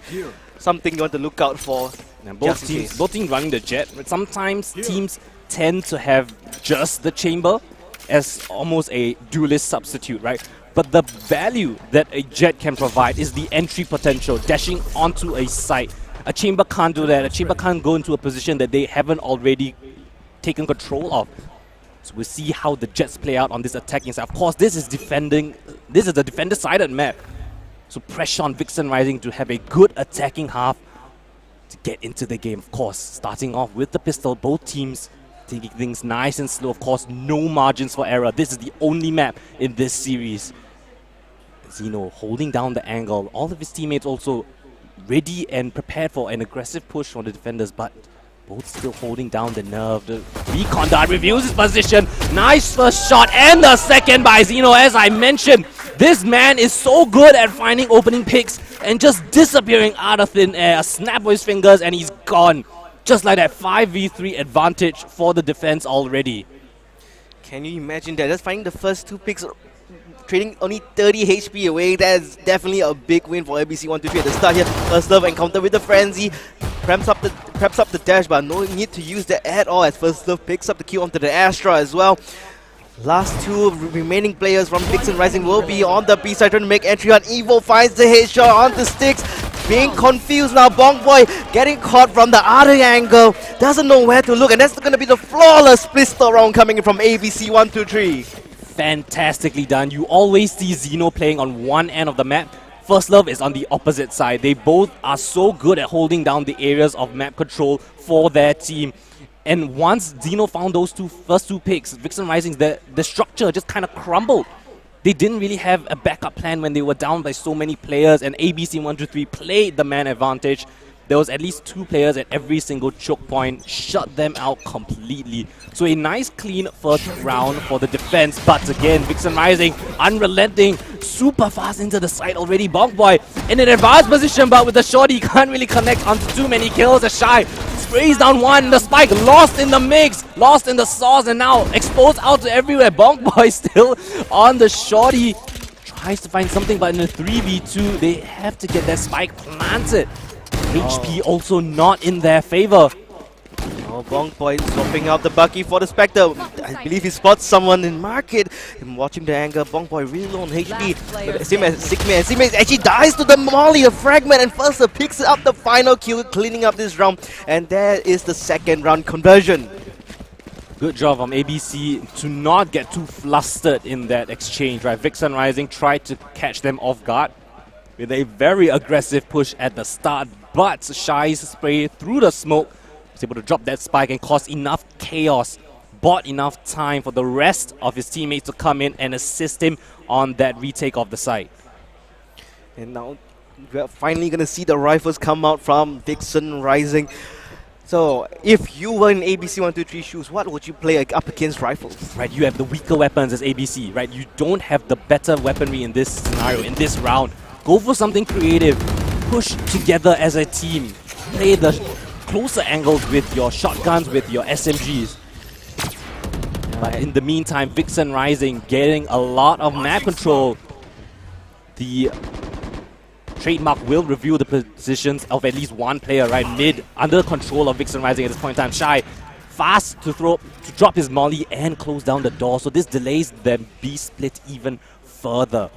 That's right, there's only 1 minute left on the clock. ABC 123 just prepping up as well. There's gonna be a count. First Love, does he connect the shot? No, he doesn't. Dashes away, maybe going for a second chance. Spots that Zoe is still around the corner. Fragment comes in from Meow, blocks off the A-shot push coming in. ABC is so good to find another opening pick, right? Despite having weaker weapons. And oh my goodness! Really First Love! Almost finding his third! Will Meow catch up with him? But no, Sigma instead gets the kill onto Meow. Caught reloading and bring out the utility. Zeno will actually find the kill onto Sigma. Last one remaining will be Sticks. Stick finds the first. He needs to find 2 more here. But unfortunately, Shy with the Bulldog shuts him completely down. That was the bonus won by ABC 123. First Love, so proficient, using his utility to its best. Throwing down that smoke, feigning that he was leaving that position, perhaps trying to fall back to a further position. Instead, he stays in the smoke and pre-fires the choke point. Knocks down 2 players coming in through that catwalk position. And just like that, again, destroyed is the structure of Vixen Rising. ABC just disrupt everything that Vixen Rising wanted to do in that round. Yeah, completely shut down, not knowing what to do, and first up doing the classic thing that he always does, but they kind of suspect they almost connects the shot to Killjoy, but has to back up. Oh! Shang through the smoke, gets a headshot, Sheriff shot of his lifetime there. But the refrag comes on, Bongboy and friends there just want to find a way into the site somehow. Yeah, there's only one player actually towards that A side. It's Meow up on bed, spots a couple of players, lasers down one of the Jets, and now has to go play for a retake position. Oh, Zeno, nice backup fire, finding two on the cross, drops the spike in the mid, and now Zoe left alone. Sheriff in hand, but no spike and no sight. And as Shai suspected, coming from the A main, Zoe is finally wiped off. Now coming into the 5th round, your Vixen Rising is going to be able to buy up to the rifles yet again. They have another chance at this. With that eco round of theirs, Vixen Rising still allow themselves to have a gun round this time around, and they have to start winning rounds, right? A 4-0 scoreline is extremely advantageous to ABC123. Look at the economy as well. 6,000, 4,000, 3,000. They should have a lot of purchases coming up, even if they lose this one. So yeah. Vixen Rising, gotta pull up your socks and get ready for a tough battle, because you have to get as many rounds as you can at the start of this. A fast B-take potentially coming in, straight dashing in, closing the door, but there's two players already on the side itself. Never mind, Shai and Zeno both find a frag of their own. It's still 3v5, they don't even have control of the side itself. The anchors single-handedly just shut down everything that Vixen Rising have been trying so far. Again, Zoe left on his luck, 1v5. My Spike goodness. again lost. It's stuck on lane and he has no way into this round. Wow, I don't think ABC123 took any damage from that push. 4 mans for a 0 HP trade even. They were so fast to react. They realized the fast push that was coming in towards the B side. 2 players straight to the back of the site trying to anchor it down, and it was very successful. Look at this beautiful hole coming in from Zeno and Meow. One watching mid, one watching Rams from heaven. No chance of any backstab at all from the look as well. They're in a tough position now, right? Do you force, right? You have a little bit of economy. Maybe you can go for something bold. Maybe a hero rifle, hero vandal, phantom, whatsoever. Or you just go for the save again and you try to play for your next gun round. But at that point, you're giving up 6 to ABC. And that's securing at least an even scoreline at the half for the defending side already. That's a massive, massive thing for ABC right now. They're looking really comfortable. And Vixen Rising, though, have to come up with something creative, right? Either pull the rotations, maybe go for a bit of a fake. Oh, Zeno actually connects the shot to Bongboy as well. The DPS down. No way! Teammate misses the shot, 1 HP. Zeno comes in through. Meow comes for the follow-up from shot. Actually takes down Shaq. 2 left remaining. They only have the Sheriff to work with. They tried for a bit of a mid push, but ABC read that completely. Everyone already timing. on the shot. Zoe only finds the one. Will get traded out in there, and it seems like a common trend, right? The rest of his team completely lost in the mix, gets collapsed upon, and then Zoe left alone multiple times already. Yeah, they've been trying to leave Zoe on the look at all times here. Hopefully to catch anyone pushing, but so far ABC123 extremely disciplined. No one actually trying to flank around, Wow, just holding the angles. Zeno 14-1, the chamber stepping up massively. He's finding so many opening frags, so many opportunities, able to teleport straight out there, not even dying in these scenarios. So now, this time, 3 ultimates on the side of Vixen Rising. You have great ultimates to take control. A nice attempt by First Love, but unable to find any frags just at this moment in time. This time, victory in the hands of Vixen Rising. Opening frag in their pocket this time. What do? You have a man advantage. This is the best situation you find yourself in so far in the map. Don't fumble the bag. You have to get this round conversion. Seems like it's going to be a B push. A lot of utility trying to delay. And Zoe, in the meantime, finds a lurk onto Meow towards the A site. Now, ABC123 have no idea. They could have lurked into A. They could have pushed into B with the Killjoy ultimate. What is the call? Well, the call is to wait for the lockdown to go off. Now they have full site control. This is absolutely what you love to see from Vixen Rising at this point of time. The lurker going for the absolute wrap around all the way towards A, and then you're getting the first picker that usually comes out aggressively. He's down for the count. That was Zeno, and now you have full side control, 5-man advantage. up against ABC123, but First Love has a lot to say about that. Oh, Hunter's Berry comes out, actually connects onto Evo, at least for one. Cannot find the second ever, but Shai actually manages to pick Shai up trying to one. flush out the players at the back of the side, but Bong Boy up and ahead. He will avoid that, buys a bit more time. Is still in a 2v2 situation now, dashing straight in First Love.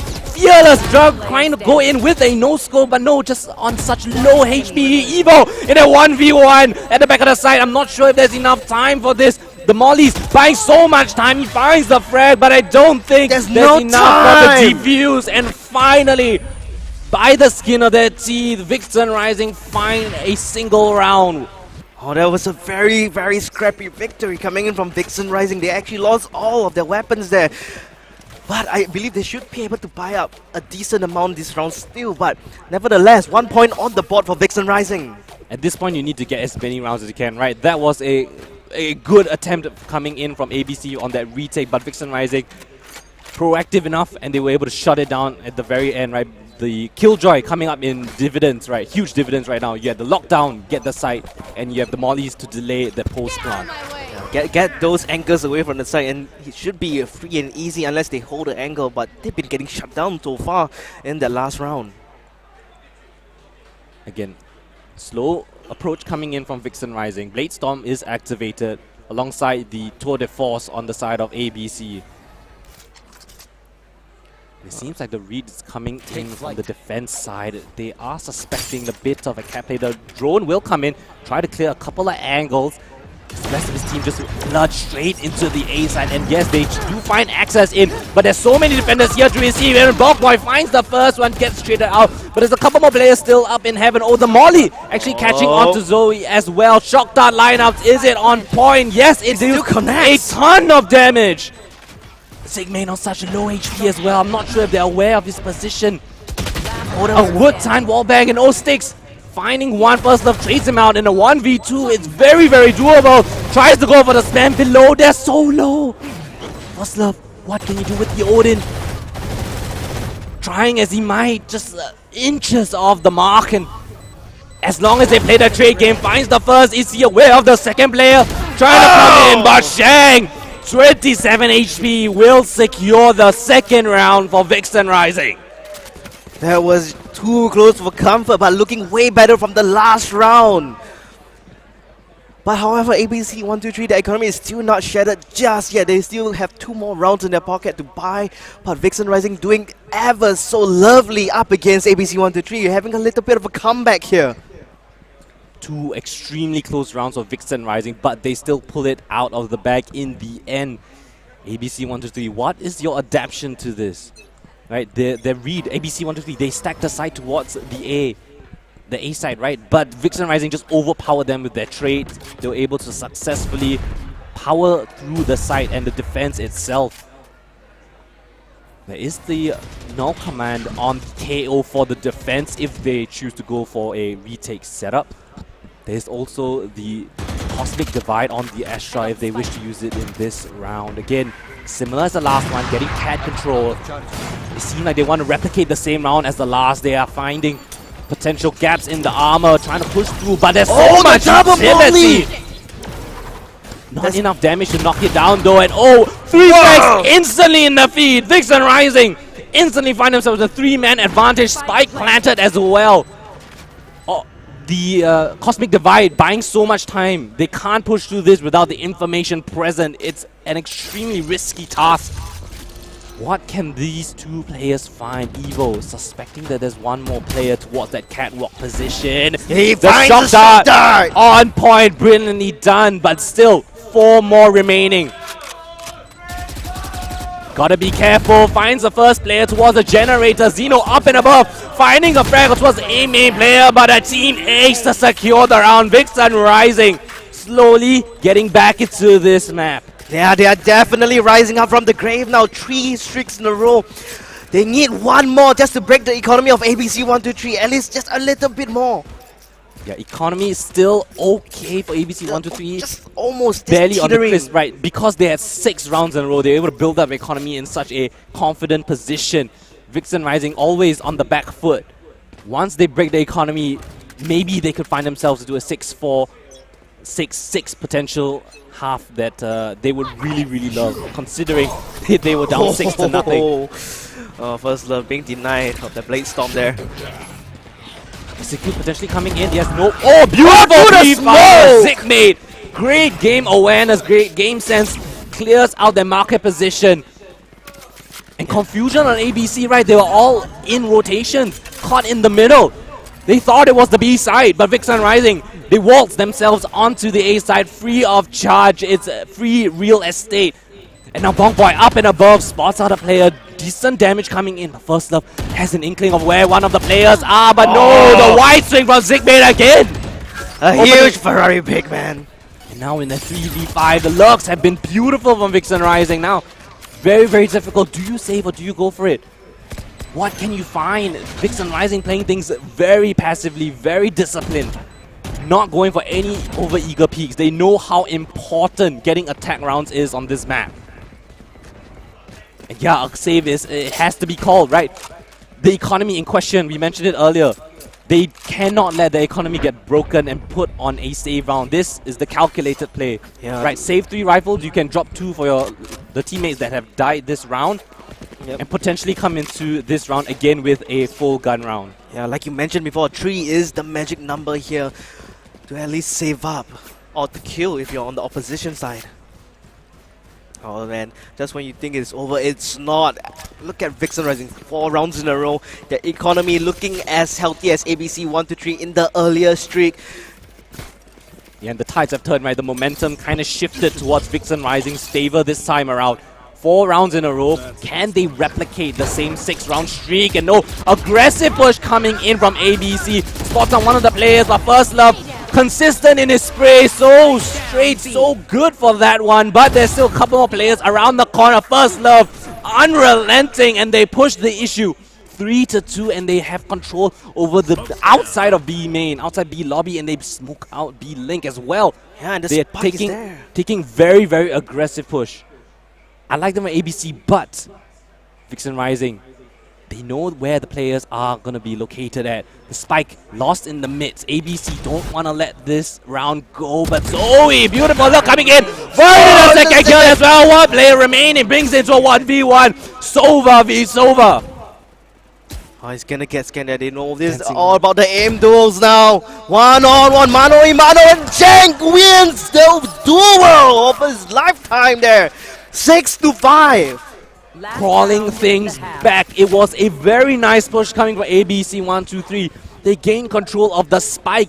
They had control of the entire area, smoked out as well. Nobody was watching towards that spawn position, and Zoe crept up as he might and finds 2 instant frags. Left is a 1v1, and Shang, what a clutch play right there. Saving his team potential, bringing it into a 6-6 half. That's insane considering the start that ABC already had. That's absolutely right. They also now have the lockdown to work around with, but of course it can be denied by the fragment. They still can be denied by the shock darts as well. So where are they gonna hit? Deploying drone. It's a matter of time will tell.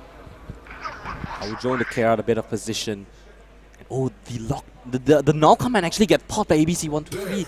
Perhaps a bit premature, very early in the round. And just like that, Vixen Rising are content. The Owl Drone single-handedly baited out the ultimate on ABC 1-2-3. And no advanced information for the defense side at this moment in time. Oh, well, the lockdown as well. Lockdown invested towards the A side. Smokes gonna be deployed on the A side itself. But as you can see, the attack is coming from a different position. Zoe open things up. A beautiful entry onto the B side. A fantastic fake.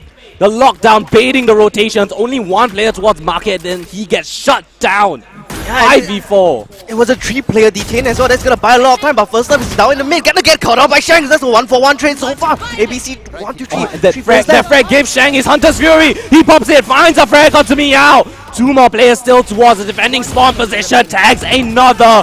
And just like that, Zoe closes things out. 6-6 for the first half. Can you imagine that? 6 streak versus a 6 streak.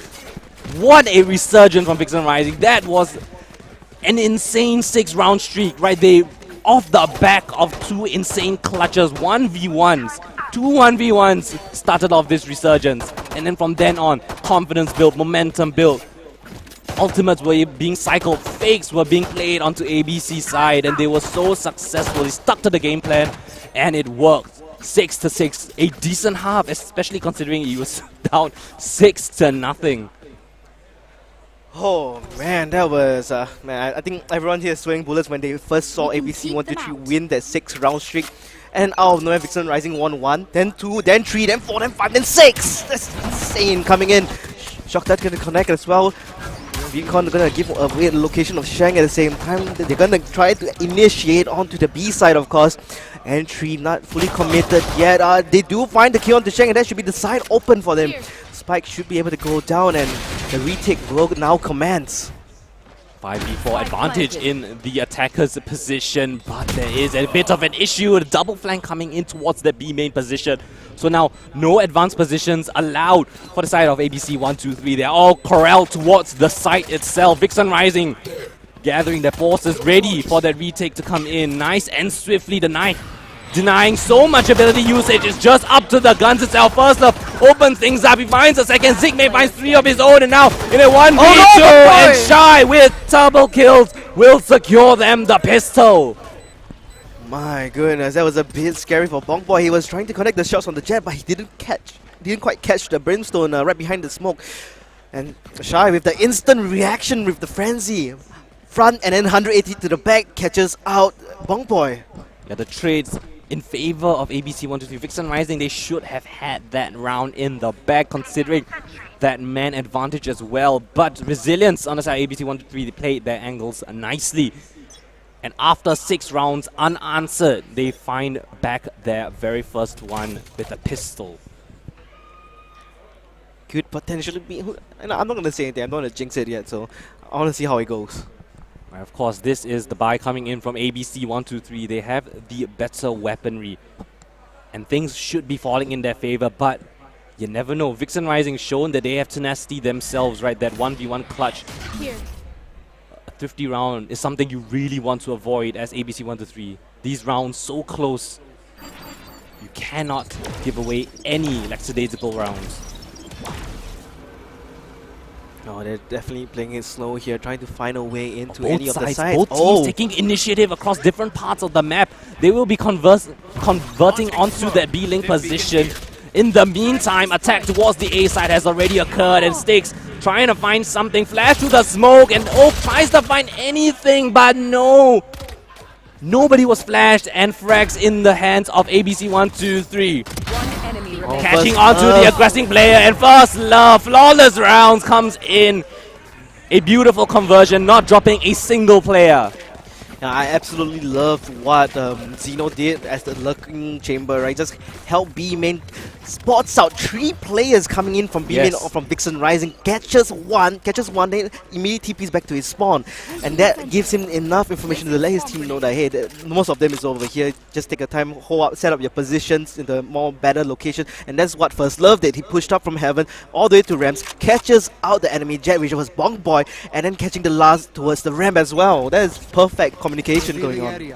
So now this time, Vixen Rising are the ones with the gun advantage. They have the rifles in their hands up against the SMGs, the lesser weapons of ABC 123. Bonus round should be in the hands of Vixen Rising, but a very fast push coming in, splitting the B side itself. And there's nobody on the side to receive, just deterred by the smokes itself. Don't want to give away any unnecessary frags. And they will just opt for the retake scenario for Vixen Rising. Again, on the flank could be an issue, right? I wonder if First Love, sorry, if Zeno is able to catch onto this lurk coming in towards that B main position. Oh, he catches it with the bulldog, no less! That is huge. Your lurk is gone. He has B main control. And Vixen Rising realizes they have to push the issue. Spam through the box itself. Damage is the name of the game, but the scan could have resulted in an issue. Zoe trying to find that last lurker towards the B side. Meanwhile, retake already happening onto the site itself. All the frags in the favor of Vixen Rising. It's a 2v1 scenario. Make that a 2v nothing. Vixen Rising convert their buy round and successfully deter the bonus of ABC. Oh, that was a bit scary. I really loved how the lurk was coming in from the back, and then it was immediately denied by Zeno. But Zoe had a bigger brain here, you know. Let me go to B main, release that pressure coming from B main and then go in with my teammates onto the side. Yeah, that was the position from Xeno, right? Hiding all the way behind that little hut at B main. You never really see someone playing in that ready position. Timing was on his side at that time, and he was able to catch that lurk. And that delayed the retake coming in from, if not mistaken, Vixen, right? Yeah, Vixen right, Rising couldn't retake as efficiently as they wanted. They had to be wary of that B main position. Yeah, so they got a bit delayed in their final push, but nevertheless, the still got frags it. just in the pocket, right? They were able to get multiple kills. I'm not too sure exactly what happened, but they were very proficient. They moved into the site as one team. In the end, they were able to 2v1 the last player at the back of the site. I think the initial wallbang coming in from Sigmate onto First Love, like the wallbang, did a lot of value there because that's one of your main fragger getting tagged down to 30 HP, and then it's more or less out of the game. Just one more shot and he's gone. Yeah, they were quite low on the side retake, but I think one of the very key pieces of utility was that KO fragment, right? It was able to flush out the backside position, if I'm not mistaken, so that allowed the defense to have less angles to check, right? You have less angles to check, you can trade your teammates better, you don't have to worry about as many angles, and successful as they were. But of course, this means that, if I'm not mistaken, the ABC will be the ones on an eco in the next round. Unless their economy is in a very secure position. Vixen should be able to rack off a couple more rounds during this eco phase of ABC 123. Right now the score is 1-1. Yeah, ABC 123 is going to be down to the pistols again. Yeah. So I think we're having a bit of a tech pause, but not to worry, we'll get things sorted out as soon as we can. But of course, just a reminder, right, this is a best of one, so whoever wins this map will automatically get the third place position. Yeah, first, the third place position, of course, will be walking home with $500 today. And like you mentioned, the bragging rights. But of course, the prize wouldn't be here without the help of our tournament organizers here by M1, by Reality Reef Arena, by Toy or Game as well. And let's not forget our supporters here by Royale. So convenient. Yeah, map of Ascent is pretty interesting, especially now that you have the Killjoy on defense. Yep. Right now, Vixen Rising playing on defense side. That is traditionally where Killjoy is better than a chamber, right? On the defense side, you have your setups, you have your nanoswarms, your kill setups that you could have toward the B lane position, right? This helps you anchor the site better. You play off your utility, gets info better than a chamber. And speaking of chamber, right, Xeno, he was so prevalent in the first half of the first half. Right, he was able to get multiple opening frags as the chamber on the defense side, but as the rounds went on, right, Vixen Rising were able to nullify his aggression. And now this time on the attacking side, he has to come up with some opening frags, right? It's okay if Bong Boy is the only duelist going into the side itself, but if they can play perhaps a little bit slower, right, go for a bit more default map control, use that chamber, the teleporter, set himself up, get a couple of frags. Maybe that could be an avenue for them to come back into this round, right? As a defending side, chamber can be very devastating as well. Well, I mean, definitely for sure. The first thing is that Xeno doesn't want to get caught out first. He really want to continue on the aggression. We've seen him lurking, right? We've seen him lurking and get a couple of he's been getting a lot of good information with those lurks as well, and from time to time catching one or two off. But the thing is, the anchors coming in from ABC 123, they couldn't hold on to the side against the utilities that was coming in from Vixen Rising. So that's why they kind of crumpled on side, and for poor Xeno, he has to make his rotation all the way across the map, hopefully picking off another lurker from the opposing side, and then coming onto side with the remaining forces come and take back the side. I think having an operator in play would be really nice for the defense, right? Especially on a chamber. Oh, sorry, no, on The jet. the jet, yes, the jet on the side of Vixen Rising. If they can get an operator going, I think that could really deter the pushers coming in for ABC 123. We've seen them be a bit more leaning towards more of a contact play, right? They like to go for dry peaks, trying to catch the opponents off guard. Yeah. And if you can get an operator in place, perhaps you can catch one or two off, make the attack much weaker. I think, but then again, there's still the risk here of running an operator, right? What if the operator doesn't work out? But then again, we're talking about First Love, we're talking about Xeno. They have made the operator work. Operator on both sides, I think it's viable. But there's still a especially lot of with utilities coming from Vixen Rising actually. There's a lot of flashes where Yes, the ops will be coming from, or even smokes. Yeah. But I think we will be going for a short 5-minute break as we try to sort out this tech issue. So don't go anywhere. The rest of this map comes... we'll find out the conclusion to the rest of this map in just a little bit.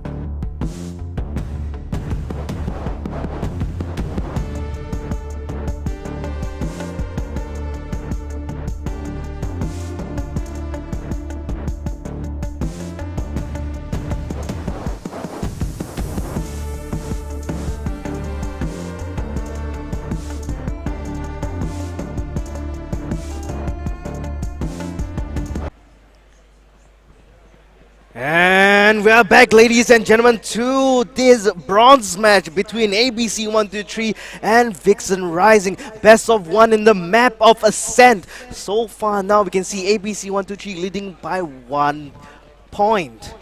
Yeah, super close round so far.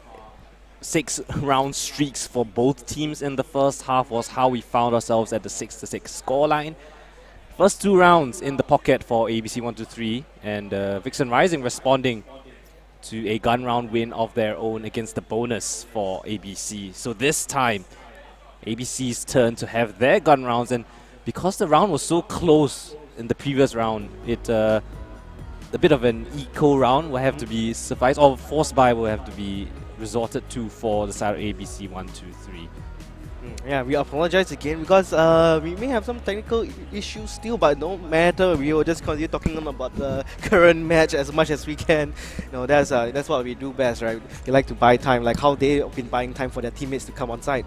Yeah, of course, but yeah, I'm pretty excited to see how the rest of the half turns out. Right, it's been relatively close so far in the first part of the second half. Right, the first 2 rounds were won by the side of, if I'm not mistaken, Vixen Rising, and then ABC responds with one of their own. Yeah, but it really could go either way right now. Right, it's going to be the gun rounds. It's really up to the players and the strategies that they have to find out a way to break into the defense, and likewise on the defense prevent them from attacking. Yeah, gotta give a huge shout out to Vixen Rising yet again, because we've seen them come back from the most dire situations, especially since yesterday up against FYM, right? They got, I think the first match was 6-13, was it? Up against FYM, if I remember correctly. Sorry, 13-9. And in the second map, they just caught up instantly, 13-6, leaving FYM in the dust, and then in bind another pretty hefty sweep up against FYM. Yeah, definitely. You can't count Vixen Rising out, right? Yeah. If there's anything to go by, right? Especially from looking at the first half, 6-0 down, 2 extremely close rounds, and then they brought things back. Yeah. So I think if they keep up this mental, right? As long as you have a strong mental, I think you definitely can pull things into your favor, right? You cannot get tilted in these kinds of situations, despite being 6-0 down, even 7-0 down, or whatever the scoreline is. Because Valorant is that type of game, right? It's snowbally, it's momentum based. If you can get the momentum going, get confidence growing, get a couple of opening picks, and things could definitely just instantly, in the blink of an eye, instantly 6-6 the scoreline. Yeah, and coming in as the underdogs of the I believe top 8 or top 4, I really do hope to see that Vixen Rising can really rise out from the occasion here and show ABC 123 what they're made of here. Yeah, in the meantime though, Ascent, pretty interesting, right? A lot of teams tend to like to push mid. Yeah, I mean, mid control is like the name of mid is the name of the game for 2 maps, Split and Ascent. That's why they're removing Split from the map pool, because you only can have one that has that kind of title. So Ascent, you want to control the mid so you can have that pivot point to go to A, can go to B, from either from rafters or even from market, and you can really have that very quick rotation, or even just go straight into defender spawn and hold the defenders rotate coming to the sites in general. Yeah, mid splits are usually a bit more difficult than more successful, right? More difficult to execute. Of course, it is a higher success rate, right? If you're able to get control of the mid position. But both teams actually seemingly very willing to take a mid aggression. We've seen the defense side pushing catwalk and mid at the same time. Well, on the attackers also very willing to push top mid and B link at the tiles position. So it really comes down to who has the better strategy, who has the better pieces of utility to get into the rounds. Yeah, but from looking at how the 2 types of playstyles that we're seeing from the 2 teams, they're trying to, in a way, imitate this very early aggressive push, especially for the Jet to get their early pick, right? Because on the side of Vixen Rising, they don't have the chamber, so they really have to make it up for Bonk Boy, right? Bonk Boy must be the one to at least find that pick in exchange for, before their first love, or even Xeno gets their pick in the first place. Yeah, it's a lot of work, a lot of stress being put down onto Bonk Boy as the lone Jet duelist. Yeah, he is the single duelist, if I'm not right. The Xeno, on the other hand, right, he's been pretty solid on the chamber on defense, right? I But mean, Chamber's kind of like a pseudo duelist, right? In a way. yeah, you gotta play a bit more slower, right? You can't have the ability to pop your dash as Jet can, right, on the fly, take an early duel and then just Yeah. dash out of there. You have to set up as a chamber. You have to take a bit of map control and then go for your teleporter plays. So yeah, I think we will be going for another short little break, sort out the technical difficulties, but do stay tuned. When we come back, hopefully we'll get into the best of one, continuing the map of Ascent. We'll be back in just a little bit.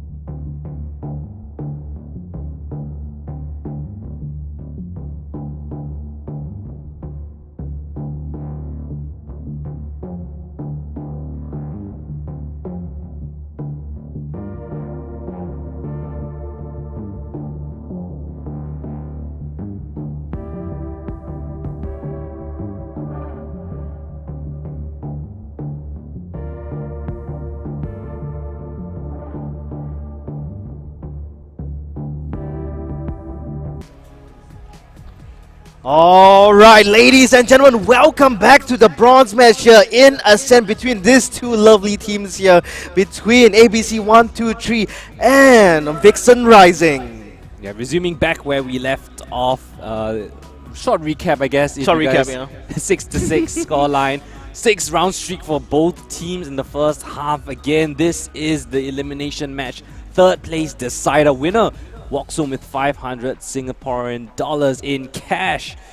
And yeah, so everything to fight for this time around. Ascent, as close you can get, 8-7 the scoreline.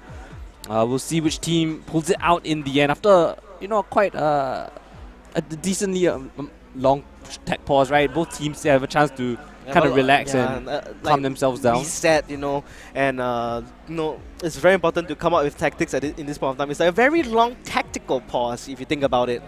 Yeah, so kind of just able to reset yourselves, right? The momentum, I don't think it was too in favor of any single team, so it shouldn't have affected either team too much in that sense. But still, we will be jumping into the game really shortly. But yeah, I mean, going through the players again, Sticks on the Killjoy, right, if I'm not mistaken. Yep, that's right. I hope that we can see some interesting setups from the Killjoy, right? We've seen the typical B lane setup from Killjoy, right? You have a lot of nanoswarms towards that lane position, but you also can put it towards that catwalk, right? You can set up in that position. You can catch the enemies off guard, and we saw that the opponents of ABC 123 like to go towards that catwalk position. So potentially they could set up in that area. You know, switch up the setups pacing, for the Killjoy, right? You don't expect the Killjoy to be, I mean, you kind of expect the Killjoy to be on the B side most of the time, so alternating that could potentially catch him off guard, disrupt the strategy that they have, slow down a push. Yeah, but then again, I mean, like, Killjoy isn't as effective on the A side. I mean, at most you can cover A short, but and then the A main, you have to split up your mollies there. But whereas on the B side, they only have one entrance of them coming in. They're just trying to funnel in straight into lane.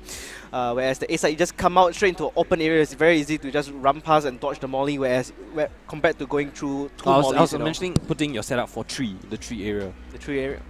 When you split A shot, you have from A shot you have to go through that tree area, and it's a rather narrow corridor that you can put your nanoswarms there, and they are quite effective, right, in that position itself. Of course, B lane is arguably the most effective position, but as you play with teams that understand how Killjoy works, they can counter your setups. If they can hear the nanoswarm, you can kind of hear it through the walls from B main. Yeah, it makes a very big, very loud whirring sound. Yes, if you can hear that, you could use shock darts to break it up. You could just entirely avoid that position, close the switch, and then wrap around through stairs right on B side.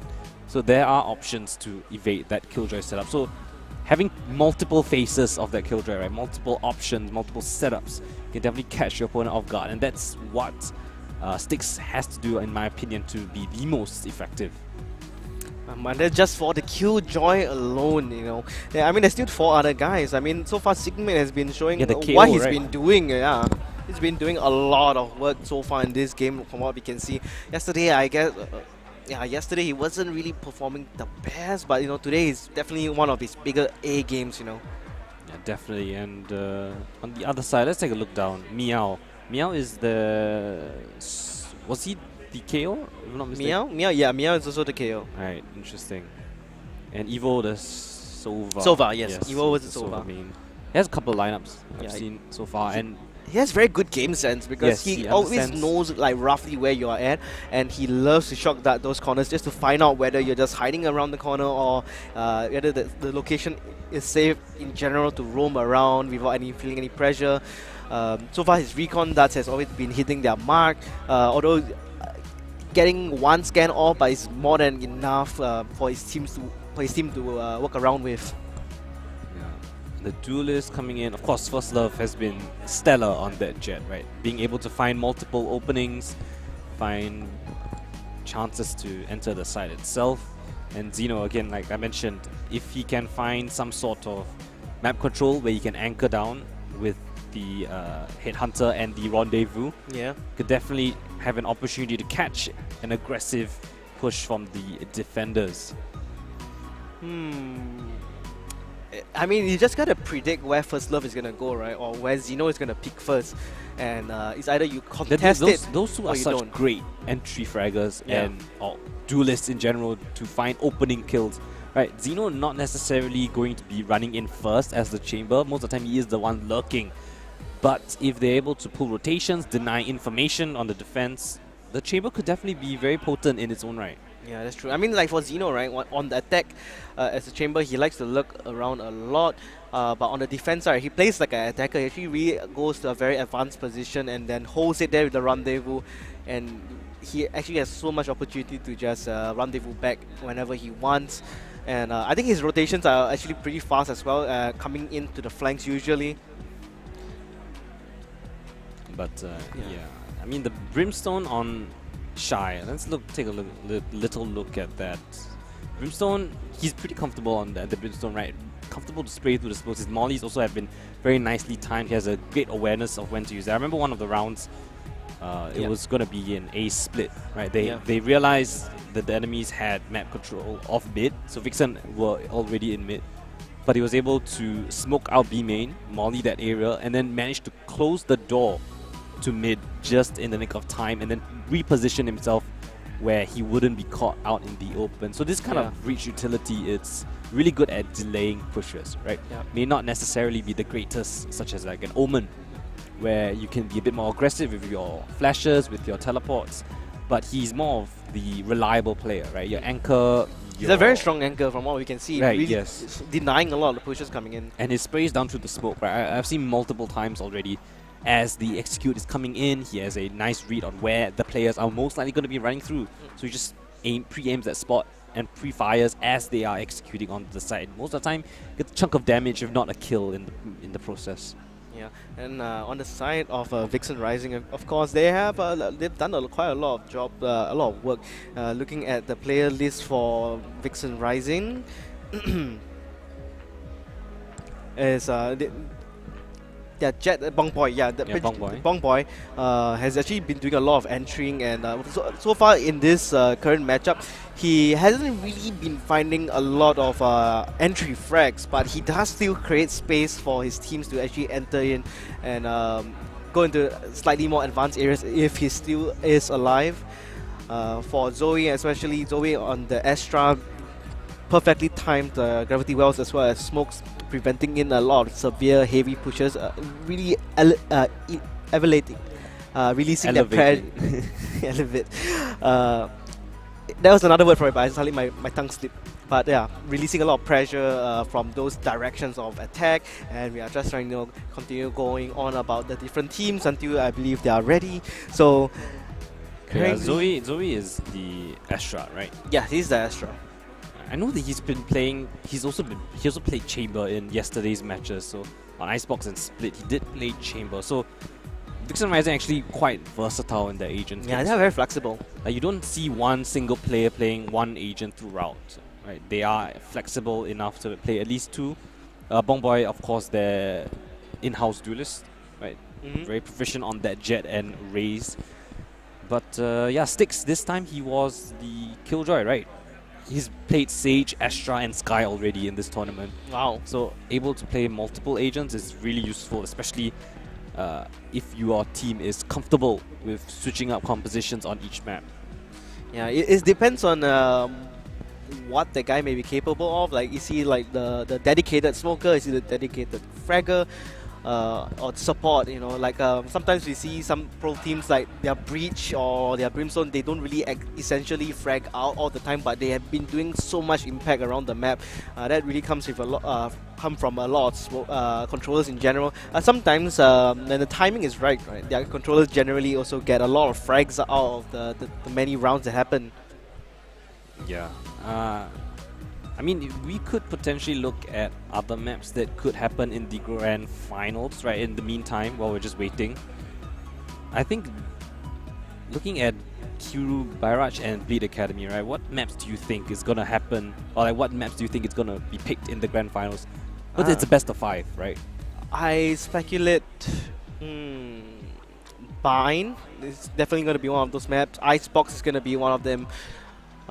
Breeze is a potential third map, Breeze, perhaps. we haven't seen Breeze At all, we haven't on seen it at land all. yet, Yeah, right? but it has been picked for the decider usually. Yes, but we haven't reached Breeze yet Yeah. on any of the games that we have witnessed here on land. So that'll be interesting if we have a Breeze.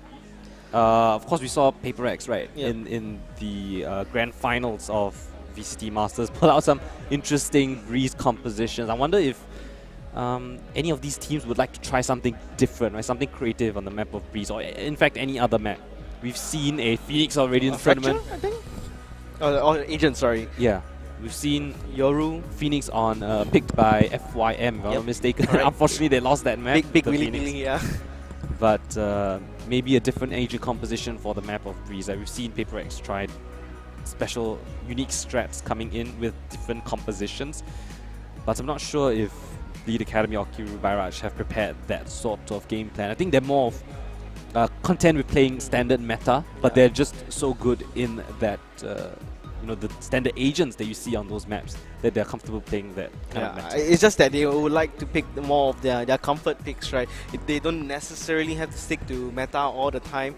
They have a lot of potential to play any agent, but as long as it suits their role as either the fragger or even the controller, that's what really matters the most for a team like Big Academy as well as Kiru by Raj.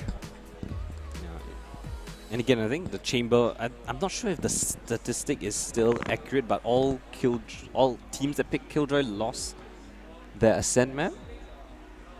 I have to I have to double check on that. They all lost their Killjoy. Every single team that picked Killjoy has lost. So technically, does Killjoy have a 0% win rate right now? I guess you could say that.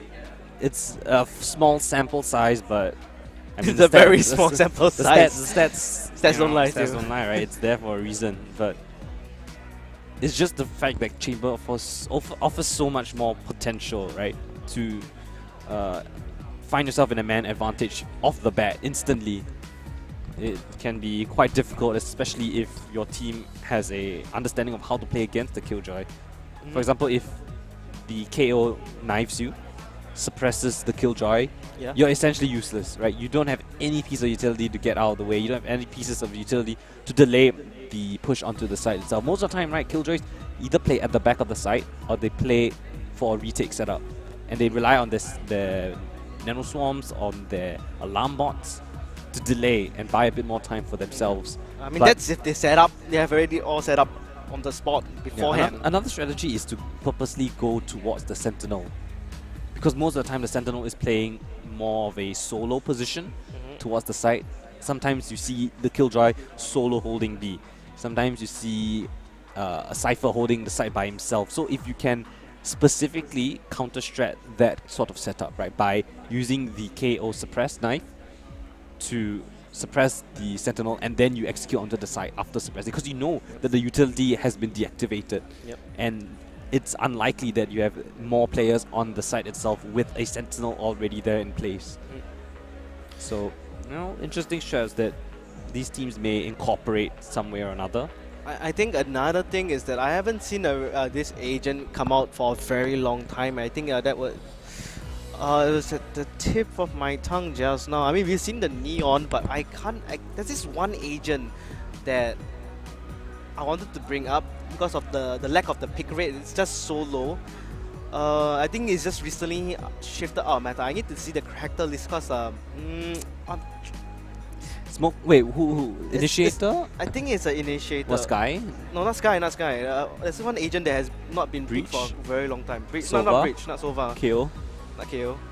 What about missing one. Duelist maybe? I think it was a Duelist. Yoru? No. Jet? Race? No, okay, let's go on the list. Maybe I can remember. Don't they go down the character list? Maybe it was a Sentinel. Ah, Cypher! Yeah, Cypher, oh my goodness. I will smack you down center. Cypher as a duelist. Okay. Cypher is a duelist now. Sorry, I totally forgot. That exactly. I haven't He's seen so a Cypher in so long you that I forgot it. You just attacked all Cypher mains out of the world, calling them irrelevant. Yeah. Hey, look at that. We are back into the game yet again, ladies and gentlemen. The timer is still paused. Yeah, there we go. The timer is unpaused. We are going to be watching between ABC 123 and Vixen Rising. It will be the bronze match, 8-7, best of 1 in this map of Ascent. Alright, finally let's get into the action again. This time, Vixen Rising, of course, refresh yourselves on the defense. ABC 123 on the attack. And no command in the pocket for the KO if he wishes to use this, right? Let's not forget, right? This is an incredibly close game so far, and the players should be, you know, kind of warm up back into this. It's been quite a bit of downtime, right? So you gotta make sure that they understand the gravity of the situation, and without missing too much time, straight into the site itself. First Love already finding the site, closing the door, and the recon dart actually exposes quite a bit of players, but unfortunately unable to connect on too many shots itself. No command actually activated early on. They want to retake the site before they have the opportunity to plant. This is giving a lot of pressure for them to even plant at all. They're just trying to do what they can on the side. Yeah, they're trying to flush up positions, but they can't find anyone. Where's everyone disappeared to Zigme? Finally finds the Meow, and First Love will go down as a result. But side, they're not even on the B side. They've rotated all the way onto the A side. In the meantime, they've sacrificed 2 of their players. ABC 123 now left themselves in a 3v5 retake coming in from Vixen Rising, but they have to play aggressive. Zeno finds the first damage onto the second. Will teleport back and play together with the rest of his teammates now. Yeah, we didn't want to quite give away the mind game that was happening of this magnitude. Oh, and brilliant wallbang! What was that, Evo? What a nerdy notch. Recon Dart able to find out all the information that he needs to find that frag, and orbital strike on so many players, and now in a 1v2 situation, Zoe up upon Heaven tries to sneak out, tries to find some sort of solace, but Evo closes things out. The fake of a century. They sacrificed 2 of their players. Meow, First Love stuck on the B side, fed to the wolves, but in the end the 3v5 results in a 2v0. A brilliantly done that was the post-plant situation. Beautiful sacrifice I've seen yet. Leaving 2 of your guys back at boat, buying so much time for the rotate to happen. Insane call. They really realized that, hey, all the rotate has already come in. We don't have an opportunity to get onto the site with the spike plant. Let's gamble this. 3 players rotate immediately out, and wow, a brilliant post-plant position played, but never mind. This time, aggression from the defense. Tailwinds into the wall. A 50 round perhaps on the cards as they take down every single player. Now left in a 1v2 Zeno. Spike in the midst of the B lobby position. Here's one of the players running away. And Vixen Rising playing things nice and calculated, right? They regain their forces, playing together with the rest of his team. And now, low HP are both of the players of Vixen Rising, but Zeno, full HP, a bucket full of confidence, spike in his hands, and a minute to play on the clock. What is the call? Looks like this should be the right call. Actually, rather than say that, I actually 50 rounds coming in from Zoe. Close out the round. A very proactive push coming in from Vixen Rising, realizing that they have the weaker weaponry. Time to catch them off guard, and off the back of such a long tech pause, right? Potentially not aware of this strat that could be in their back pocket. Immediately pushing down mid, pushing B main, sandwich the players of ABC 123 and find themselves with rifles, while at the same time knocking ABC down to an eco of their own. Yeah, I mean, Vixen Rising, they didn't bite the bait at all. They just remained on the B side. Assuming that if Zeno were to go to A, they would still be able to go and retake the site together. But still, they held the site wonderfully, and they got the free kill of the Zeno. So far straight in towards the market position, but the door will deny him any entry. But mid position still in the hands of ABC. That's really great map control for them right now. In the meantime, Vixen Rising taking initiative of their own. This could be a devastating crunch onto the mid position. And yeah, Zigme finding the first. A bit of a whiff shot, but in the end, frag still in the favor for Vixen Rising. First love caught in the middle of no man's land. Vixen Rising tie things up 9-9. Everyone was just lost. They got lost in the courtyard. I really love the flank that was coming in from Vixen Rising, sending 2 instead of 1. And then they just entirely collapsed onto ABC 123 in the courtyard there. We haven't seen that sort of super aggressive push coming in from Vixen Rising just yet. Yeah. I think this was the very first time that anyone has pushed A main all the way to top mid and essentially crunched the attackers while they were trying to take mid control. It was a really, really nice call because they realized Vixen Rising, hey, ABC123 have pushed all the way into market already. Let's try to push onto the top mid position, but this time ABC123 using the null command straight to the side itself. Another very fast execute. Oh, the spam is pretty good, but Zeno, the one to catch onto Shang, is the first kill in the feed. And now Spike should be able to get planted, and a post-plant situation achieved for ABC123. Hunter's Fury available, but Vixen Rising has a ton of ultimates to use of their own. And they still have the Cosmic Divide, possibly to just cut out both from the equation. And there will be the now command coming in from Sigmate. Hot flashes, a bit of a miss. Zeno will come clean up from the logs, onto 2, onto 3, but his teammates there will help him to clean up the remaining, although his life will be at a loss, but doesn't matter. 4 players are still up and running for ABC123. Unfortunately for Vixen Rising, the crossfires for ABC123 were just too solid on that retake. And despite using the null command, right, there wasn't too much more utility to follow up off of that. I felt like if they used a bit more utility for the rest of the team, they potentially could find an opportunity. But ABC123 just held the angle down. Zeno, fantastic. Found 3 frags instantly as they tried to push through the choke points. And again, ABC123, they love this. They love this B main pressure. And potentially, if they feel like it, they will just straight execute into the side itself. Doesn't care that there's a Nebula there to stop that push. They immediately find themselves the side control. Yeah, I absolutely love what they try to do, like flash out with the KO, and then First Love will be able to dash without any harm in his way. And now in a slightly more advanced position, a bit scared there, pre-fires the angle a bit too prematurely and kind of gives away his location. Again, Vixen Rising has 4 ultimates to use with, but First Love immediately takes down the Killjoy. And now man advantage for the attacker Zeno. Under a lot of scrutiny, fire and flames surround him, but he still manages to find one more frag. Almost catches a second, but his teammates here to assist them on this issue. Pushing the B main position, Bong Boy. Retail Meow finds the frag. Last player logs, takes him down as well. 11 rounds now found for ABC123. 2 more rounds to go here for ABC123. Can Vixen Rising still come out of this on top? They have to get 3 more rounds. This is chaotic. This is really bad from Vixen Rising. Look at the economy. It's in absolute shambles. They have to go for a half purchase. They can't fully invest in this one. And that's essentially giving up 12. Dangerous situation right there. That's the question. Do you invest or do you just play for overtime? Or do they want to play with the ultimates that they have? Of course, I mean, the Jet, Bongboy, he wants to use their Blaze Storm. Yeah, I mean, you have to use the Blaze Storm at this point, right? This is the best opportune moment, right? Let your Jet pop off.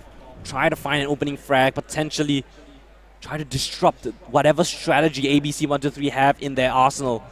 We've seen it already. They did a fake earlier on. Vixen Rising have to be on their toes, wary of something like that to happen, but this time straight into the A side itself. Nice entry coming in. No kills just yet, but they have control of the side. Hunter's Fury trying to flush out the positions, and early lockdown invested as well, but Evo with the Hunter's Fury of his own will destroy the ultimate from the Killjoy, and just like that, ultimates delaying each other. First Love, first one to find another frag. Zeno answers one of his own, and First Love and Zeno both answer with 2 frags of their own, and now left leaving Zigmate alone with the Bucky in hand. In a 1v5, things seemed it seems impossible. Okay, he finds the first, connects the second shot, but it was not enough damage. I mean, ever since that Bucky, not enough damage has been dealt so far. And this is the decision that Vixen Rising had chosen, right? You give up that round essentially. Try as you might, you did have weaker weapons. So not the end of the world just yet, but you're 1 round away from it.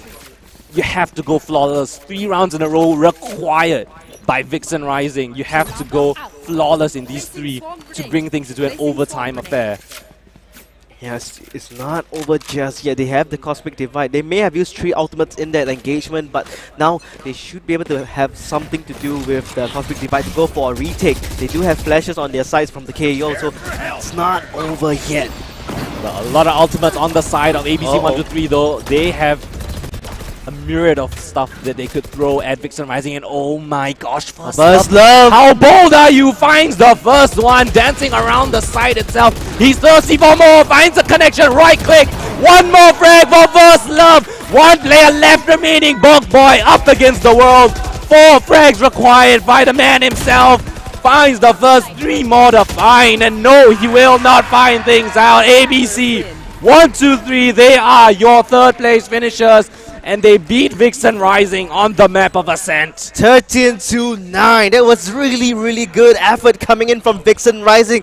In the first half of the game, they were 6 down, and then they went 6 up, tying it up by the second half.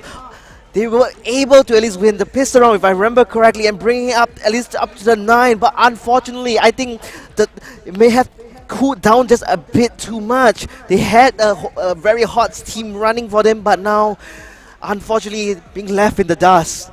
Yeah, and Xeno and First Love, the 2 fraggers on the side of ABC 1, 2, 3, showing why they are put on these 2 agents. Brilliantly done, able to find so many openings, and towards the end of the second half, right, towards the end of the game, you saw ABC 1, 2, 3 so successful on those B executes, right, immediately jet dashing straight in.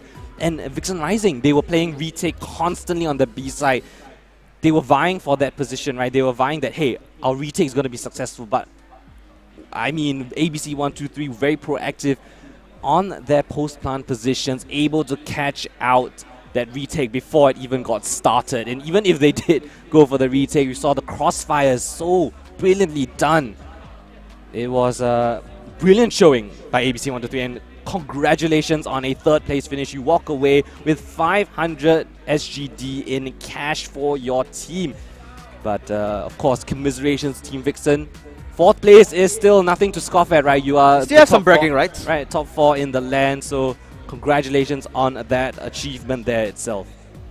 Yeah, and I think to close things off for now, we will be back with more action in the grand finals between Bleed Academy and our dear friends coming all the way from downtown. There will be Team Kiru Bairaj.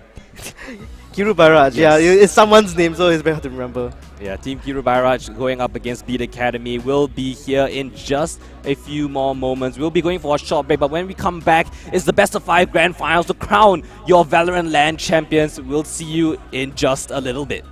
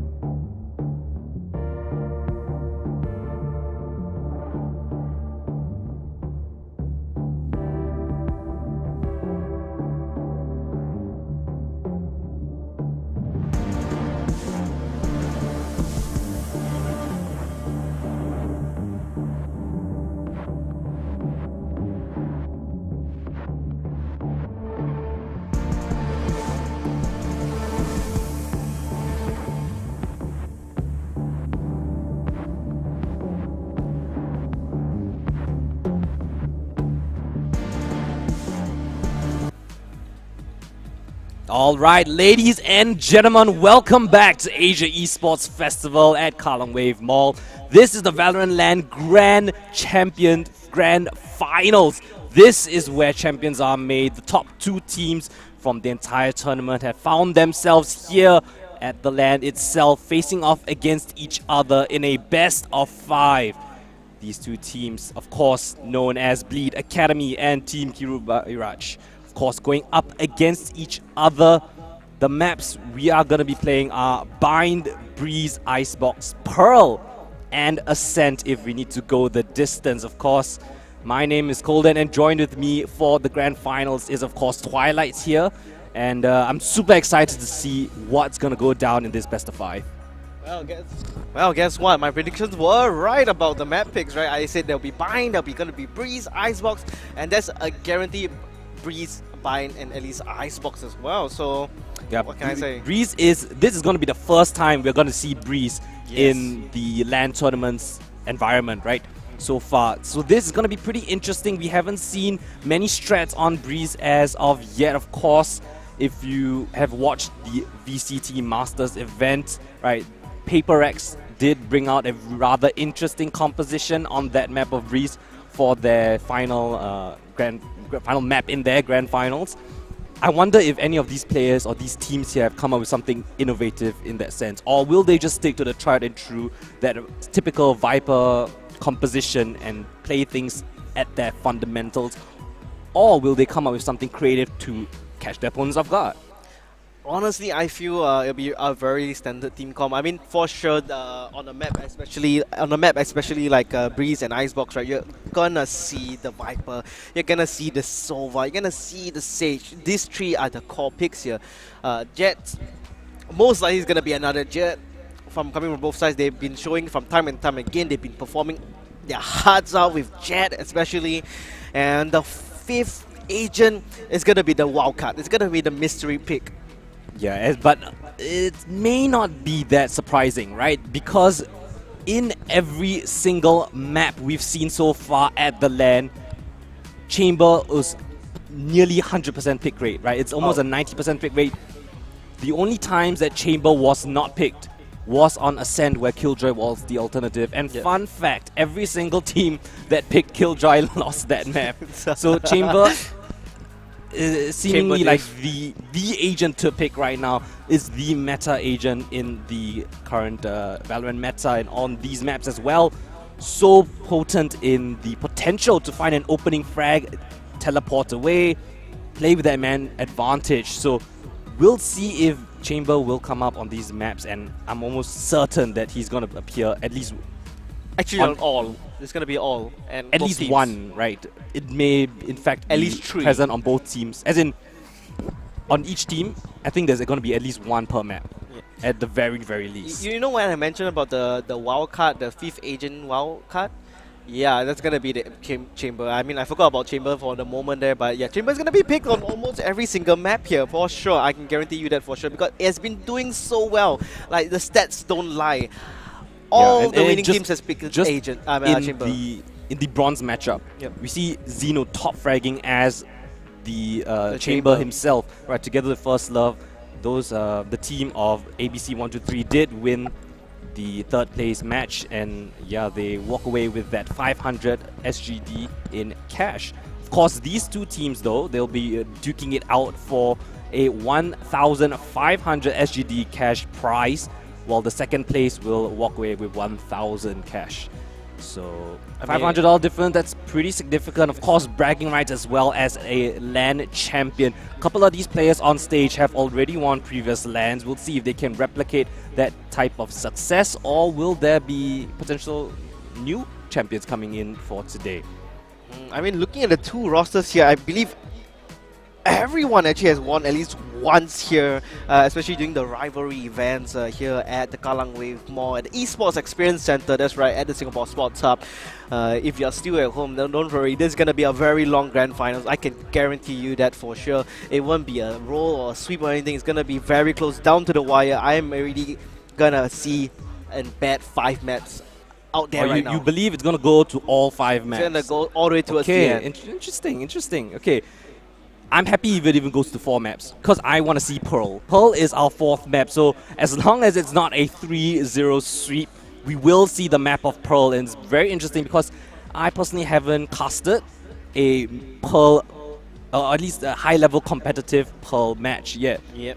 Well, the map of Pearl really new and recent, hasn't even been in the VST circuit pool, right? And the map pool split is still currently in the active map pool, but these two teams have agreed to leave out Split and include Pearl for our viewing pleasure. So I'm excited to see if we go on to that 4th map. But of course, the 3 must-haves will be Bind, Breeze, and Icebox. Those 3 maps are confirmed 100% going to be seeing in today's match. Coming into the map of Bind, I'm already suspecting to see Raze instead of Jet actually. Yoru, right? Yeah, we saw Red Yoru Bull as well. literally play Yoru earlier on in the day, and they did win in pretty convincing fashion. I love the synergies that team has, right? The Yoru has the teleport in with the Breach ultimate, with the Fade ultimate. So consistent in their usage, and they've manipulated rotations, right? When they were playing Bind, they were able to take the teleport and then activate the gate crash from the Yoru. It fakes out the enemies. They're not sure. They have no information. Did they actually take the teleporter? Did they teleport back? Questions in the minds. Mind games is the name of the plan, and they executed very well. Synergized, just great team play all around. But of course, on the other side, Bleed Academy, nothing to scoff at. They themselves a very dangerous team in their own rights. Of course, Juicy, Shinsei, great fraggers on their side. Rixie, Cairo and Dumin all here to support their team, and you know, Bleed Academy has been adopting sort of a bit more slower play style, right? They are more methodical, they're strategic, taking map control, taking areas of the map, executing when they have the information present, and we'll see how that pairs up against Team Kirubairaj, right? Yesterday, they had a very dominant Fracture performance. Maybe if they can find that sort of energy, that sort of spark in them, they could run away with a couple of maps as well, right? Bleed Academy, household name right now in the Valorant scene, but of course Team Kirubairaj, many notable players on their team as well, so it really honestly could go either way. That's why I say, if you say that it's gonna go any either way, right? That's why I'm gonna say it's gonna go to at least 5 maps. Okay, we'll see if your prediction holds up. But in the meantime, the players getting ready to go into the map of Bind. Of course, there is the double controller meta that some teams in the tournament has been playing, but notably Vixen Rising, right? They did run that double controller setup, Brimstone and Viper on the map of Bind. Personally, I like that double controller meta, right? It provides a lot of stall ability with the Brimstone smokes, the Sky Smokes. You have the Incendiary from Brimstone, Viper in her own right, very potent as an anchor and a lurker as well. But again, they could go for an aggressive setup, right? Maybe just needing one controller, just the Brimstone. Maybe a double initiator, double duelist. That could be a very terrifying prospect if you are not ready to counter that sort of aggression. I mean, coming into the map of Bind, right? I mean, the double Sentinel, I remember it was very prominent at the point of time, because you know, you always want to bring out the Sage, you also want to bring out the Chamber, because they really affect the flow of the game quite a lot by getting those peaks, and it either slows down the enemy movement a lot or just allows you to just approach on the side with a pop, you know, a burst right straight on. Yeah, playing with the teleporters, of course, right? Bind, notorious for teleporter plays. If your team is diligent enough to count the pieces of utility on the site itself, you can technically count how many players have over-rotated and then take the teleporter rotating straight into the other side of Bind, right? So definitely opportunities here to outplay your opponent. But looking at the team compositions right now, pretty standard coming in from Bleed Academy and pretty standard coming in from Team Kirubairaj, right? No Yoru shenanigans. They are sticking with their tried and true double controller, as I mentioned, right? Meltings and Crysania both on that controller. And on the other side, Bleed Academy, instead of double controller, they will be most likely going for that double initiator. Okay, I mean, like, if you start off as attackers, I guess you really want to pick up the double initiator to get as much points on the board against the defenders, and then once you swap sides, it may be a little bit tougher, but you still can re-engage on the enemies as those initiators, right? Getting those info, especially with the Fade. Select your Fade with the agent. Haunt and the Prowlers, very, very scary to deal with sometimes, especially when under pressure. Yeah, Fade has become a bit of a, not a replacement, but almost in a sense, kind of in the replacement of Sova, right? Yep. Sova used to be one of the most picked agents on the map of Bind, but now with Fade in the meta, very, very easy to use her utility paired up with other agents in their team composition. I mean, like with Fade, right? Fade, you don't have to learn a lot of lineups because you just toss it over the wall whenever you want. You press your button, and then it's just gonna fall right there.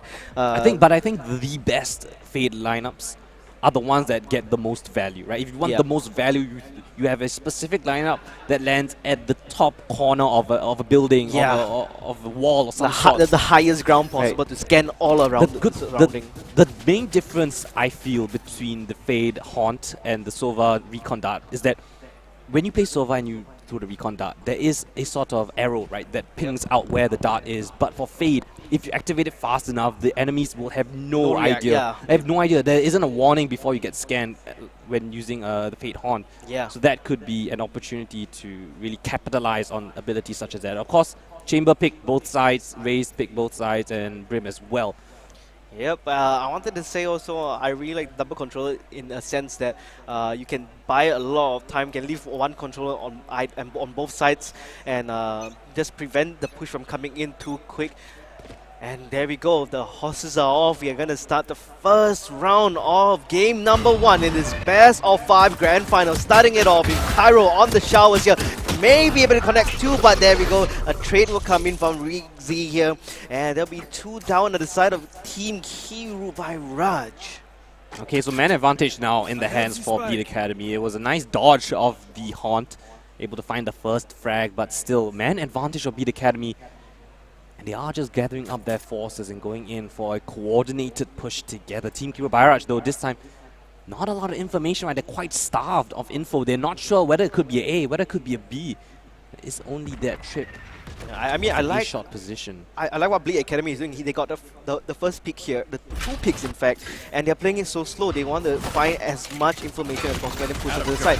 But the utility usage is absolutely golden. Melting, stuck in a corner. Unfortunately, the nade not too deep enough. Won't be able to flush out his position in time. And Bleed Academy having second thoughts about this. Yeah, then they don't like what they've been seeing. They see a bit too much utility, not enough frags in the pocket right now, and they take the transport all the way towards the A side, and they will find it completely free. Now down to the post-plant situation, Yeah, this is exactly what I mentioned, right? You manipulate the rotations, right? You know that Team Kiru by Raj has over-rotated towards that B side, and now they just take the A side for free. Doomin, beautiful. Swing and kill, finding a second one as well. Now Redco left alone in a 1v4 situation, gets stunned up. Just one more bullet in his gun. It's a difficult retake for him to go for, but I think he might as well give it a shot, but Shinsei will shut him down. So the first pistol in the pocket for Bleed Academy. They're most likely going to convert this on the second round as well, because they are probably more willing to play more aggressively now on the attacking side. And looking at how the weaponry... Okay, it looks like Team Kiru by Raj will settle down more for the utilities rather than any like interesting buys like the shorty and whatnot. But there's a very big gun on someone here, and I really want to see that pop off. Yeah, Bleed Academy, they tend to go for this sort of buys, right? A couple of more reserved players. And then you have one with a better weapon in their arsenal. So, gotta be careful though, Bleed Academy. You don't want to get ecoed in this round, especially after winning the pistol round this time. Very aggressive angles taken by towards that position. Redco peeking out for a bit of information. He will find that area completely empty. Now the thing here about these 2 teams, right, they played together before. Not against one another, but with one another. So they definitely understand how one another's play styles are like. So they can more or less try to read how they play. But go for some ratty angles. Try to catch one and done angles for the players of Team Kiru by Raj. Bleed Academy playing things nice and slow. They don't want to give away too much information. And the check goes right past him. Cairo. I know they check it a second time. Just like that, Cairo clears every single angle despite the Prowler missing the player in that tight corner. And now, despite the heavy stack from Team Kirubairash towards that ace side, they all fall one by one. Dominoes falling. And now, again, Ritko left alone 1v5. Some sort of damage would be a nice consolation prize. And yeah, will reveal his position right now. Breaks the trademark, baiting, hoping that someone gives him a favorable duel. Stun coming in. Beautiful teamwork coming in for Bleed Academy. And they just run him down. Good work from Bleed Academy. A flawless round, converting the second. Coming up to the third round now, Team Kirubairash is going to fire up the rifles now. It's going to be a little bit more scarier now because they should be able to win their pick. Xeno, just now earlier in the showers with the shorty, could have potentially done a lot of damage, especially with letting the Prowler go by, but it could have been all mind game, right? Like Xeno was like, okay, they're going to let the Prowler go by, they're not going to check this corner, but bam, Cairo out of the way, swings to the left, and he was right there. Yeah, it could be intentional. Good. I don't think you intentionally missed clearing corner with the Prowler, but it was good diligence to still clear the corner despite using a bit of utility already. So good diligence by the side of Bleed Academy. If you continue up this sort of playstyle, I think it should benefit them rather well. As I say that, Ritko realizing that they are contact playing up towards certain positions of the map, and his aggressive angle pays out in dividends. Xeno is going to find out that someone at least at B long, so it's going to be a bit spicy now. They know at least one player is down by Garden and one is by B long from both sides. It's going to take a while here. Yeah, so Bleed Academy not trying to push the issue too much, right? You lost your first player towards that hooker position, just gathering your forces again. And Team Kirubairash playing nice and passive. They don't want to give away any opening kills. Chrysania spots out one of the players, gets a bit of damage for his trouble, but still information garnered over and relayed to his teammates. Dumian setting up for the lineup. Waiting patiently for the timer to clock down. There's already 30 seconds remaining and they're trying to make their move very shortly. Flash comes on. Rixie getting a little bit blind there, but Shinsei gonna try and rush up, flashing out to U-Haul. They will find the connections here from Team Kirubairash, however, but as expected, this is gonna be their rifle round. Very clean round, flawless one from Team Kirubairash. They had the read correct after that opening frag from Redco, immediately teleporting straight towards U-Haul's, buffering the A side, and not a single frag was found for Bleed Academy. That was a clean round. And as a result, look at that. Economy not in the best state for Bleed Academy. They have to resort to a bit of lesser buys. Going up against Kirubairash, this time their chance to rack up a couple of rounds, even the scoreline, potentially even take it even further. Now, patience is the name of the game. Xeno finds it safe, gonna get the ultimate up. 1 point away from Nightfall. This could be disastrous if he gets it up. Team Kirubairash have been farming those orbs, right? Even since the pistol round, they've been trying to get the ultimate orbs. They have a certain game plan in mind, and I like what they're thinking, right? Getting a certain ultimate, trying to play around with that one. Yeah, I mean, they always have the upper hand to get the ultimate orbs as the attackers, and once they initiate on the side, that's what they're trying to do, the double initiator lineup. They do have the orbital strike up and ready off the bat, and Christina holding the angle here, trying to chicken pick just a tad bit here. Finds one to three, finds the second onto the Rixie, may find the third one, that's the triple now coming from Christina. Drops the spike, 3 kills in the feed. Instantly, the Viper single-handedly locks down the entirety of Ace Shot, and now with 4 kills in his pocket, going for the ace. Cairo left alone, Xeno will take it from him. Flawless round coming in from Team Kirubairash. Yeah, that was beautifully done from Christina. That's solo main holder of Ace Shot. Anyone to come and contest this, hey, I got a bullet for your head right there. And that was beautifully done. Could have gone for the ace, but you know, it doesn't matter. They want the point, they want to play it safe. And if you can get the kill earlier, go ahead. Ultimates on the board for Team Kiru as well. Chrysania with the Viper's Pit ready and raring to go. Xeno with his of his own as well. Yeah, seems like he will be investing it at the start of the round instantly. This denies so much information towards that A-shot position. Extremely difficult to push through, especially considering that there isn't much utility from Bleed Academy to flush out these positions. Yeah, I absolutely love how they just feed the kills to him. Now there's the Viper Pit, so A is more or less out of the option here, right? You have to invest a lot of utility, right, Yeah. if you really want to flush out Cristania. Yeah, and this is where the Sova would really come in handy here as well, to at least get some vision into the Viper's Pit. This is good job from Kiru Bharat, right? They are aware of the positions. They are all watching every single angle, and they have sort of set up towards that octagon position, but Bleed Academy still taking things nice and slow. They may want to go back to the initial area of push. It's all about playing the slow game now, coming from Bleed Academy. They know that they don't have to rush is necessary. They just have to burn the clock down and play methodically, like you mentioned. Yeah, they were preparing for any aggressive push coming from Team Kiru, but at this point in time, nothing.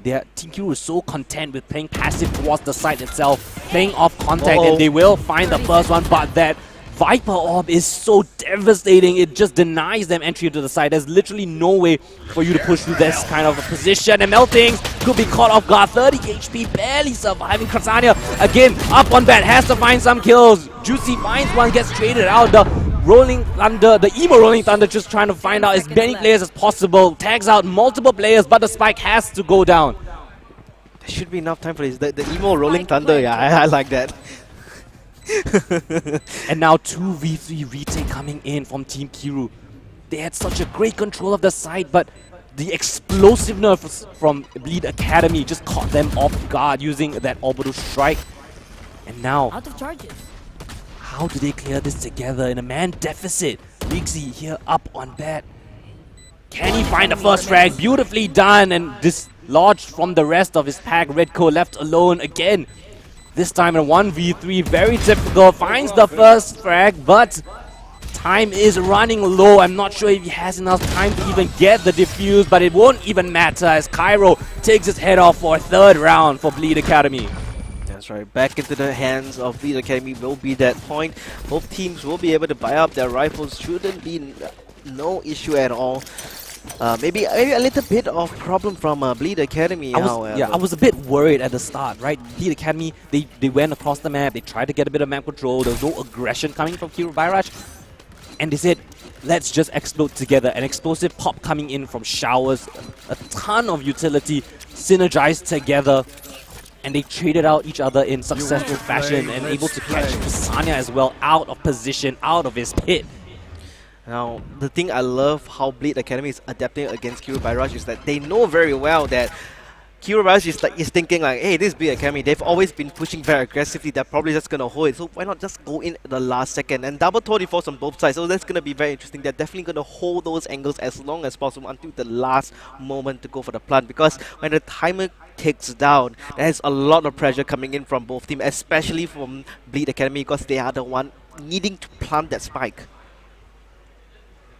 Very dangerous position towards that showers area. Both teams very content with just holding down the angles that they already have control of.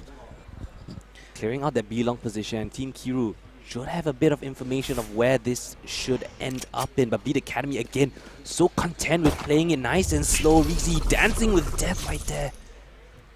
Will take his teleporter back, but Cristania, beautiful game sense, aware that Rixie may not be checking his back after teleporting right back. The stun, absolutely beautiful though, answered back by Juicy, and now executing straight onto the site itself. It's free real estate, nobody else on the site itself.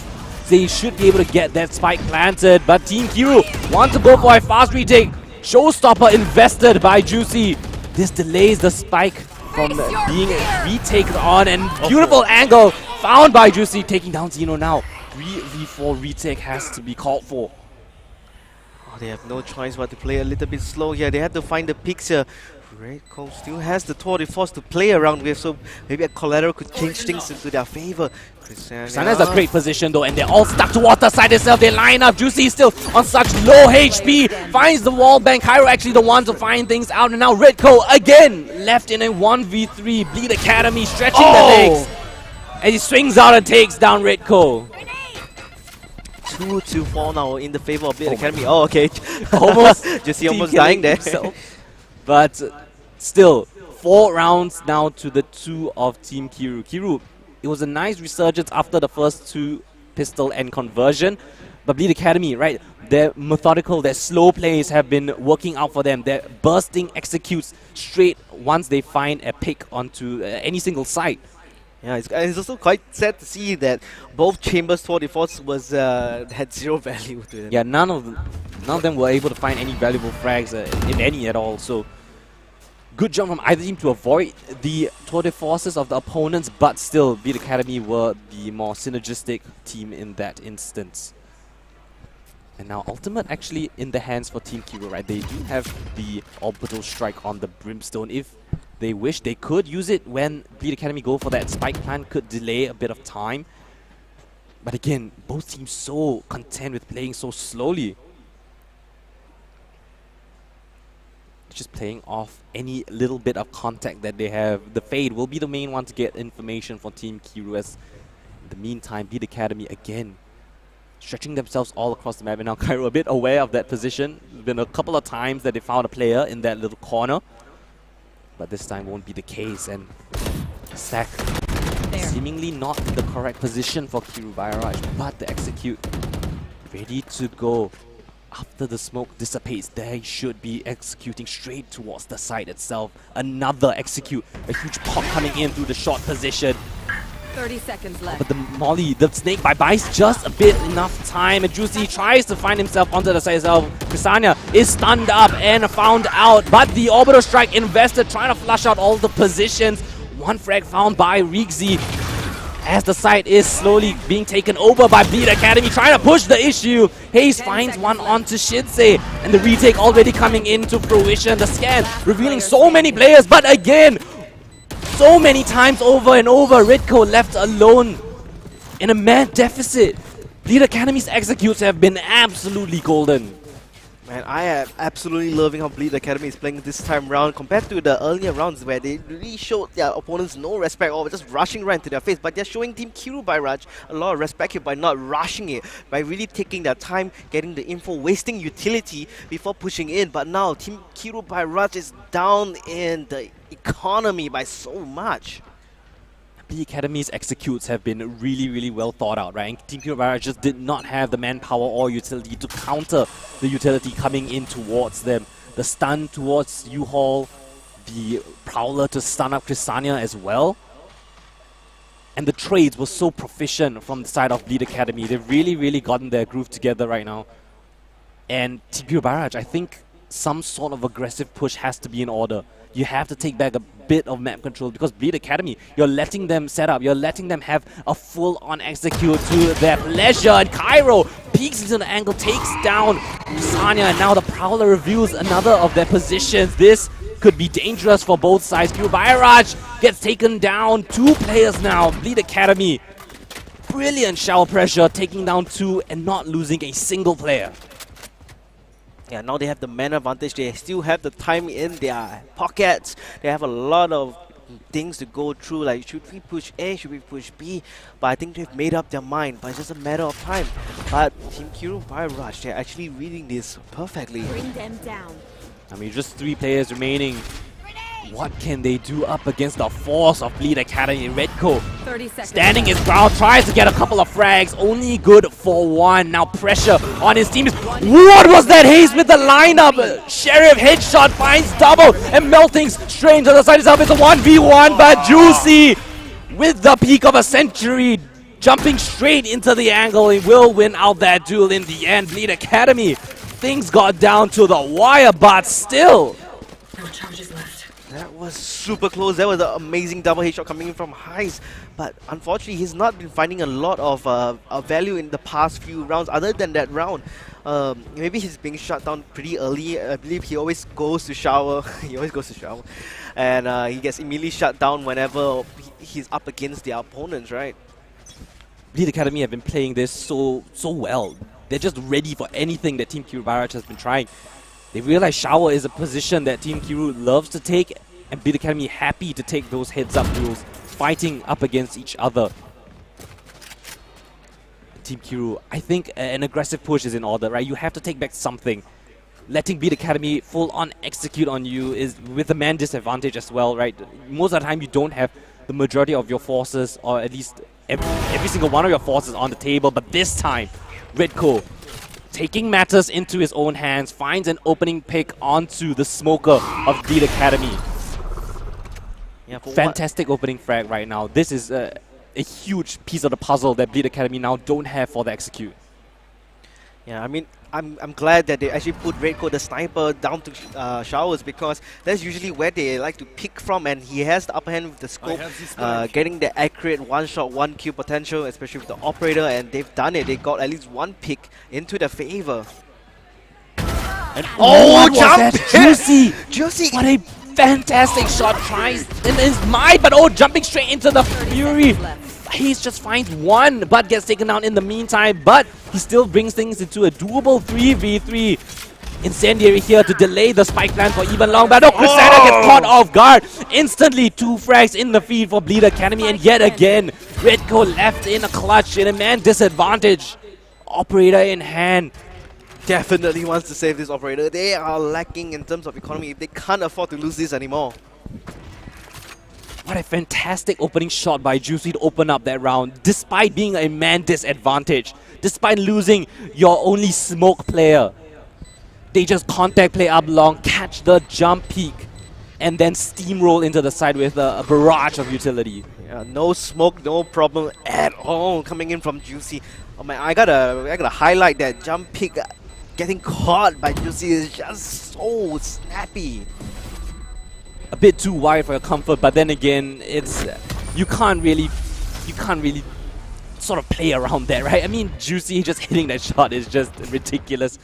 Any way you look at it, but still, Redco at the top of the scoreboard with operator in hand, but rounds is what they need. 7-2 now. Bleed Academy have secured at least a victory in this half, but of course, as many rounds as you would want is the ideal game plan for them. Yeah, and yeah, coming back from a 4v5 just shows how well-oiled the team is right now.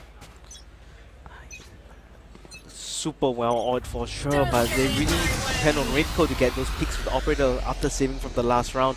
Viper Pit gonna go down by a shot. Very well done from Crisania, because that's gonna prevent any pushes from coming in super soon. But of course, they want to buy time here, as hopefully prevent them from pushing a shot. Maybe just funneling them towards the B, maybe, or at least the showers, maybe.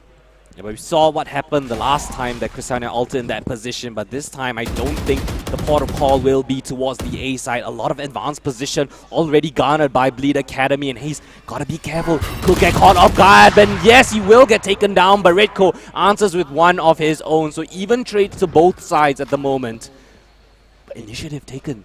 Zeno clearing out a couple of angles, and Bleed Academy perhaps calling a different strat at the last minute. 50 seconds still on the clock, so time to play around with. But Team Kiru Bairaj, they have the Viper's Bait online. It's such a dangerous ultimate to try to navigate towards. Crisania gets spotted out. Judge reveal. Do you dare push this issue? Do you dare go into the domain of the Viper? This is her world after all, and they have the trademark down by showers. They know there's again, anyone pushing same thing as they did when the previous round they had the Viper's Pit. They pushed through showers, explosiveness. Now Crisania, he doesn't even have a rifle. He can only relegate himself towards the pit. Spike goes down in a 3v4. This could be insane. Oh, I'm not sure if he split up to it. Tries to spin around. No, but Crisania finds him. Somehow his sixth sense finds the last player towards the A-shot position. Rolling the Nightfall is going to be coming out, and now Zeno finds a couple of players down into a 2v2, make that a 2v1. Redco now. This is a doable clutch. You have to go for it. There's no more time to waste. Operator in hand. This is difficult, definitely doable, but they're not giving him a single inch. Bleed Academy playing things perfectly. Shinsei says enough of that, but I'll close out the round myself. 8-2 now. I cannot emphasize how great the reads and executes are coming in from Bleed Academy. The exact same strat was called when the Viper's Pit was on shot. Both times when the Viper's Pit was on shot, they went to showers, executed there, and they planted without Crisania having a say in the round. Yeah, honestly, I really love how they pushed out Shower. They both covered each other's back with the double peek. I mean, like, one looking towards bench, one looking towards the main bomb side. And they just cleaned it up. I mean, it could have gone wrong as long if one of them died, but they keep landing their shots. Something creative has to be called for. I think whatever Team Hero Barrage has been doing has been close, right? There is opportunity for them to go for things, but somehow it's always Red Coat left alone in a clutch situation. They've been effectively avoiding him for majority of the rounds. And again, this time, gathering their forces, Team Hero Barrage, no information on multiple parts of the map. Chrysania has a very advanced position, but again, they avoid him completely. They found the gap in the armor. Oh, clears him. He's suspecting that angle, and he clears it absolutely perfectly now. Zeno tries to answer with one, but Cairo single-handedly opens up the site for his team. Again, man disadvantage retake has to be called for. This time, finally finding an opening frag on the retake. They have to go for this one. I mean, you must. It's 8-2. Go for something. Go for something bold. What utilities do you have together? You have the Tour de Force, a really difficult weapon to use on a retake situation. Haze gets taken down as well. 2v4, the last two players remaining from Team Kiro try as they might. They double swing Redco at the perfect moment, and Meltings cannot answer with any more frags of his own. That was a beautifully timed double pick right onto Redco. That's unfortunate. He wanted to flick and click that button, but then another appeared. Then he got distracted. He just looked to the left, and then he ended up with the crosshair in the middle. Somehow Bleed Academy are completely reading the positions of Redco. Redco hasn't found an opportunity, not even an opening duel. He hasn't found the opportunity to take an opening duel in the last couple of rounds. The last time I remember him getting one was Showers. Remember with that op? Yeah, oh yeah. That was when was another time that he found an opening frag? They've been perfectly reading him. I don't know if it's pure luck or it's some sort of read, some sort of inkling that they have. And Cairo this time a bit cautious of their Showers position, but utility already lined up. Another execute on the cloud of Bleed Academy. Straight into the fire and the flames. Juicy straight in! And he finds the double with the showstopper. Another instant side control. Immediately nobody goes down. What was that? I cannot emphasize how beautifully done these executes are from Bleed Academy. Every single thing is going perfectly according to plan. I mean, right now, Bleed Academy definitely has their serious pants on. They have been performing all the way out. Is now being detected. He gets one, but however, traded out. Riggsy will clean him up, and Rico yet again, last one standing. You see a trend. It's a trend. This is a trend happening. I mean, then again, he is the chamber player. He's the sentinel. He has to find. The problem is you want the chamber to take first contact when you're on defense. You want him to find a frag, teleport back, give yourself a man advantage. But he isn't even given the opportunity to take a 1v1 or one and done angle. Yeah, he's always at the opposite side of the map where he needs to be. And at this point, right, Bleed Academy can just execute wherever they want. Anything that they desire has gone according to plan. Well, it's so coordinated, so thought out and methodical, but now swapping sides. Can they replicate that sort of success while being defensive? Will they be more aggressive, or will they just play more passive, right? They have 10 rounds to 2. A lot of buffer room. They just need to score 3 more rounds, and that's it. Map 1 in their pocket. Yeah, that would be fine for you. I mean, I feel like Team Q Barrage is just giving too much respect. Yeah, they aren't taking as many they're not taking the aggressive pushes as I wish they would. And I know that they can do such, but again, aggressive push coming in towards the Showers position, and Bleed Academy comes out on top yet again. 2 frags to 1. And they contend with thing now, the man advantage. And now pressure on Team Kiru Bairaj. Man down. You have a little bit of map control. But again, at a man disadvantage, it's extremely difficult to execute onto his site. With so many players already here to receive. The Siege tries to find a couple of players, but Chrysania will be the one to crack things open. Finds the frag onto Juicy as Zeno finds 2 of his own. Fantastic work coming from the Fade himself, and now Rixie, the opponent, Spike planted. Chamber, now on his try for a 1v3 clutch. It's always the chamber, huh? Spots one of the players down, but Cristania playing around the Viper's utility. Fantastic work. Team Kiru Barrage finally break their silence and answer with a pistol. Yeah, and they lost the pistol round earlier on the defending side. Now on as attackers, they've been really proving themselves, and they have the opportunity now to convert this pistol round against Bleed Academy. Fantastic work so far coming in from Beat Academy. Of course, Team Kiru Barrage winning that pistol was instrumental. They have to string a couple more rounds. They want to have any say in this map. Of course, it starts with the second round, right? You have to convert this one. There's no way you should let this one slide. Aggressive push coming in from Beat Academy, and they find two opening frags. This is insane, but Zeno pulls things back with two of his own. But 3v3. One enemy. A very hang doable on! thing, but Hayes suddenly finds two frags of his own, and now Bleed left 1v3. Cairo try as he might, but his position was revealed as a red coat shuts him down. Dangerous start for Team Q, but they stabilize with an aggressive push coming in from Hayes. Great initiative taken by him to flank the flank the defenders who are pushing down B-Long. Yeah, straight out of hookah. That's what you love your race to do, right? Just come out hookah, clear the side, and then support your team whenever needed at B-Long. And that's what exactly did, finding two frags out of it.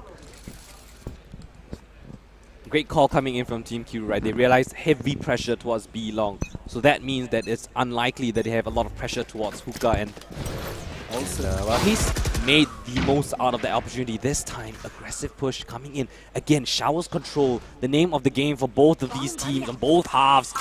This time trying to take an aggressive push, tries to find one, but no, actually tanks the damage from the Boombot, unable to escape in time. Bonus round, of course, on the side for Team Kiru since they won the previous one. Couple of lesser weapons, but Bleed Academy should be the ones to convert this. Yeah, after playing that, they know that they're up against Rifle, so they have to play a little bit slower here. They don't want to get picked off like earlier. And now Team Kiru Barrage, can they replicate the same sort of execution that Bleed Academy were able to do on their attacking half? Hayes in a very advanced position. They could surprise the players on the side if they aren't ready. Blast back straight in. Bit of a whiff shot, and yeah, will get punished by Shinsei. Answers knocking him out of the round, and Rigzy teleports straight out of danger. Now a lot of chaos coming in. 30 seconds on the clock. What is the call? Looking 30 seconds left. side, potentially rotating. This is a bold move coming in from Team Kiru. They have to be aware of this. Doomin finds Redco in the meantime. 20 seconds on the clock. The spike has to go down in some way, shape or form, taking the duel. Heads up. Juicy finding the first. But there's still one more player here. Cairo sprays down the first. 8 seconds left, and he takes Zeno through the smoke. Spidey senses tingling as he finds his team in 11th round. Can I get a drop? Okay, now Team Kiru Barrage, they are not looking too good at this point of time in terms of economy. They really have to force this up. I mean, they still can. Yeah, I think they can afford all the way. But that was a bit too scary there. They definitely tried to run down the clock, but I think it went against them. They had no choice at all but to plant the spike. Bleed Academy were very patient. They were very content. They were very confident in their setups towards B. And that meant two players could still stay towards that A side and deny the spike plan when the time ran low. Again, heavy showers pressure from both sides.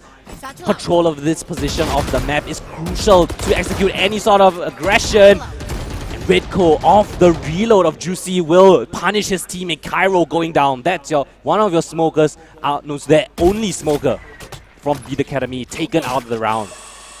Yeah, there's going to be almost nothing stopping this hook from coming in. Oh, you say nothing, but Juicy's watching down the long angle, watching and catching a player coming through, but the pinch coming in from Team Kiru finds a player towards a U-Haul position, and Hayes already up in heaven. Finds themselves a 5th round, a must-win round. Yeah, I mean, this should dampen the economy here of Bleed. They just need to win one more to break them, and then after that, bring that to a converted second round of their pistol. Team Kiru slowly building up the economy, right? You only have leeway for one loss left in this match. So regardless of your economy, as long as you can purchase one more round, I think you're set. Right. On the other hand, Beat Academy, this time questions. Do you go for a force? Do you go for a half buy? Are you confident enough to take an aggressive buy this time, or will you just play by the percentage? Free op this time given away to Haze. Yeah, absolutely no shower pressure coming from both sides earlier in the game. And this is a result of the poor economy from Bleed Academy, right? You don't have the best utility, you don't have the best weaponry to take up hits-up duels. You have to play a bit more crafty, a bit more creative. And then that's why you need the Brimstone to prevent pushes from coming in too early, so they're all going to slow down just a tad bit here. Again, static setup coming in from Beat Academy. They have rather advanced positions on certain parts of the map that gives them information. But as the Sky Smokes land on the A side, I think Beat Academy should be aware of where the execute is going to be coming in from. Nades trying to flush out a couple of positions as the rest of Team Q slowly walking to the side itself. But they are a bit cautious, right? They haven't seen a single player on Beat Academy just yet. Wary of an aggressive push that could potentially come and catch them off guard. The spike will get planted without too much issues. Cairo, first one to open up things on the kill feed. As trades come back left, right, center. Shinsei answers one onto Ritko. It's still 3v4. Man, disadvantage. Gonna be popping the showstopper Haze. Checking around the corner. Will flick around and catch Shinsei. But Doomin answers one of his own. Doomin finds the rifle on the corpse of his enemies. And now, line up Larry on the back lines. Trying to delay the spike defuse. Cressadia with one. Two more to find. He's going back again. He has one more. Snakebite trying to knife. Will it land in the perfect position? It will get taken up, but is there enough time? I'm not sure. You have to look at the thing. Okay, it's taken down to half. It's a bit more by 2 seconds there. That was very close. 50 round coming from Bleed Academy. Yeah, the lineup was a little bit off the mark there. Yeah, it was slightly too far to the right. And the player that was killed by the Snakebite actually made it all the way to half. He managed to fuse halfway, so that allowed Lead Academy to stabilize, get that frag, and get that defuse. Man, earlier on when the showstopper came out from Highs, right? I believe the chamber that was rigged, he actually TP'd away. He could have potentially killed Highs and saving his teammate. I believe that was Cairo stuck in the corner there, but doesn't matter in the end of the day because he still won that round. Yeah, now Team Kiribaraj backs up against the wall, 12-5. Just one more round for Bleed Academy and they will secure the map of Bind and go one up in the series. Purchase everything you can for this round, but Showstopper going to be invested by Juicy, trying to flush out the position. This could be absolutely golden. Don't get taken down by Cressadia. Denies him the luxury of finding that frag. Stays alive just in the nick of time, but frag's coming in. Ritko with the Tour de Force answers with one. Oh, Cairo through the smoke.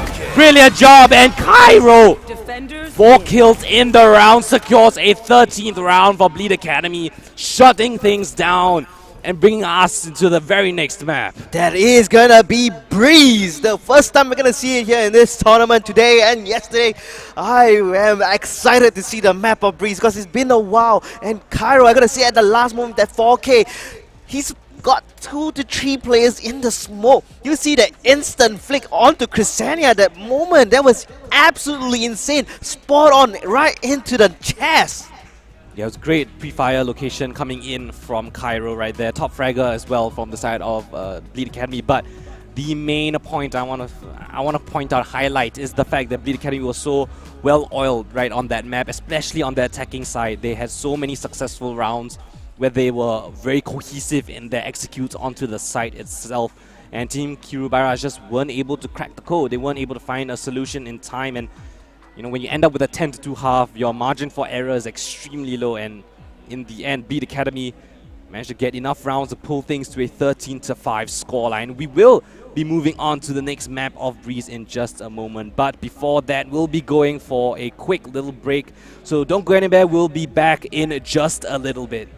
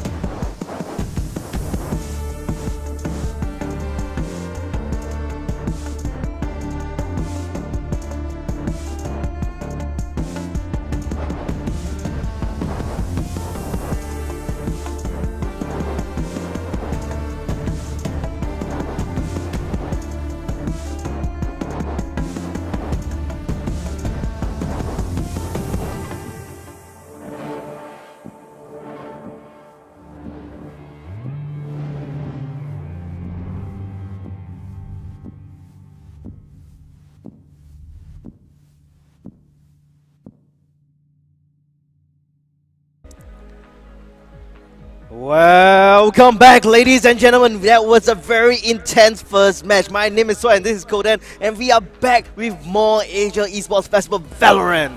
Yeah, going on to the second map of Breeze. This time, Bleed will be the one starting on the defensive side. And very interestingly, we haven't seen a Breeze yet at this LAN event. Yesterday and today, none of the teams managed to pick into Breeze, and we didn't manage to play Breeze, even though it was it's always the third map. It's always the third map, and sometimes things don't go all the way to the third map. So this time around, it's a guarantee we will be seeing Breeze. These two teams confident in their aim, right? These two teams very proficient in their mechanical ability. So, you know, potentially being confident to take these long-range duels on the map of Breeze. Composition-wise, agent composition, I think gonna be pretty standard. You have that Viper pick that's almost used in every single Breeze map. And Chamber, of course, to watch that Hall's position with your trademark. But I think KO may come up. Yes, in, I think Breeze. KO is a good pick on the map of Breeze. Right, you are able to shut down the utilities of Viper or even Chamber. And Sky as well, I feel. Maybe the guiding light, because it's a very big map. It's very easy to flash someone out in the open. There's not much cover, and they really have to rely on their ability to just flick away from the flash. Yeah, interesting to see what comes out of this one, but of course, interesting that Bleed actually chose to start on defensive side, right? You kind of view Breeze as more of an attack-sided map, right? It tends to be easier to get onto certain areas of the map. Not a lot of choke points that the defenders can control of, right? When the Viper Wall goes up on A, it's very difficult to counter that without sufficient pieces of utility. So maybe Bleed has some interesting defensive compositions, interesting strategies that they have in their playbook ready to go up against Team Kiru.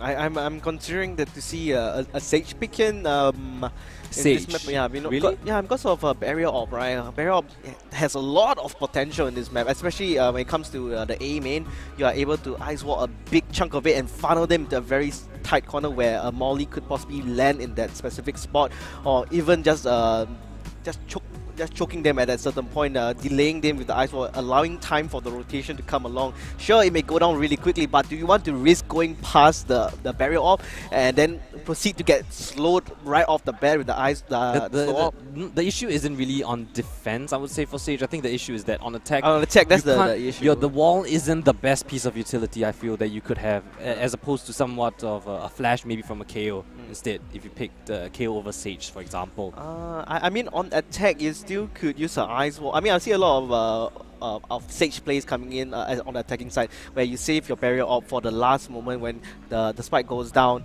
and that allows them to just funnel the defenders to a certain angle to pinch them there and not allow them. I mean, to where proceed. would you put that Sage wall then? For example, maybe the A side. I would at least try to block off, you know, the mid rotation, the door coming from mid to A. As in on attack? On attack, yeah. How would you wall that on attack? I mean, it will block that line of sight, and that allows the team. at bricks? Yeah, bricks, yeah. I really hate that wall. I think it's a shit wall. I mean, I think it's a really bad wall. I mean, you can jump over it, yeah, but the thing is, right, you still block line of sight, and that buys you enough time. You already have the Viper's wall for that purpose, in my opinion. I think that there's so many different agents that provide so much more value as opposed to a Sage, especially on attack. And trying to brute force your way in with a Sage as opposed to someone of like a flash from a KO, I think that is way more potent, way more dangerous to have in your arsenal as opposed to a Sage. But, you know, maybe there are some interesting strategies that certain teams like to play with the Sage with. But personally, I just think it's more of a ranked agent. Yeah, that would make not sense. optimized for a competitive team environment. But anyway, jumping into the agent select screen, we have Ritko on that Reyna. So perhaps going for confidence plays, right? He's confident in his aim, perhaps going for aggressive peaks. You have that flash from the Reyna, which is really good against operators, actually, right? Yep. A lot of people don't really like the Reyna flash because it's easily broken, but it can bait a shot out of an operator. It can cause a blind long enough to allow your team to rush up without getting opt. Yeah, but the thing is, if you're really far away, the layer shouldn't really affect you. But that depends on how the layer is being used here, because there's a certain It depends limit. on the read. If you know that a player, for example, plays behind the pyramids on A, your flash out of A main is most of the time going to be able Yeah, to it's gonna blind connect. that player. So we'll see how that fares up against the Jet and Chamber coming in from Bleed Academy, right? Both of these players, Shinsei and Juicy, able to wield the AWP proficiently. And most likely, I would say that they would like to get that operator up and running by round 3, round 4 if they win the pistol. I mean, I really like the Sova pick here, especially in the map of Breeze, because Yeah, I think it's a Sova, very standard pick, honestly. yes. Because you get the recon dart, there's so much open area, not much to hide behind. Yes, you And can get a lot of information, especially at the back of A site, even on B as well. But of course, jumping straight into the second map of the final series of the day. And a straight up A split coming in. Kusania, wasting no time whatsoever, smokes out the doors and he rushes straight in and opens the door. Now this puts so much pressure on the defenders at the back of the site. They have to give up positions and allow Team Kiru Bairaj to get control of the site itself. Are they aware of Red Coast's position? And he finds both frags, line them up and knock them down. Doomy and Cairo both out of this round. they're gonna flush Rixie out from yellow as well. Spike It's planted. down to the 2v4, they're low on health, but hey, Haze and as well as Red Coat, they're just gonna clean up the shop all the way. Anytime, any day. They did not spot Red Coat earlier on in that position. They only assumed that there was one in the form of Kusania. Yeah, you expect the Viper, but not the Reyna. Yeah, and that is the beauty of using a Reyna, right? Your ability to heal up right after a frag, go for a second one, and that allowed him to get the third kill without even going down, right? Even though he got hit with a dink, with that overheal from Reyna allows him to go for such courageous and confident plays. Yeah, it's a very snowbally agent, especially when you make full use. Ever since her nerf, like from 3 to 2 devours, doesn't really matter all that much.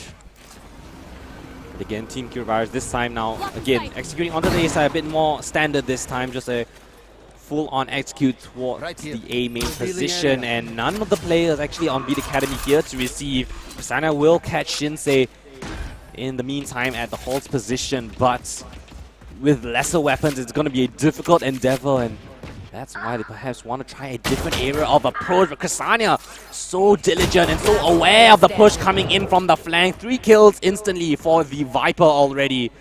Just leaving Doomin alone in a 1v5. Classic in hand. Not much to write home about. Oh, getting caught on the ropes as well, and that's the flawless second round coming in from Team Kiru Bairaj. This is definitely the lead that they need. And looking into this map, I believe it was Bleed that picked this map. Now, I'm not mistaken, Q picked this map and then Bleed decided to start on defense. Oh, okay. I mean, yeah, then again, attacking on a map of Breeze with the Viper is definitely, you feel more confident in it. Yeah, but perhaps Bleed has a different plan in mind. You know, starting out on the defensive side, they are perhaps more confident as defenders on this map.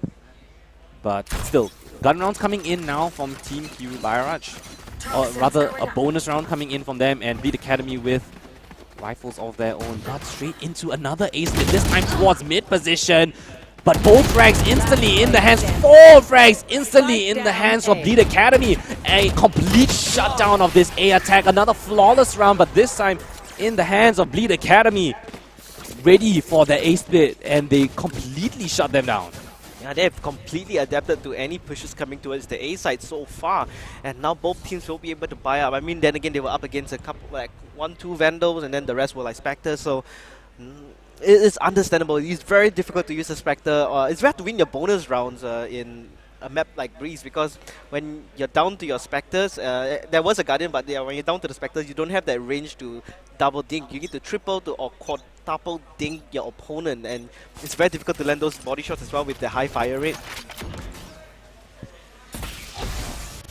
Okay, now Kusania posted up on this angle. A lot of map control still available for the side of Team Q Bairaj. Taking things nice and slow. Bleed Academy, though, on the other hand, don't want to let go of this lead that they just found, right? After winning your very first gun round, you want to continue this momentum, carry this forward into the rest of the half. Yeah, if not the next round, they gotta reset. Again, gonna be an A finish from Team Kiru. A lot of pressure towards the A side itself. Bleed Academy, none the wiser. Still, default setup across the map as the execute comes in straight into the site itself. Ace, gotta be careful. There's a player at the back, right behind the wall itself. Will the timing favor him? Riggsy running straight through, completely blind is Ace, but he still finds the frag. And Trade's coming back left and forth. Shinsei and Meltings both find frags of their own. And now in a 3v4, they call a pause for a little bit, waiting for the Viper wall to come back online as Juicy, in the meantime, catching onto Ksania towards that holds position. But as all the players are trying to run out towards that the A main position, Cairo knocks down 2, and Juicy closes with one of his own. Oh man, that pick on Christina was extremely crucial because the spike was already on the side. It has fallen into no man's land, on the bomb site, and if Juicy didn't get that kill on Christina, the wall would have come up, and then that would have allowed Team Kiru Vairaj to just push in and get that plant. But that was beautifully done by Juicy there. Yeah, good point that you identified, right? Killing the Viper, the only person who could provide cover with the smokes, was killed just before the rest of his teammates went in. So Christina unable to help his teammates go into the side. There was just too many crossfires available for Bleed Academy to close things out in the end. Yeah, and now Team Kiru down to a very shabby buy. They may try to make some things work, and there's the Sova recon dart getting some information. Yeah, Team Kiru now with lesser weapons, they gotta find some sort of an opening. They're very default right now and trying to find any aggressive pushes potentially coming in from Bleed Academy. But up and above, Meltings actually takes down the defender on the side itself, but Juicy dropping the spike, trying to provide cover fire, finds the second as well, activates the blaze up and above, and he catches onto Haze as well. 3 frags instantly from the Jet player. Continuing his rampage into the side itself, the spike will get planted. And blindsided though, Ksania with a fantastic shot brings things into an even kill 2v2. As the retake is trying to come in, and Ridko with the sidestep finds one now in a 1v1. Riggsy up against Ksania, 1 HP! The man himself takes down the Bleed player in a thrifty round. My goodness, I thought Ridko would have gotten caught off there while trying to pick up the Vandal, but perfect timing, actually manages to rearm the gun, lands his mark as well. 1 HP Yeah, on 1 Ksania. HP on Ksania as well. That was absolutely insane. He manages to catch a glimpse of the right arm and then just fires his shots on the Riggsy there, and that's just beautifully done. Very beautiful, thrifty. Yeah, I mean, Bleed Academy should not have lost that, right? It was a 50 round, Juicy even found 3. Yeah, especially that very fanciful play at mid, right? At elbow. Yeah, finding 3 and even after that losing the round has to be heartbreaking. But again, at least you have rifles in this one. Coming in straight into the site itself. Dashing straight in is Xeno. Finding one with the Hunter's Fury as well. So 5v3 now. A fantastic take onto the Ace side. A retake has to be called for, but so much control already in the hands for Team Kiru. Going to be a difficult retake if they even want to go for it. Oh, Juicy, he had the right idea, but turns out Melting was right in mid on the side. Dooming Cairo just cleaning up the side now. Spike is still down. There's only 1v2. Cairo still has 2 more guys to go through. He has the wall, he has the Viper speed. It's gonna be difficult, right? If he can find some sort of angle to angle his body, maybe turn away, tries to avoid the shots, but it will connect to him in the very end. Melting's closing things out. 4-2 now for Team Kiru. Oh man, you gotta love the positioning here from Meltings, right? Unexpectedly catching out Juicy from that angle. Yeah, I love this timeout being called by Godspeed now, the coach of Bleed Academy. Stop the bleeding early. Right, make sure that things don't get out of hand. Try to come up with a strategy. You realize that Team Kiru have been using similar strats. They've been consistently attacking the A side, and they were successful in that endeavor. Right, you gotta stop them from just having free reign over the side itself. Potentially go for something aggressive, take on an advanced position towards A main, perhaps maybe take mid control, some sort of strategy such as that. But still, right, this is the side that they started, or the side that they picked to start on the Bleed. And down 2-4 now. They have to try to find some sort of, you know, maybe improve their retake potential, maybe go for an early aggressive push towards mid, towards A main, B main. I know that they love this sort of aggression, right? This coordinated play. We've seen it in the previous map on Bind. So proficient were they on that execute. Maybe if they can implement something like that on the defensive side now on Breeze, who knows what could come out of that. Yeah, and also Christina is always very scary, especially when it's a controller-dominant map such as Breeze, because Christina is extremely potent on that controller position. He has been performing a lot of times whenever he's out on the Viper, as out on the Omen, and today he's definitely showing us what Viper can really do here in this map of Breeze. And this time, Bleed Academy now, they are on an eco round of venom. Spots out the smoke, but Hayes will knock him down before any shenanigans happen on this side of his. And now, instantly straight in, no one else here to contest them. And the spike should be able to get planted.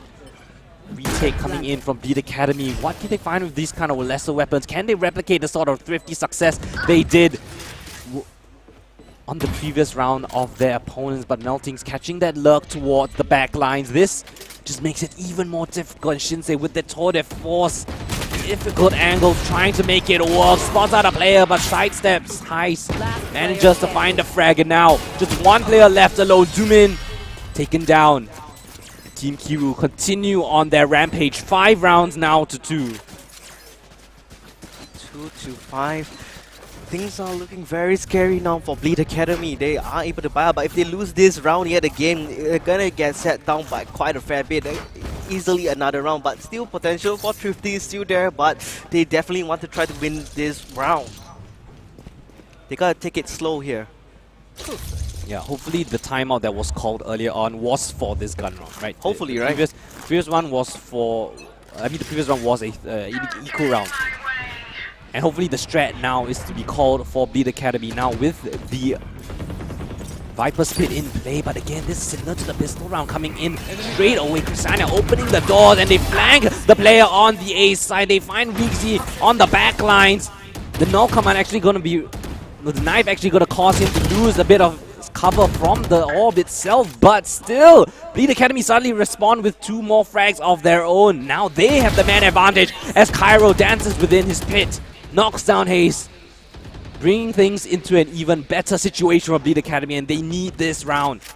The strat was called earlier on, the timeout called, and now in the 2v4, what is the mid-round call coming in from Team Kiru?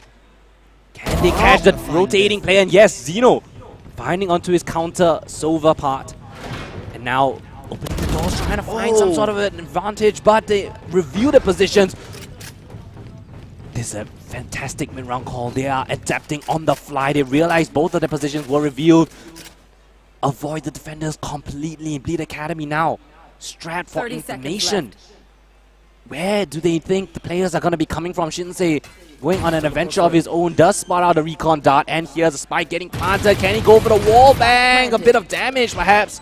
But not the frag in the end of the day. And now post plants available. You have to play things together. Swinging wide by himself. No melting. That was not required. But Zeno answers with one of his own. And now in a 1v1 situation, everything to play for. They must win for Bleed Academy. Cairo up on bed. He does have a bit of utility, but will just go for the stick. And Zeno peeks out at the opportune moment just as he taps the spike and will convert their 6th round. Oh no, and now Bleed Academy is going to be pretty strapped on cash. They are forced to buy up whatever they can at this point of time. Difficult situation now for Bleed Academy. They called for that tag timeout. They tried to go for some sort of a play, but Team Kiru Bairaj, their mid-round calls, fantastic. They realized where the last 2 players were, danced around, went all the way into defender's spawn. Found themselves a free B site, and then from then on managed to win out that 2v2. But oh, Juicy! 2 fantastic opening shots with the Marshal. Finds them a fantastic man advantage this time around with the lesser weapons. Oh, a huge advantage there. They probably can pick up those weapons as well. Juicy yet again with the 3K, with the Marshal! They just peek him one by one, and he finds all 3 hits just like that. Oh, this is definitely going to swing into the favor of Bleed Academy. The win probability is way higher now. Difficult endeavor coming in from Team Kiru. I think managed to find some sort of a timing. Peeks out, unable to get the frag though. Had don't think Bleed Academy are going to give them the luxury of even finding a spike plant in this situation. 50 rounds abound coming in from Bleed Academy, trying as much as they might. Team Q denied access onto the site itself, no map control whatsoever. Yeah, when your Viper is down, that's the worst case scenario for you because you can't really enter on the site unless you start finding peaks here. Marshall's ringing through the air from Doomin, but unfortunately doesn't really connect. And good headshot coming from Melting, but really low on HP. And there's Juicy, the 4th kill now. Can he find the ace here? That's the question here. Gonna get caught off by Heist here. He needs to find that one single shot, and that's point blank against the Vandal. And he finds the ace Marshall kill here! The entire round on Juicy's shoulder! Facilitated by that Marshall, he finds themselves a much needed 3rd round. Bleed Academy thanking their lucky stars and a star player, finding 5 frags, all headshots, fantastically done. And now gun rounds afforded for Bleed Academy. This, if any opportunity arises, this is the one for them to take it by the reins, bring it back into a 6-6 half. Don't allow T-Kiru to get too many more rounds in this one. Again, Juicy aggressively pushing down, trying to find an opening frag. Again, he was the spearhead on the previous round. Can he find one more? No, Redco this time beats him to the punch as they find themselves an opening frag, and they will accelerate onto the side itself. All the players slowly rotating in. Shinsei, can he find something? And oh, an awkward timing. No, the spray is not it from Shinsei. 2 frags now in the hands for Team Q. Hunter's Fury tags up a player, but not enough to find a frag. And Christiana will invest the Viper's Pit to secure them around it. Oh, Heist, I believe Doomin may have spotted that actually, but now 2v5. Do you go for the save? Yeah, do you go for the save? It's a really, really difficult call. You need the rounds, but then again, 2v5 up against a Viper's Pit. I mean, Doomin does a solo pick that is very difficult, but will they find the second? Rico giving his position away. Rixie will convert on that kill. It was a low health Reyna, can't really do too much now. Rixie all alone, back the win against the corner here. Snakebite getting taken for damage. Flanked, and yeah, he will get pinched upon. Ace finding that final frag. 4 kills, or 4 members still alive for Team Q. Yeah, and now economy again, pretty. Okay, it was actually not. It's not too bad now coming in from Bleed Academy, especially after that Marshall ace. Right, you now have some money to spare as your Jet. She of course has her Blade Storm, so a lot of things to play around here with. Yeah, they have a lot of things to play around here with. Yeah, Juicy again needing an opening frag for this one. He's tried multiple times. That round with the Marshall was brilliantly done, but how can you replicate this sort of success? This time straight into the side itself. Cairo will be the one to open things up, taking down the spearhead of the attack. Hunter's Fury trying to flush out more positions, but the side should be under their remit for Team Hero. Taking the initiative, double swinging backside and tries to find a frag onto Shinsei. Will connect on that, but Cairo not gonna let them have too many opportunities to get too many more frags. 6 HP on the side of Trasana. One bullet would just end him, and will he find this opportune moment through the Viper screen? Completely blind, tries to spray, but Rixie blinds him and completely nullifies him. And now Melting's left in a 1v3 on the backlines. I'm not sure. They're just sticking the spike. They're not giving him the opportunity. No time of day, and he will get taken down. Bleed Academy off the back of an opening pick. They finally convert this round. A much needed round and a retake successful. First one in the half. Currently 4-7. This is gonna be the last round of the half. Is it gonna be a 5-7 or is it gonna be a 4-8? For sure, Bleed Academy wants that 5-7 because at least 2 points different isn't too bad. You can always have a huge comeback afterwards when they swap sides on attacking. They're probably gonna have a much better time here with their lineup. But as of now, what is the next plan? Last round, everyone has their full armor, has their full weapons here, and a very special weapon being shown here as well. Standard play coming in from Team Q, right? The A main default that they've been doing the entire half so far. Melting's revealed the operator on the field itself, but Chrysania actually timing straight out, following that owl drone of his. A fantastic player in his own right. The playmaker from the side of Bleed Academy. What else can he find? Finds the first one. Can't connect onto the second. But the side control already in his remit. And now popping the Emperor's Redco. Up on bat, trying to find a beautiful frag, trying to regain his HP as Bleed Academy gather their forces for this retake. Wall gonna be coming up. Utility trying to suppress the abilities of the enemies. And Haze finds the first one. Redco finding another. And now left into a 1v3 required by Juicy. And it won't come into fruition. An 8-4 half garnered by Team Kiru. Switching sides. Now, whatever Team Q just did against Bleed Academy, they have to replicate that again. Bleed Academy, if they can somehow mimic what Team Q did, definitely I think a lot of things will go into their favor, because whatever they did, it's been working non-stop. I mean, attacking with the Viper is so important here on Breeze. When you cover the entire line of sight, right, the entire wall or the toxic screen, you just allow so much map pressure. Again, let's see what Bleed Academy have for their attacking half. Team Kiru, I think it's a decent scoreline. 8-4, you're content with that. It's a very, very doable scoreline. You just got to get a couple more rounds on your defending side. Bleed Academy now, they need to win this pistol to have a chance in this map. Aggressive push coming in towards the A main position. I'm not sure they're aware of this angle coming in. Kasania, so bold and so good. Finds an opening frag as the anchor player. And now Bleed Academy wondering where did this Viper come from and where did he disappear to? Just like that, slips away into the deep dark night. Bleed Academy now, 4 players remaining. As Team Kiru content with playing their crossfires on the site itself. Oh, that's very interesting though. Rico bought a very, very fancy weapon here. Has to go for the headshot, and yeah, he will connect onto that one. Nobody else really for the trade. There's another Sheriff on the board. Meltings here to receive, but Redco single-handedly holds things down, and Meltings will chime in with one more of his own. A flawless pistol round, beautifully done by Team Q. I absolutely love the Sheriff pickup here on the Reyna, right? Because as Reyna, you technically don't need that armor. If you get that kill, right, you not only get free health, you get a free 1k armor. And even though it's limited time only, it's a very good strategic option to have. Yeah, it's a high risk, high reward, right? Yeah. Going for that kill will regenerate you a lot of HP. Yeah. And it doesn't matter as well if your opponents decide to get a light armor. 1 headshot is all you need. Ghost, you still need 2. Yep, definitely. So great job coming in from Kiru Bairaj, but of course they have to convert the second round, right? You don't want to lose it again. We've seen how Marshals have performed on this map already, courtesy of Juicy.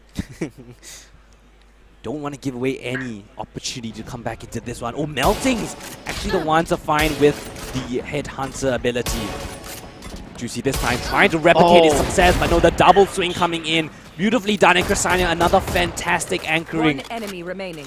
Finds one of the entries attempting to walk on towards his side. Weekly will peek into a Bulldog, and another flawless round coming in by Team Kiru. I really love the what's it called again? The Guardian. Yeah, the Guardian pickup instead of the Spectre, because this is such a wide map. You definitely want to get that Guardian, and even the Bulldog as well.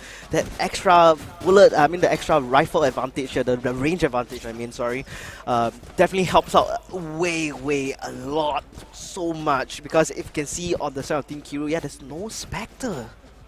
And they know how to adapt against this, but because previously a lot of people like to buy Spectre, like it's a very automatic buy coming into any map, especially like a map like Breeze. But I guess this is more of like a rank kind of thing, but this is at a competitive level, so things change.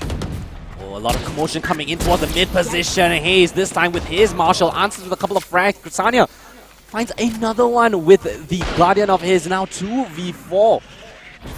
Bleed, they had the rifles in this one, but the mid-crunch from Team Kiru was absolutely golden. Oh, gets spot out, and Doomin will punish him for that miss of the recon dart. Again, damage onto Doomin. Just peeking around the corners, getting tags here, left, right, center. Finds the frag in the end. The Marshal, so potent on both of the Jets so far. Haze this time, he will answer with a beautiful 3k of his own. Oh man, this is just amazing. They're converting the bonus round all the way into their favor, and that's going to be the timeout called by Godspeed as well, the coach of Bleed Academy. That is definitely not what you want to walk into. You almost completely stomp out the first map that was Bind, but now coming into Breeze, you are the one getting stomped out now. So why the big difference? What's happening? Bleed can't lose these kind of rounds. He It's can't. a bonus round. They had the rifles.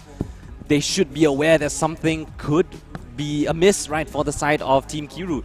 And Team Kiru, yeah, did exactly what you should on these kind of low buys, these kind of bonus rounds. Take an aggressive push together as a team, flash through the Viper wall towards mid, and they caught so many players off guard for Bleed.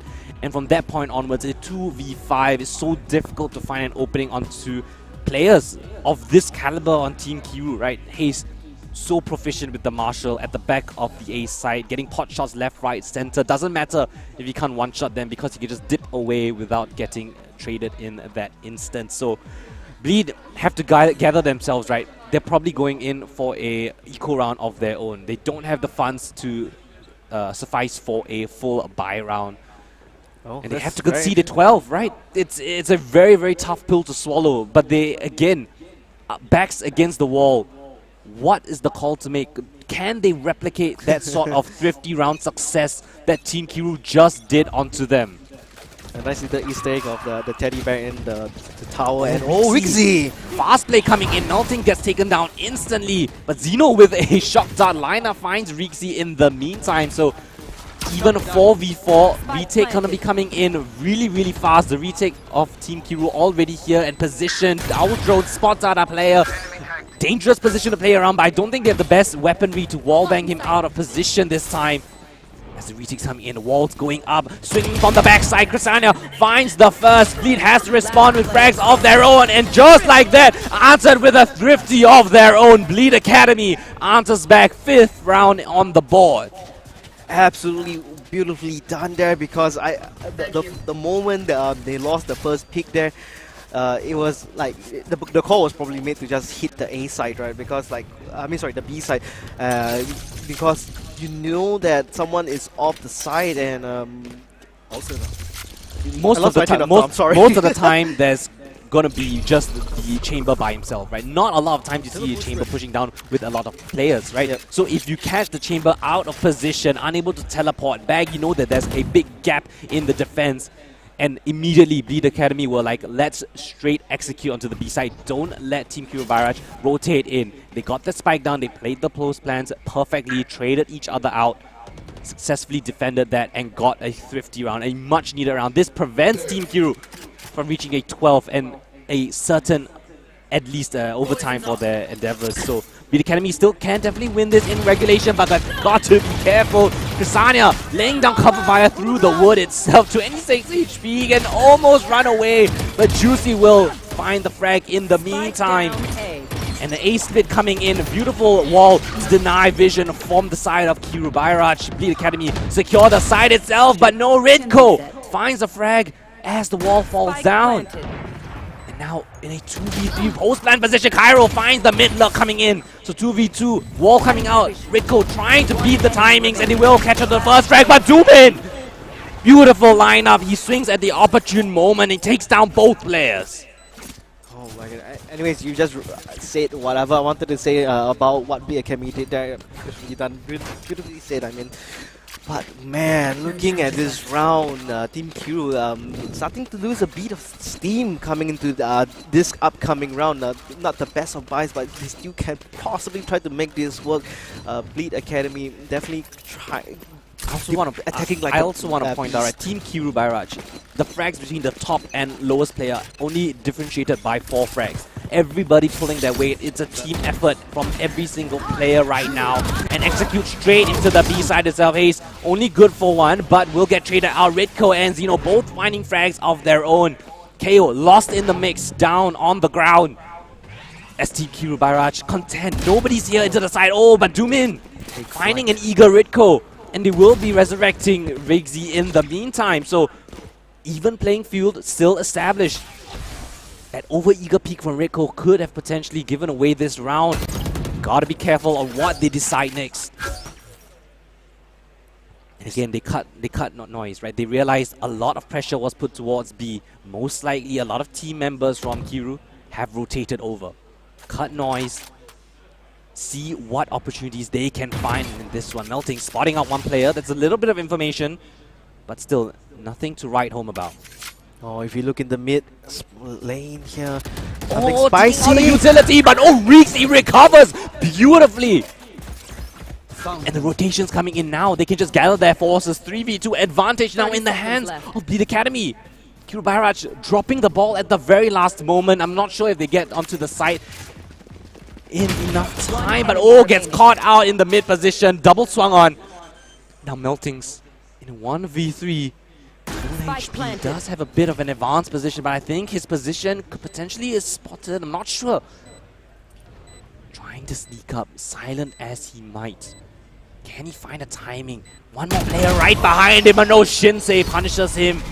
Too many angles to work around with, and a fantastic recovery from Bleed Academy. Great mid-round calls, despite being shut down on their initial B push. But now Team Kiru Bairaj, they have 4 ultimates up in their out economy. They could potentially go for a very, very big play here, but no doubt maybe in the next round, because they have no credits. Yeah, they don't have the ideal weaponry. However, they do have a couple of really great ultimates that they have in their arsenal, of course. Hunter's Fury, not one of them. 1 out of 8, the rest all online. You have the Tour de Force, you have the Blade Storm. You could go for something bold, something confident, something aggressive. Get out of my way! A lot of control given to Team Kiru at the start, and Bleed Academy wary that something like that could happen, right? They've been thrifty before on this map. They cannot let this happen again. Taking things nice and slow, trying to find out as much information as you can. Where are the players going to be located for Team Q? Straight into the site itself. Up and above, the flash is absolutely golden. Juicy right-clicks the pillar for some reason, but Hayes answers with 2 frags of his own. The Blade Storm from the opposite side, finding so much value. The Viper's pick going to be invested, but the flash is absolutely golden by Reezy. Great initiative, great proactiveness. But they've got to be wary. The flank coming in from Redco could throw a spanner in the works, could cause a lot of disruption. Timing. Will he benefit that opportunity? And he will. Redco finds a rifle, and now with the Empress in hand, it's a perfect ult to counter the Viper's pit. He just has to find the Viper. Dancing around, spots the player, and he finds it. Spamming in, damage onto the last player. Viper in the pit itself, and Xeno from behind. A fantastic retake. What a retake coming in from Team Kiru. Again, I mentioned these lower buy rounds. Bleed Academy, you have to be careful of that. But Team Kiru Bairaj, Match point. fantastic mid control. They realized where the attack was going to be coming from. And of course, Haste with a fantastic double kill with the knives. Yeah, I mean, hey, they may be on a bad buy, but they got the Tour de Force, they even got the Blade Storm. They swung things right back into their favor yet again. Although 3 ultimates were used, and Reiko just so happened to find a very nice looking Vandal on the floor, and then popping his Empress and then clutching it up for his team. There's so much work being done here by Team Kiru. But Bleed Academy still has a couple more hurdles to cross here. Dangerous, but Juicy gets rewarded. Dodges the recon dart. He gets rewarded with an opening pick, and now one more on the site itself. There's still here at the backside, but no, will get taken down by Shinsei.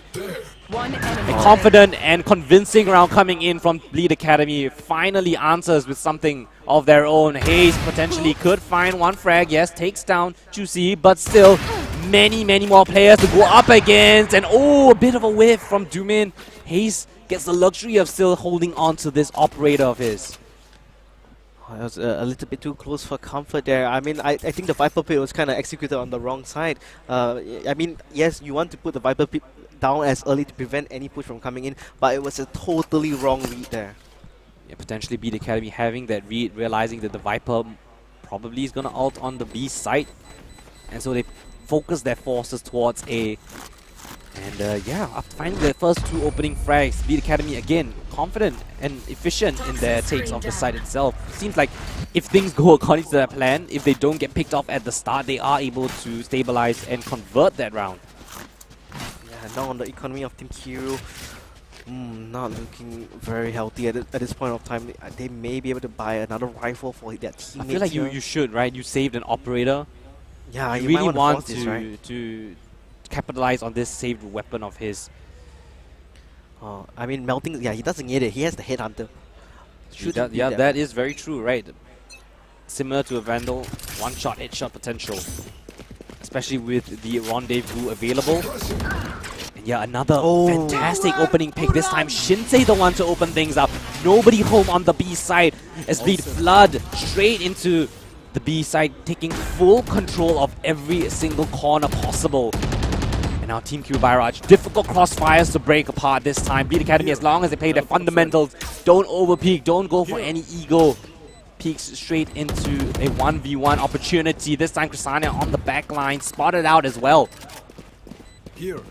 How do you break these crossfire, especially with the wall in place? This is a difficult endeavor. Riggsy slowly picking off the players. Team Bleed Academy rotting down the time on the clock. And yeah, Team Q have to concede this one. A flawless potentially for Bleed Academy coming in. And Shinsei good for that one. Nice job from him. It will hinder Team Q just a little bit. Instead of 3 players surviving, it will be 2. A small caveat right there, but very nicely done from Bleed Academy, not losing a single player. Losing that rifle towards the end there, not the best course of action there. I mean, you might want to do the, like what you said, you want to have 3 men still alive, so maybe buy for your team. But then again, if he didn't die, he wouldn't have gotten money, so... Yeah, but I mean, either way, the economy is not in a great situation. Yeah, I mean, they did save the weapon that they wanted, so... You have an opportunity, right? If Hayes can somehow find some openings with the weapon that he saved, potentially could pull off another ridiculous round from Team Kiru. Already 2 in this game so far. 2 shabby buys coming from Team Kiru, converted both of them. Bleed Academy this time. Surely it doesn't happen a 3rd time. The shock dart! Brilliantly lined up by Zeno. But Shinsei answers with one onto his counterpart. The chamber on the other side taken down. And the spike will get planted. Oh, he's vulnerable, but Zeno with the stinger finds 2 kills instantly. Hunter's Fury, he finds onto one of the players and trying to find the opportune moment. Juicy sprays down 2 of their players. Trying to save Bleed. Puts them on his back and 4 kills in the round. 10 to 12, just inching their way across the victory line. I mean, a potential OT as well. Juicy had to go absolutely nuclear right there. Somehow, through the vulnerability that was given to the player on the backside, Zeno was able to find 2 frags with the stinger. Juicy just had, at that point in time, he was just like, no, I have to take control. We can't play passive anymore. We have to take these aggressive duels. Catches Zeno in his Hunter's Fury. Yeah, that was the best timing to push in as well. I mean, the spray was a little bit laborious, but got there in the end, so I mean, no harm, no foul. Fun fact, I mean, when you jump during the Hunter's Fury, you actually like float up pretty long. I mean, maybe an easier target, but it's fancy to see it. Again, A attack coming in straight away for Bleed Academy. Team Q this time again, going in for this retake. It's going to be a 5v5 retake.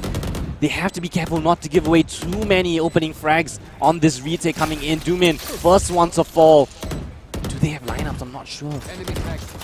It's going to be a very difficult retake if they aren't too cautious. The wall going up at just the right time. Escapes. And Juicy answers one with onto Zeno, and now Ritko finding one, frags left, right, center, but from the back lines, Riggsy, can he find the frags? Finds the first one, transfers to the second, and the third!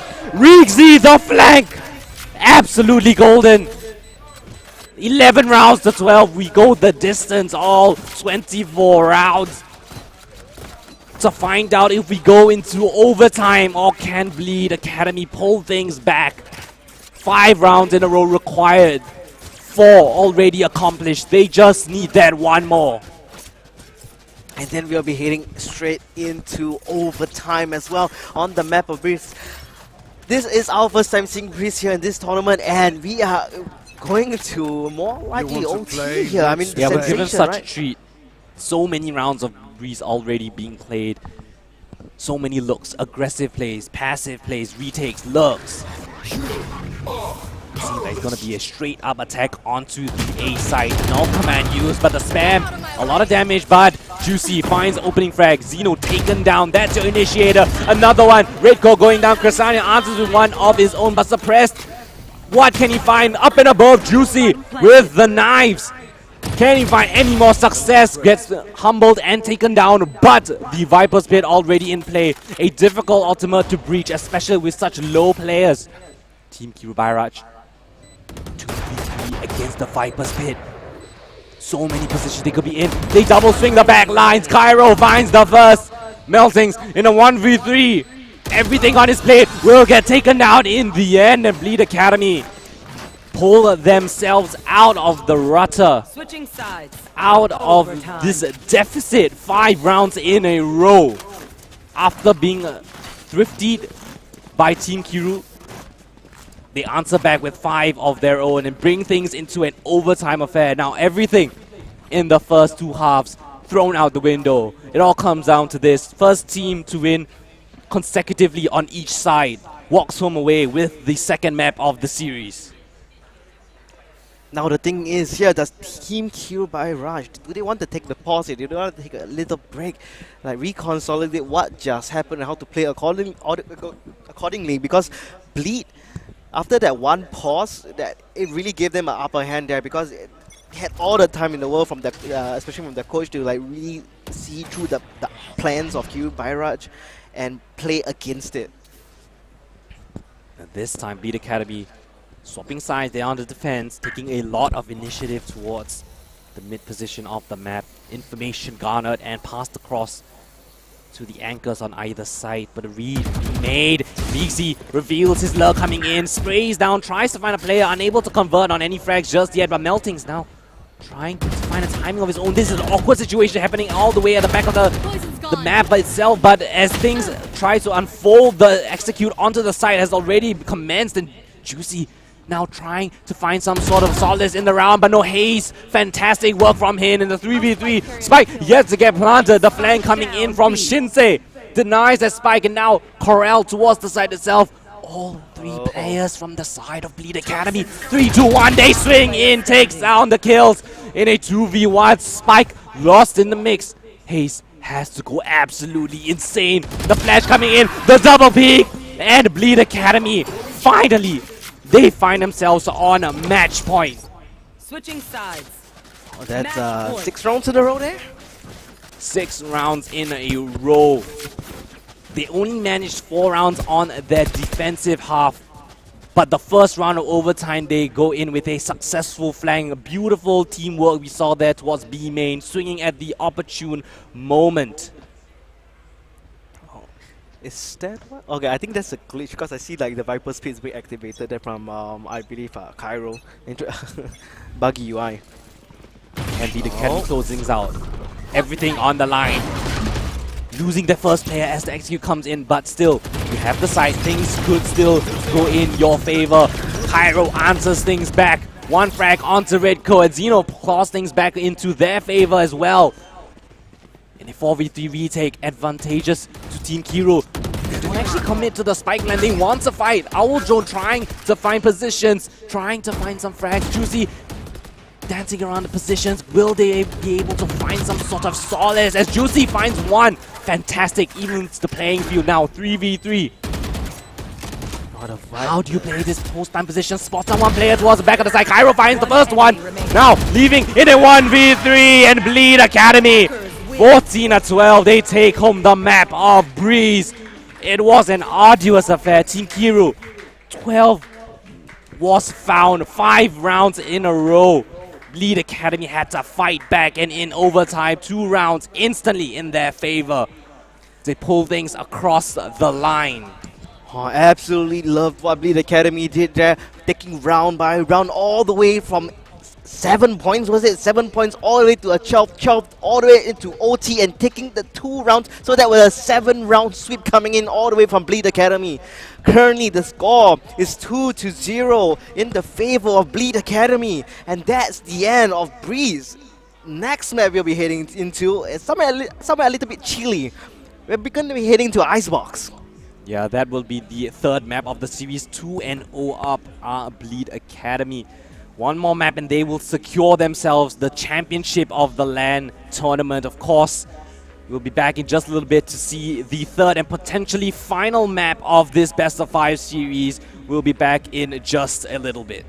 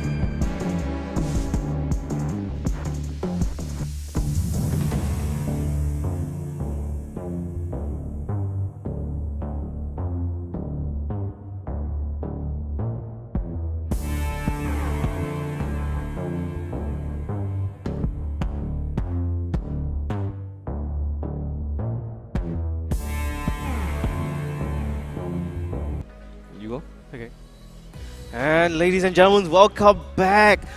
We are in our potential match series point here in the grand finals with Bleed Academy leading 2-0 up against Team Kiru Bairaj. It's just so close. The last round was actually like absolutely outstanding. Okay, Bleed 7-12 up against Team Kiru Bairaj. They managed to climb their way out from the trenches, out of the ditches, and taking it to the 12-12 and then overtime, 7 rounds in a row. Yeah, I mean, 5 map points for Team Q Bairaj. They had the opportunities, but Bleed, super resilient, super controlled and calm in their approach, right? They didn't falter despite being down by 5 map points. And yeah, clawing things back, 5 rounds in a row, 6 rounds and then 7. Securing that. Momentum was on their side at that point in time, pushing all the way into OT. A very valiant effort coming in from Team Kiru, but Bleed, you gotta commend them, right? Going all the way, going all the distance, despite being thriftied so many times. Yeah. Still coming back strong, playing together as a team, and when push comes to shove, right, they have to take these head-on duels sometimes, and they win them out. Now actually coming into the map of Icebox, right, it's going to be a whole other story other than the Viper pick here. So, I mean, Viper, Chamber... Yeah, Icebox is going to be pretty chaotic, I would say, especially on the A side itself. A lot of angles to clear once you enter past 410. You got to check left and right. You got to use your utilities to perfection. Of course, Chamber most likely gonna be on the cards right now. Again, we saw the Chamber coming in from both teams on Bind. However, Bleed were able to effectively dodge and weave Ridco and evade him for most of the time. And so that could be a potential another issue that's coming up on the map of Icebox, right? Will the Chamber player, I'm not sure if it's gonna be Ridco, but whoever the Chamber player is on Team Q, can they find and replicate that same success that they had earlier on in Bind? Because right now, if Bleed can replicate what they've been doing on Bind, that reads, that executes, it could be quite difficult for Team Q. That's absolutely right, man. Reading your opponents is a very important part here at a competitive level in Valorant, because when you understand your opponent, you can adapt accordingly rather than going on the fly here and like random stretches come out. So when you have a very solid plan and timing to go with, right, you really got to stick with it. Yeah, of course. Well, I mean, for Team Q, right, it's not completely hopeless at this point in time. You still have an opportunity to come back, reverse sweep the series, 3-2 potential coming up. But the 3 maps you have to win on Icebox, Pearl, and Ascent. The problem is Pearl is a kind of a mystery card, right? We haven't seen any team play Pearl yet in the entirety of the tournament. Who's going to play in what position? Who's going to play what agent? That's a bit of a question mark in the air. So it's a bit uncertain on that. Icebox, though, pretty standard map from both teams. Both teams play it pretty traditionally. Right, you got the Viper, Sova, Jet, Sage, and Chamber. That's pretty much the standard composition. If they can have a good read on either team, if Team Kiru can read Bleed's playstyle, they are definitely beatable, right? We've seen Team Kiru in the past 2 maps have multiple instances of success, 50 rounds successful, right? If you disrupt Bleed before they even get their strats going, that's when you can capitalize and win the round. That's if, I mean, the slip-ups tend to happen as well. I mean, like you mentioned, it really depends on the flow of the game. If the flow of the game is not in their favor, it's very difficult to play the catch-up game, right, in general. Yeah, momentum-based as well, right? If you aren't able to stem the bleeding, right, call attack pause. I think the head coach Godspeed on Team Bleed Academy has been calling really great tactical pauses, right? At the opportune moment, he realizes things could be slipping, sliding, and potentially snowballing into a really big deficit. He calls a tactical timeout. Hey, okay, it's reset, mental reset. Let's call correct strat. Maybe next round we eco, then the following round, this strat we're going to be using because we have a read this area, tendency here, tendency there. But again, there's only so much a tactical timeout can do, right? At the end of the day, you still got to hit your shot. You still got to execute on the side, retake a side itself. And coming down to the map of Icebox would be pretty interesting to see how things go out, right? There's not going to be too many smokes. I don't think there's going to be... We're going to see It's not going to be very smoky. brimstone on the A side, such as what Vixen Rising had Vixen played, Rising, yeah. right? That composition most likely not going to be coming out, so I expect a jet chamber combination from both sides. Let's see. Yeah. I mean, I have a feeling it's going to be a mirror matchup, unless they can really change things around with a very surprise pick coming in. But as of now, we are just going to observe coming so in from Bleed. Yep. Right. Predicted and pretty traditional. Again, looking pretty similar coming in from the side of Team Kiro. Yeah, I mean, you're playing for $1,500. You want to play to your utmost best, and whatever is meta tried and will true, go. right? Yeah. Currently 48 seconds. I see a couple of different harvests here, but I doubt there will be any of those agents here, right? Unless it's like a complete surprise pick, a wild card even, but it's most likely gonna be what we expect here. You know who else teleports? Who? Yoru. You know who else teleports as well? What? Omen. Nah, I want to see a Yoru. I love seeing Yoru plays. I think it's very creative that if teams can pull off a Yoru strategy. I mean, at a higher level, okay, then again, I mean, Yoru plays are predictable, but just at a high level, it's Choose easier your to counter. But however, higher level Yoru players, right, find new ways to surprise other higher level players. So What definitely will something to look at. Redco pick? Chamber. Reina will pick the Chamber in the end. Yeah, mirror matchup coming in for both teams. We'll be jumping into the map of Icebox. Potential final fighting ground for these two teams. Bleed up 2-0 already. Gonna need a resurgence from Team Kiru, right? You can't get defeated or mentally discouraged by the scoreline from the previous map, right? Yeah, you had the advantage, but still, this is a new map. This is an entirely new battlefield. You have the opportunity to still answer back with a couple of maps of your own. Oh, we only can wait and see. Spike. Someone got to pick up the Spike, however. Yep, that will be the Sage. Pretty standard, just matter of time. I think they may want to decide to go for a default, maybe get a pick and then after that execute on the side. That's a very common move, and it usually works out most of the time unless you get shut down on your entry, and especially if your opponents read on which side you're actually heading towards. So it's really about reading your opponents here. Yeah, when it comes down to a mirror matchup, it's not so much what special utility you can surprise your enemy with, but more or less how well you can synergize the utility that's already expected from every single one of your agents. This time, looking like it's gonna be a B attack. The drone will spot out Redco and force him to teleport away. Bit of damage onto him, but not too much to write home about. Still, side should be under control of Team Kiru as the wall comes in and get that spike planted. No issue at all with the spike plant down. Now it's all about holding the side. They have a very good Viper wall to cut off line of sight and prevent them from pushing it. If you want to push the Toxic Scream, you're gonna get decayed, and that is a huge amount of health being lost there, especially in the pistol round when you have no armor. And Jinsei around the corner, good for one. No way, Bixie! You teleport into the open, a bit of a fumble by him, and now in a 1v3, Cairo left with everything to do. Spots out the last two players, but Redco with a 3k on the retake will secure them that round. My goodness.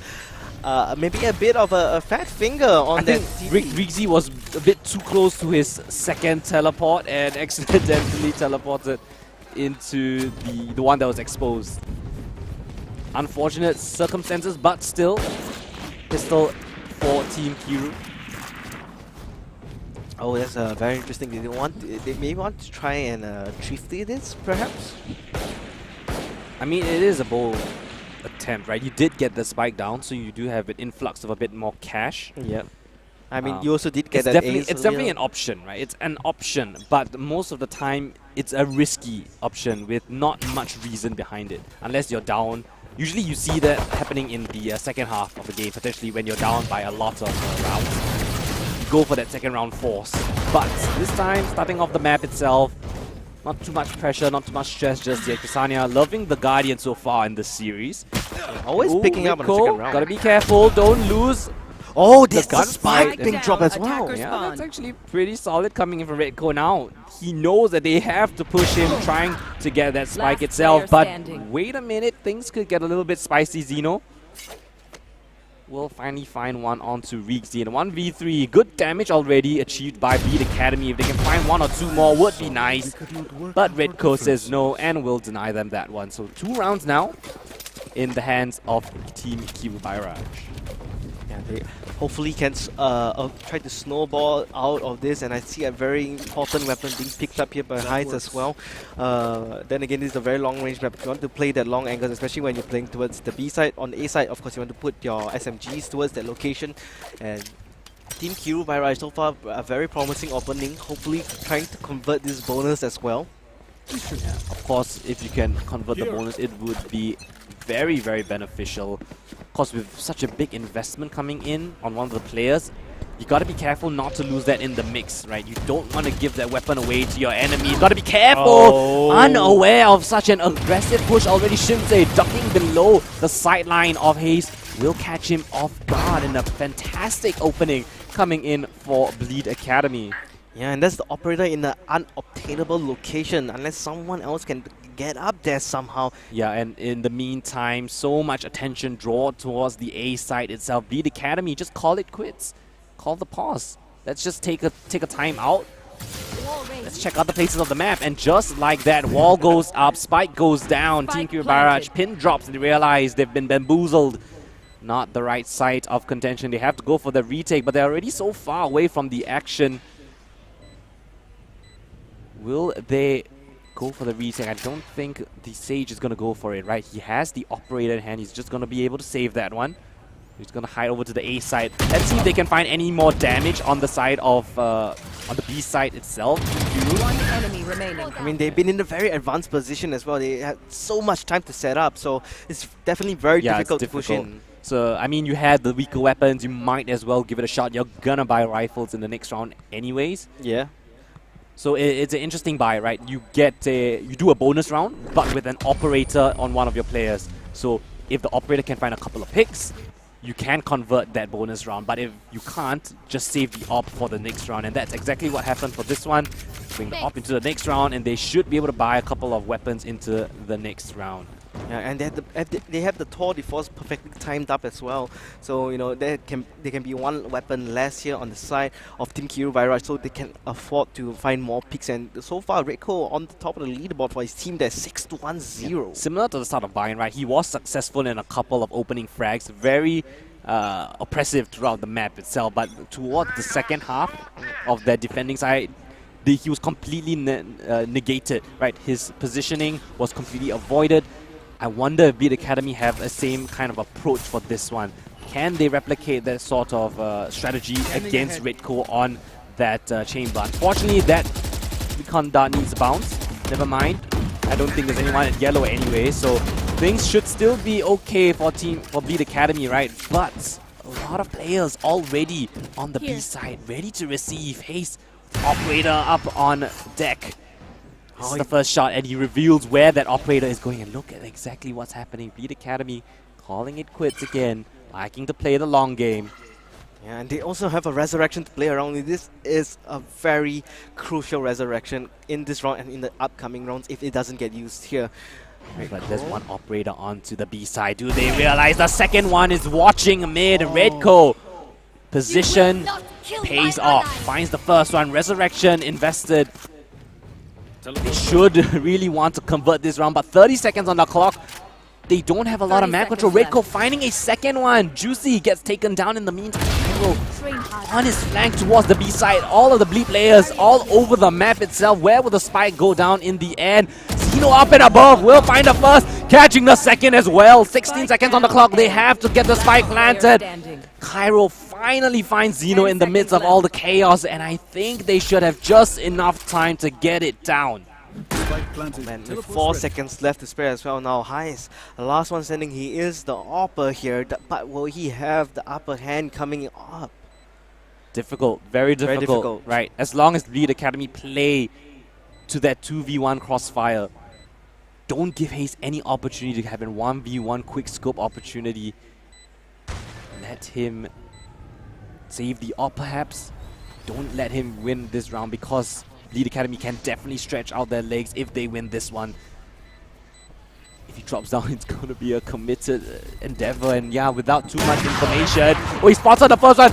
Unaware of the second one. He's by the skin of his teeth, escapes, but he may not live to see the tell the tale. But eventually, just escaping in the nick of time. Bleed Academy lose all their players, but they win the round. And I mean, the economy, let's see the economy right now. It's still, yeah, it's definitely still enough It's to still go for the okay. next round. Yes. They, at least Team Kiru Byraj, they managed to actually save up that operator for this upcoming round as well.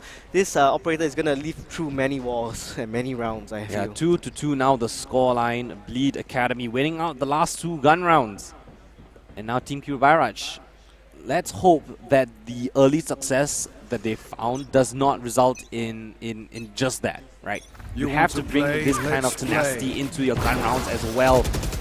Make sure that you have some sort of creativity, some sort of anchor, because a fast B-split is on the cards. Bleed Academy pincering onto the lone player. Chrysania up against the world, finds the first one. Can he find any more? No, Shinsei trades him out, but he's bought enough time. Zeno finds one more, and now in a 2v4 situation. Spike lost in the mix of the B side itself. And now Rixie left alone in a 1v4, the shutdown of the B side. But he shut down 2 more players. Still 2v1. Not out of the woods just yet. 2 fantastic shots to start off the potential clutch. As he sneaks himself towards that mid position, they know that he has to get that spike. Where is the crossfire being held at? Rixie, are you aware of the positions that the players are hiding from? Walking across the angle. Oh, he somehow flicks onto Zeno. Now in a 1v1 haste. Dancing around the boxes. Rixie, does he peek into the angle? Is he aware of that tangle? Not enough time on the clock, and haste by the skin of his teeth. That was a very valiant effort. 3 kills in that 1v4, almost bringing it home, but haste sure on his angle. He pushes up and he converts that kill. Yeah, beautifully done coming in from Team Kiru Byraj. This is going to be a back and forth round of a game of Icebox, I have a feeling, because both of them are still trying to cope to one another's patterns here, trying to predict what they're going to do.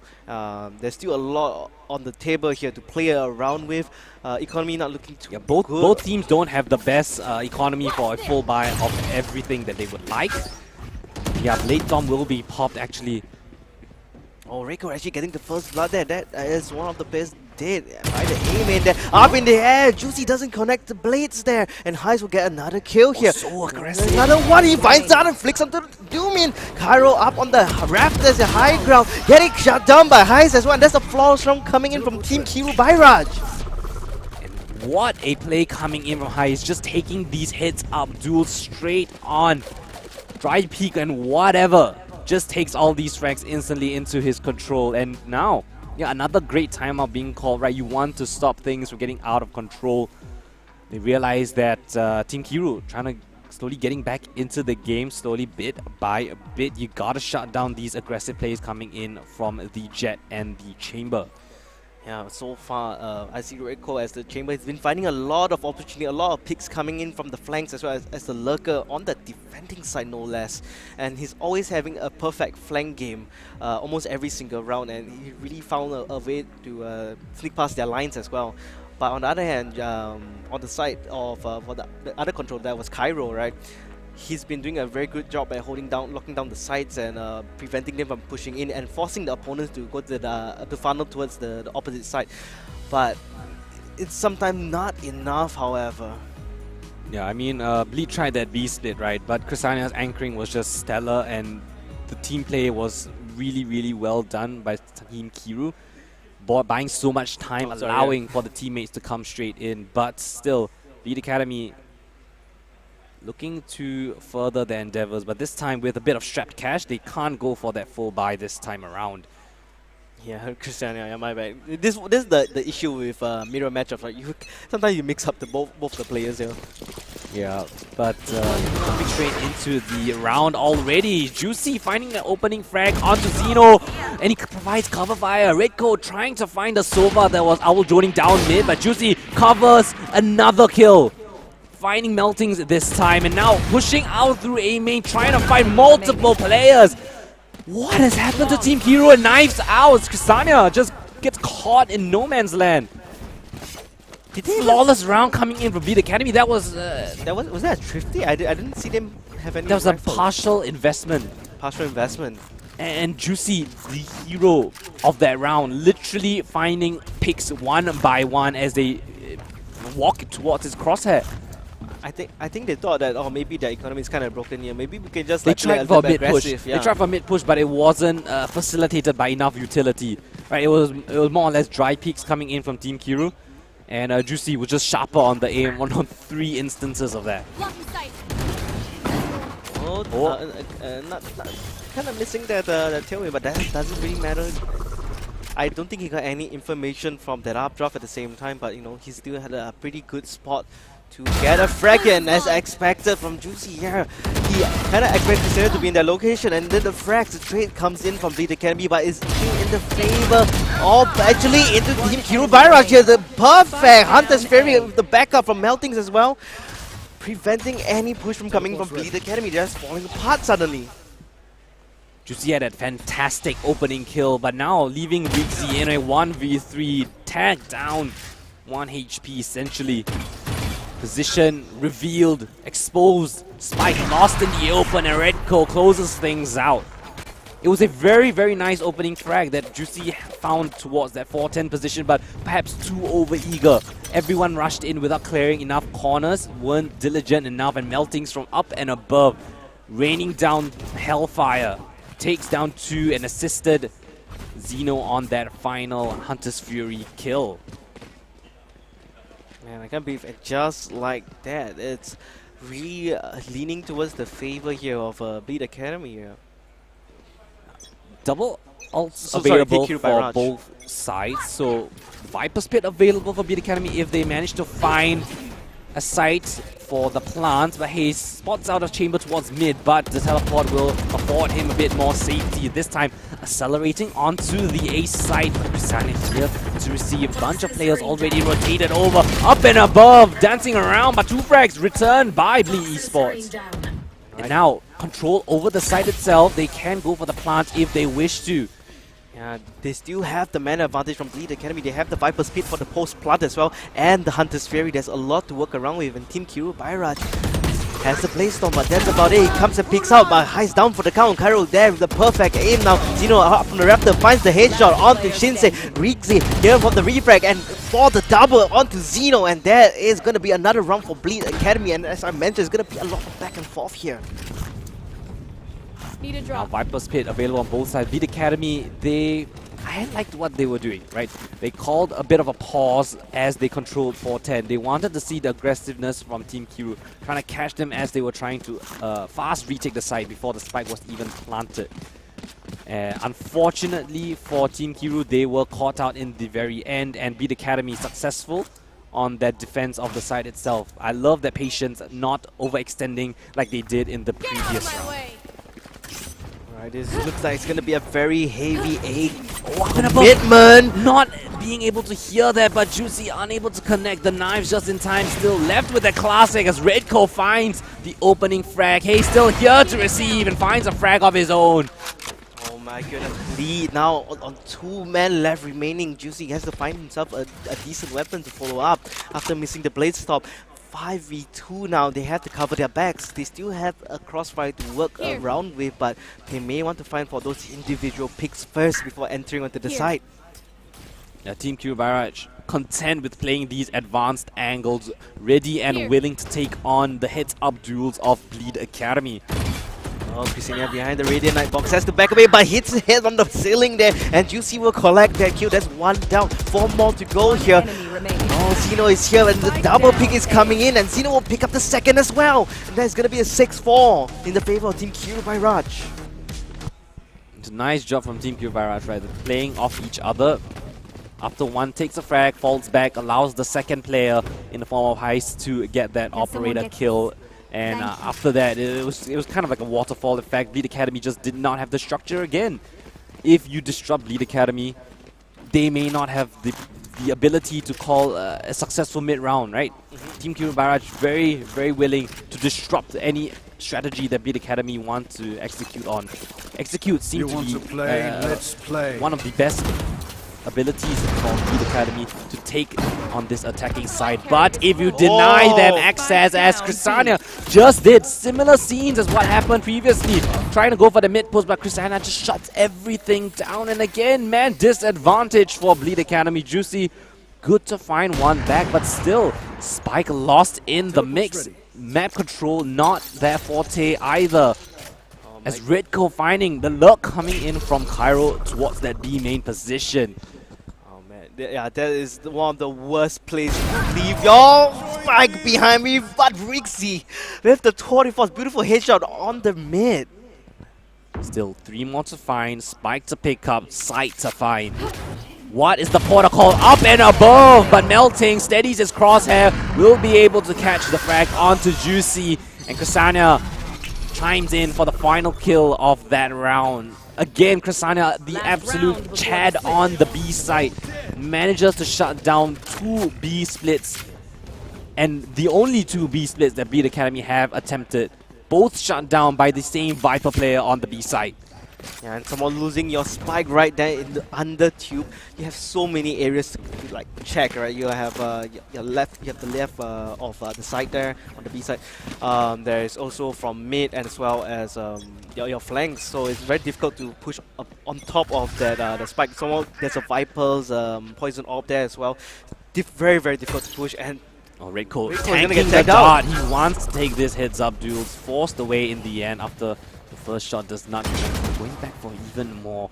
This man, very confident in his skills, trying to find an opening frag for his team. Everything to do will get scanned out in the end. Unfortunately, the Cloudburst dissipates and he will get taken down. Now man advantage for the side of Bleed Academy. However, double Viper's Pit invested. Oh, this is gonna be everybody is essentially on low HP. Chrysania just sprays them all down. The man anchoring the B site. He says no. Everything under his control. Your Viper's Pit does not deter me. And now, questions again for Bleed Academy. Team Kiru, full control over the B site. How do you break this double Viper's Pit? Yeah, this is absolutely one of the worst situation you want to be in. He's going to let go of his Viper's Pit and finds a good kill here onto Xeno. Can he find the second? No, Melting has a lot to say about that. Down B. Coming on for the pick. Melting gets a double here. Might be finding for the triple, and he does! But Chrysania finds the triple. Fantastic hold. Again, Chrysania is the rock on the B side. Nobody's managed to push him off just yet. Every time they tried to go to B, Chrysania's there, answered with multiple frags. This time, denying them the spike entirely. And now that was the end of the first half here, 8-4. Bleed Academy has a lot of climbing to do, but can they repeat history? That's the question here. 8-4, not the worst scoreline in the world. Of course, definitely able to come back on this one. But Team Q Barrage, they look strong, they look confident. Chrysania being an absolute menace on his side. Anyone that dares approach his direction, he's ready to take on headstrong. And now this time, their turn to be on the offensive. Bleed Academy, what is your setup for this pistol? Again, very important round. Potentially the last pistol that these two teams could be playing in the tournament as well. Gotta imagine that Team Q really want this one. Patiently trying to push up on the actually pretty fast rush. Chrysania, oh, that's a very early pick against the second again! He has the Sheriff as a Viper. The backlines, the turret with the Sheriff. He finds a third. They're not even attacking that side. He finds 3. Doomin though, finding 2 instant frags. If they can attack the side just in the nick of time, they could nullify Chrysania's long position away, but Xeno will lock things down. Team Q Barrage, 9 rounds now to 4. Now the question here for Bleed Academy, do they want to find that tactical timeout yet again to really consolidate their plans and have a proper tactic for the next round because they've been shutting down non-stop. I mean, maybe not in the second round, right? This, you don't really have much opportunity for something creative. You are strapped for cash and potentially just trying to you find... could try something to do something creative here. Yeah, but the tactical timeouts are valuable, right? You can't just use them whenever you like. You only have a limited amount, so using them as strategic points is very crucial. I mean, it would Bit attack coming in. Kasanya very confident to take these duels despite being the Viper player. Very proficient in any role that he chooses to play as. And this time around, Lead Academy, what else can you find with these lesser weapons? Shinsei potentially finding a timing. Every single one of the Bleed players trying to find some sort of solace as Rigzy. Beautiful fadeaway shot at Jignesh as Juicy finding one on Sehaze as well. The Marshals chiming in. Getting flashbacks of that Breeze map, that Marshall ace from Juicy. Yeah, and they also managed to have a thrifty from this time around, but look at this. He only has the classic though, but he does get good amount of damage onto the team. There is the Sage, but is that the heal? That's the question. Yeah, maybe wait for the cooldown to go 14 off. seconds left on Melting's heal. I would say just wait for that to tick down, give them the heal and re-execute onto the side of their choosing. Beat Academy now, 3 players left alive. A lot of map control to garner over. They're not sure where Kiru Barrage are actually going to commit towards. This is going to be a very important round for Bleed to win with this thrifty. And they're going into the side with more players coming in. Doomin finds the first with the classic. And the pin drops. 20 seconds left. They have to commit onto the side itself. And now Juicy up on bat. Has to find a couple more frags to delay the spike plan. Finds a frag onto Redco. And now in a 1v2, 10 seconds left. Spike is not going down as Juicy with 3k in the round. A thrifty round coming in from Bleed Academy. Oh, I love the weapon swapping there. Like the teamwork to pass your team the weapon and get the weapon yourself. That's exactly what you need, right? They came in with no investment. They had a Marshall, Classics, Headhunter, and a Shorty. That's all that Bleed needed to secure that round, and this could be the start of the end for Team Q, right? You gotta be careful. You can't lose these kinds of rounds. But Bleed Academy this time now, with that win under their belt, they can afford a full purchase. Yeah, they can carry this momentum forward even further. Yeah, meanwhile, Kiru Barrage has to reserve themselves with a bit of a worse buy, similar to that of Bleed's previous round. They're gonna have a very interesting movement here. It's not commonly seen, but we'll see when the time will tell. Doomin here, a shock that making sure the kitchen is clear. They don't want anyone to be in the kitchen. Be very, very pesky to deal with. And Rico actually finds the first kill here onto Juicy. That is gonna be Cairo drops that spike. Spots out one of the players as well. He's just watching like an eagle over his prey, waiting for something to come in. But Doomin, trapped between 2 corners, will eventually get taken out by the shock dart. But Zeno, last man left alive. A 3v1. Difficult, very difficult for him to do this, especially with that Sage wall up. It denies one of the access points. Zeno only has 44 health to work around with. There's no spike at all in his hands. He has to take the duels here and now, and Shinsei actually decides to say, hey, I'm going to come to your tube and clean it up. 9-6 now. Bleed Academy just in a 3-point deficit, but they can definitely climb their way up yet again, showing us that, hey, we can repeat history. Okay, so that eco round goes in the favor of the Academy, right? They convert that anti-eco. Barrage now with the rifles in their hands. Now it's their turn to strike. Still 9-6 the scoreline. Could be anyone's game right now. Bleed Academy, big gun on the big man himself. Yeah, series and match point, they want to get that 1.5k of course for the first place here. You know, very early teleport, right? He doesn't want to risk anything. Doesn't want to take a bit too much of a gamble play. Trying to find an opening frag. Instead, he plays together with this team. Information garnered. Player spotted as well. And I say that playing with his team, but Redco finds Rigzy in the meantime. Juicy. You can see him at the back towards Snowman going up and above. And yes, he will find the first frag onto Zeno. Beautiful updraft and knife. Shinsei here ready to stand and fight, but trades go in the favor for Team Kiru Barrage. Suddenly just leaving Juicy alone. His teammates falling all around him. Yeah, he has no updraft to work around with, no tailwind. He finds the first, he needs to find the second and the third to clean up this round here. He still has his Blaze-Storm tailwind at the ready after getting the kill now.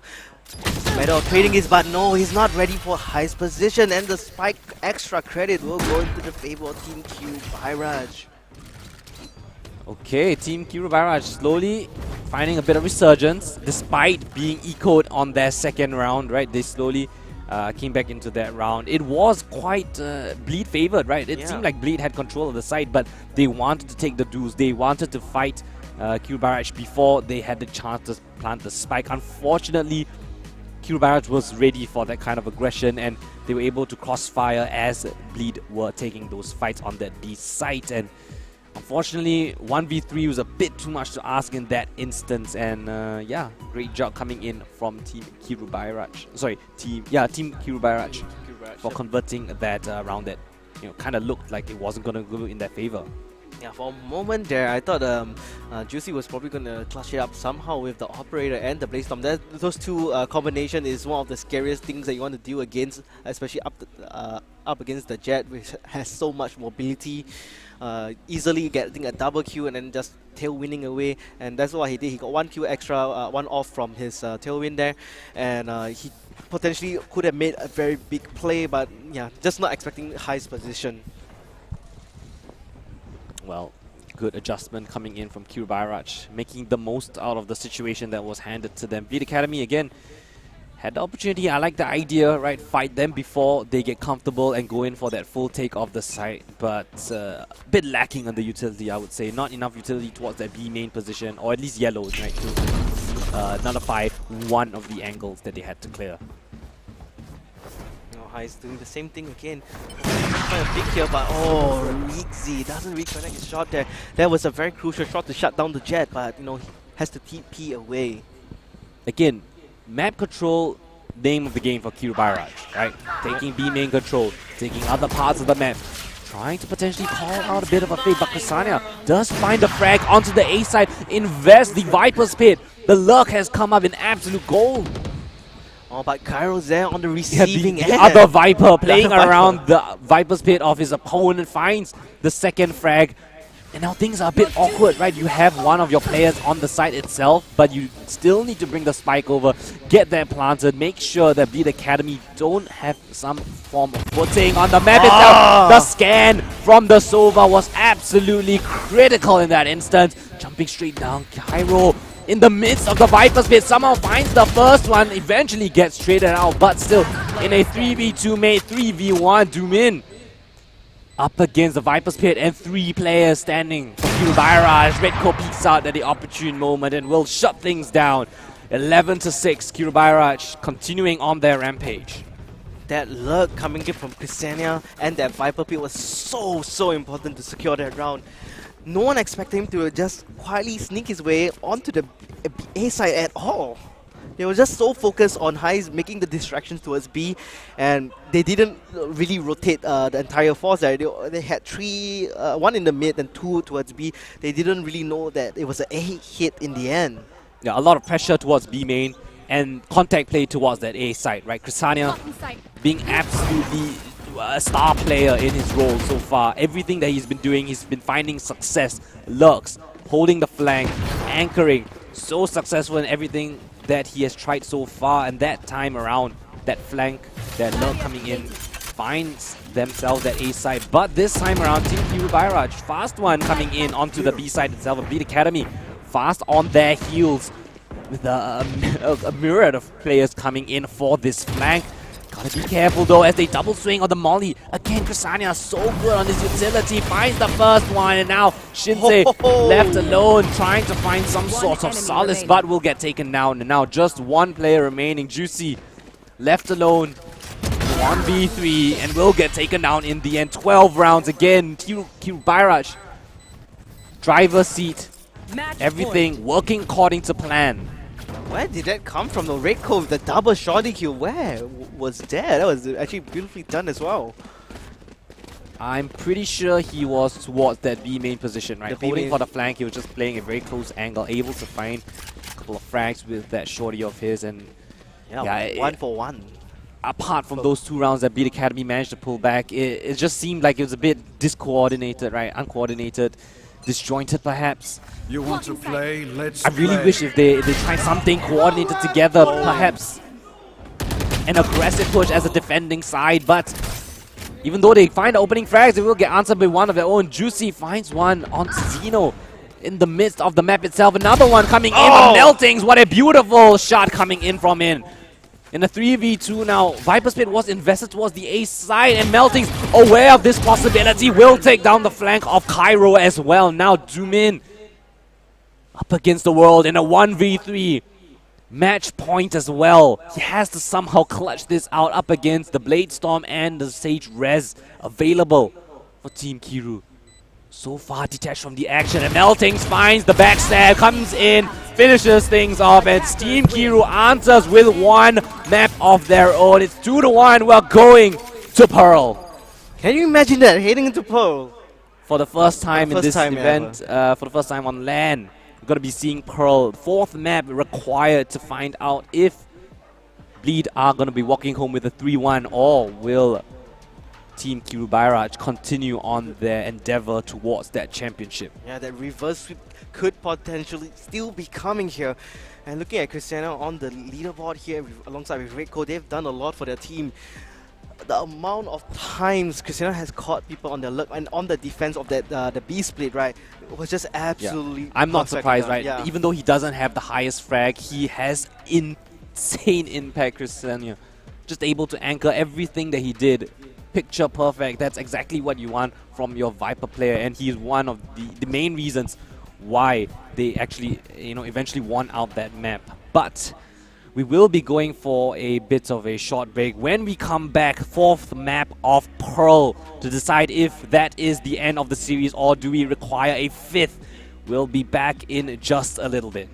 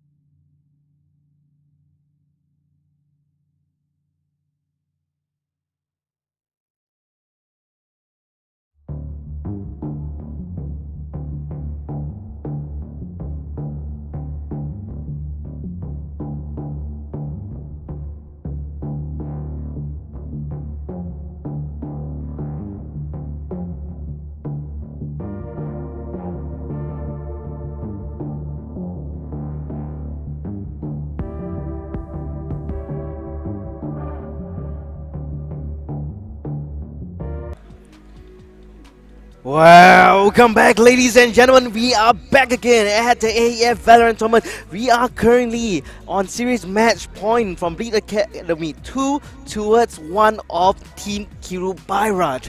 Can the reverse sweep happen here, or will Bleed take this 3-1?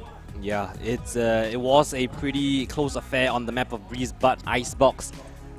Kiru Bairaj, right, they kind of got their groove in. They were able to secure a couple of rounds, and when they reached the second half, they kind of ran away with things, right? They were confident, everything was working out. Christiania was hitting every single one of his shots, every single read was on point for him and for them, securing the map of Icebox. Of course, we will be moving on to the fourth map now. That will be the map of Pearl. And now Pearl. I'm happy that we're going on to a map 4 because we haven't seen Pearl in a competitive environment, especially on a LAN environment just yet. So very curious on what strats pros are going to be bringing into, right? We haven't seen Pearl in the VCT circuit just yet. So a lot of opportunities for some creative plays that we may not even have seen yet, right? The most I've probably witnessed is some ranked shenanigans, right? Not too much in-depth thought behind these kind of strategies. But from my personal experience, I think Pearl is a very mid-centric map. Like, controlling mid is such a great position to be in. Defender or attacker, right? Having control of mid allows you to know exactly where your opponents are most likely going to be playing from. Yeah, I mean, a lot of maps here. I mean, Split previously was mid was the name of the game, but now coming into Pearl, mid is also the name of the game. So you got to replace the mid game kind of maps, right? Of course, there's still the B long take. There a lot of players like to pick up the Sage S or even the Viper. So just going to go up close and personal onto the site and then put the ice wall up, and you can more or less get a free plant if your wall doesn't go down. A lot of players like to do that in the first pistol round because it's very difficult to get rid of the wall early on. That's true. Yep. It's a bit reminiscent of the B side of Icebox, right? Using that Sage to just give yourself a little bit of angle so you can get a safe plant, fall back and play the post plants from there on out. But of course, this map plays rather different compared to Icebox, right? Yep. Getting that art control towards A, getting B-link control. Once you get past these positions as the attackers, you have a lot of options to potentially go on lurks, on flanks. If you make your way as an attacker to sewers, you essentially have the option to flank any portion of the map. It's very, very dangerous to let an attacker into that position, and we'll have to see, right, if the defenders are able to stifle any kind of lurks such as that, or will they, opt for a more execute-heavy approach. Executing on A is pretty viable. Executing on B is also pretty viable. So I'm just really curious in general, right? Just the general approach coming into this new map. Yeah, I mean, coming to Pearl, I already can foresee some agents other than your typical chamber pick and jet pick, right? A lot of agents are quite viable, right? On Pearl right now, there isn't a fixed meta such as Icebox. There's a lot of creative stuff that you can come up with. Yeah, I mean, there are a lot of corners that you can throw flashes around, like the curveball, especially from Phoenix. So we may expect some Phoenix. There is also Fade. Fade is pretty good in this map actually. There's a lot of points for the Horn to be land on very high up vertically, and then just scan the entire site. Sova, I think will be pretty crucial in the lineups here. Sova is viable and Fade is viable because of the open skybox. Right, there's not a lot of ceilings, not a lot of roofs that prevent you from having lineup positions, right? Brimstone, another agent that could be picked on this map. You have lineups that are already in circulation on plant denial. Viper, another agent that could be done. So we're very excited to see what could happen. And coming from behind us, we have Redco featuring on the stream itself. Haste, if I'm not mistaken, right? As well. Yeah, there's Haze, right? Alright, so they say hi to the camera, but never say hi to us. Yeah, it's fine. Saying hi to their fans at home watching. But very excited to see Paul. I really hope we have some interesting agents gonna be picked for this map, and regardless of how it plays out, I think it's gonna be pretty close. Oh man, yeah, I'm not sure if this is down to the strategy. I don't think both of the teams have particularly practiced this map, because this map isn't even out in the pool yet. So there's still a lot of choices and options to go around. Maybe we're gonna observe a lot of ranked gameplay kind of stuff happening here. Maybe. Yeah, maybe not too. But I think if you have any particular strat maybe you can bring it out in one of the swing rounds, right? Most of the time, these two teams are very content with just playing the basics, right? Basic rotation manipulation, getting info, map control, rushes, full-on executes. We've seen Bleed have very good executes on the map of Bind. We'll see if they can replicate that sort of success on the map of Pearl. Do they have their protocols already in place, or will things be on the fly? So many variables that could have influence on this match. Ooh, I'm just thinking of the different possible lineups of agents. I'm sorry, my mic keeps dropping. Of agents that could possibly come up here. There's gonna be a lot of surprise play coming to us, Any actually. specific agent that you want to see? I want to see Phoenix appear on this. You want to map. see Phoenix? I think I want to see Phoenix. I also want to to see a unicorn. Okay. But the thing about Phoenix is that sometimes I kind of just prefer a KO over him, right? KO's yeah, that's ultimate true. and his ability to suppress enemies is just so powerful in the current meta, right? The thing about KO is that he will always be an anti-meta agent. The fact that you can suppress an ability, right? If you have a very strong agent and you have KO right there to counter that ability using his suppress. So in the essence, KO will always be that reliable source of suppression available if you really need to. I mean, that is if you land the 0 point or the null command, and I mean, most of the time, most likely will land. Most the null likely, I command. mean, if you have the information, right? You use a Fade, you use a Sova, get information of where they are, follow up with the suppression knife, and yeah, you definitely could have an opportunity to get into the opponent's defense. So anyways, while we were talking about the agent picks here as well, Let's see whether your wish will come through. Your no, Phoenix actually, wish. honestly, I don't think, but I think I see someone even better here. Oh. Let's see if they hover. Hey, Okay, Neon being alright. picked up. Haze. Alright, I like that.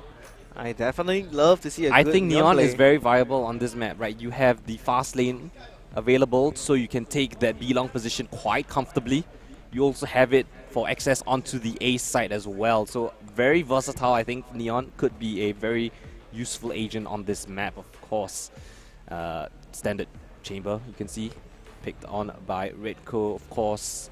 On the other side, though, Right. leaving Juicy. What agent will he pick? Okay, Jet being picked up by Shinsei. So that means Juicy will not be playing the Jet, right? He has to pick some other agent. Chamber, perhaps? Select your I'm agent. gonna say the Reyna, actually. Reyna, you think he's gonna pick a Reyna? Will he even pick an agent? Yeah, it Oh, will okay, with the be chamber. the chamber. So I thought you again, thought he was dodging it because it was Pearl, right? just dodge the match itself. Forfeit D- map yeah, 4. just Just go DQ. straight to map 5.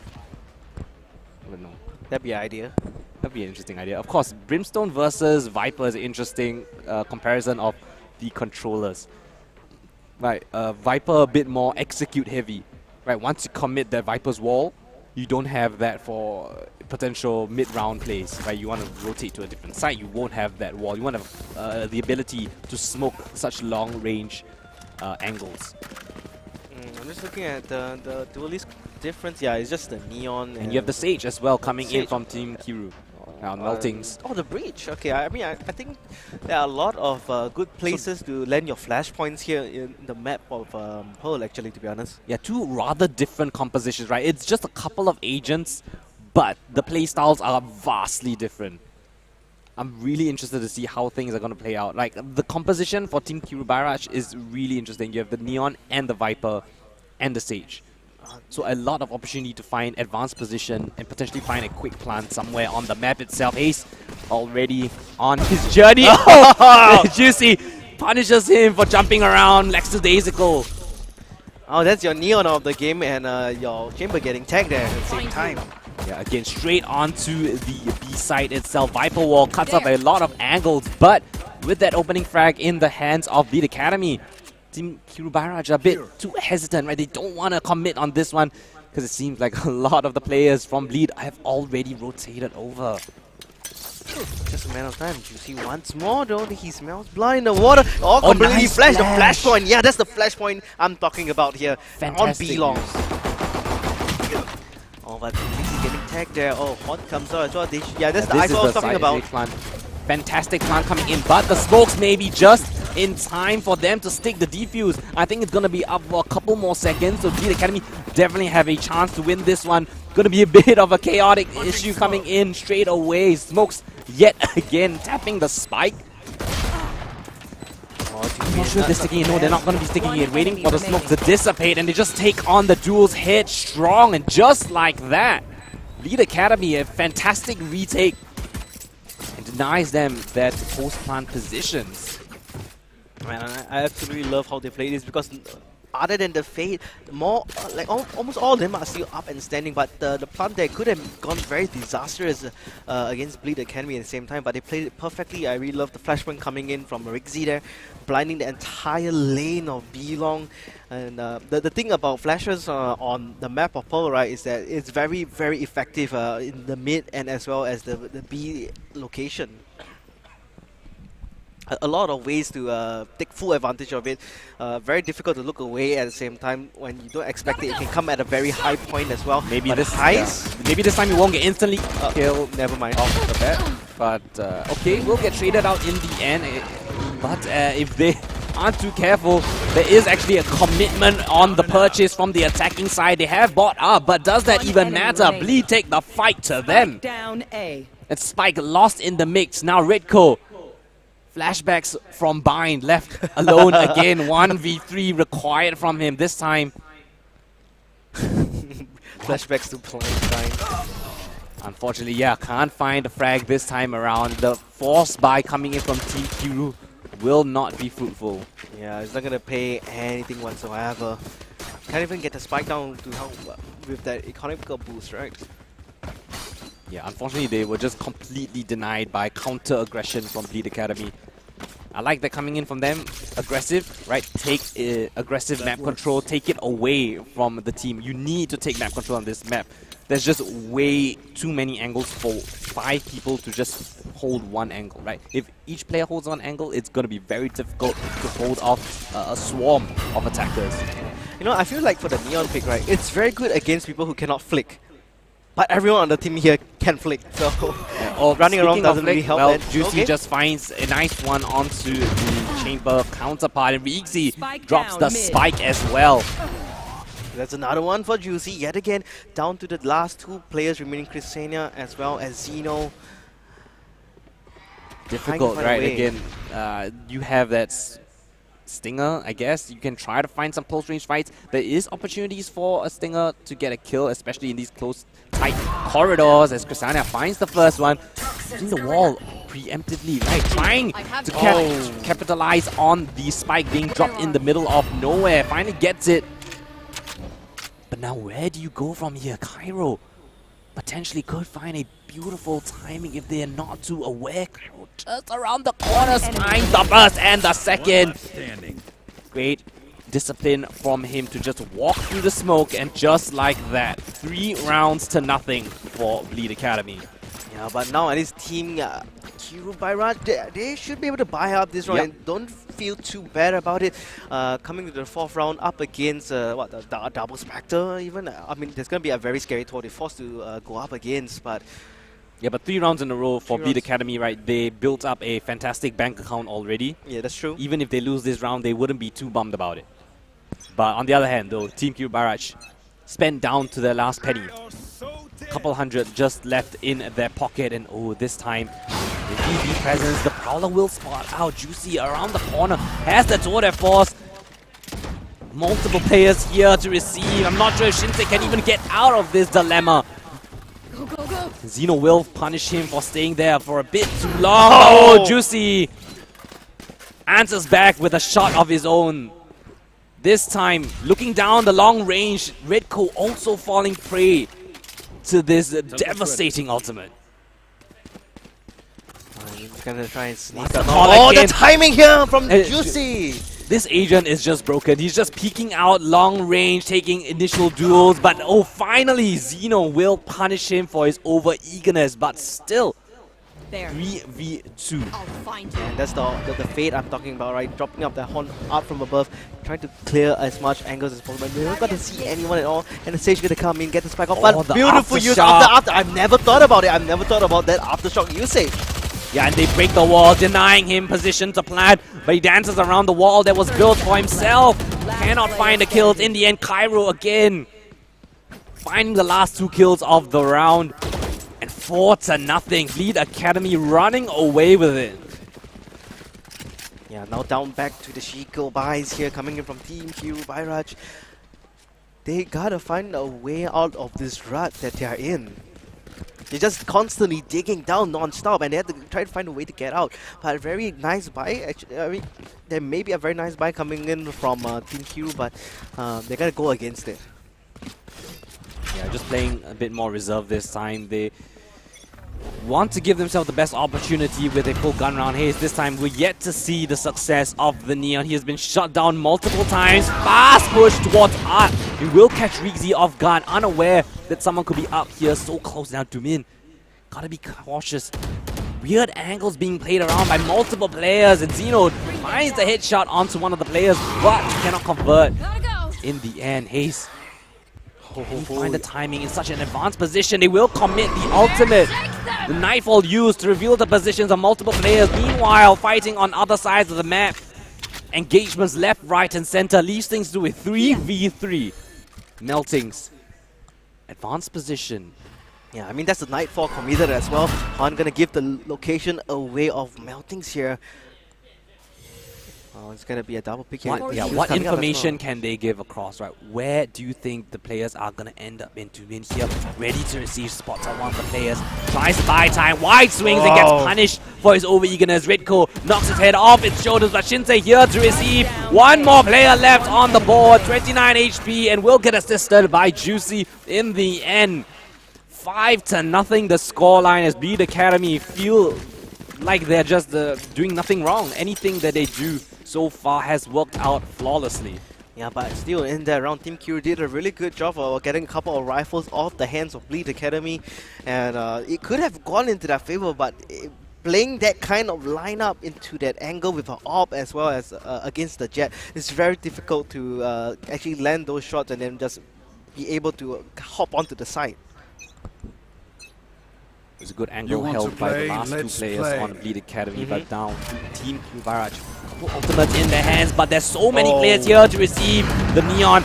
Both teams fighting desperately over control. Dashing straight in, Shinsei wants to close the gap. Spots on one of the players, flicks up and above, and almost catches on the second as well. Now, around the corner, Redco with the ultimate cannot find a single frag. Shinsei looking like a class act right now. Beautiful shots coming in.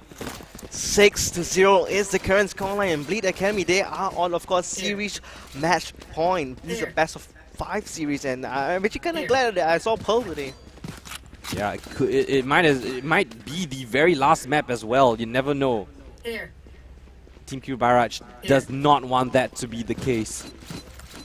I mean, for sure, they have 3 ultimates to work around here with. They have the overdrive coming in from the Neon. Maybe perhaps go in for some entry frags as the Neon, but High is always constantly getting shut down, and that's not what you want to see from the Neon. The Neon not finding too much value so far. He's been completely shut down multiple times already. I wonder if an assistance coming in with other pieces of utility will be the port of call, but again, now Redco in a very awkward situation, kind of trapped in a rock and a hard place, but will actually find a bit of solace here towards the B-Link position. Dumin spots up a couple of players, and now if they push towards the connector position, but no, Shinsei knocks down both. The push entirely stopped and denied. Now 5v3 situation. Very difficult situation for the side of Team Q Barrage. Juicy buying so much time for that double swing to come in. One enemy remaining. And now he's again shut down on his Neon play. Meltings 1v5 has the resurrection, but he'd have to be insane to commit this in this round. And yeah, will actually find the first one.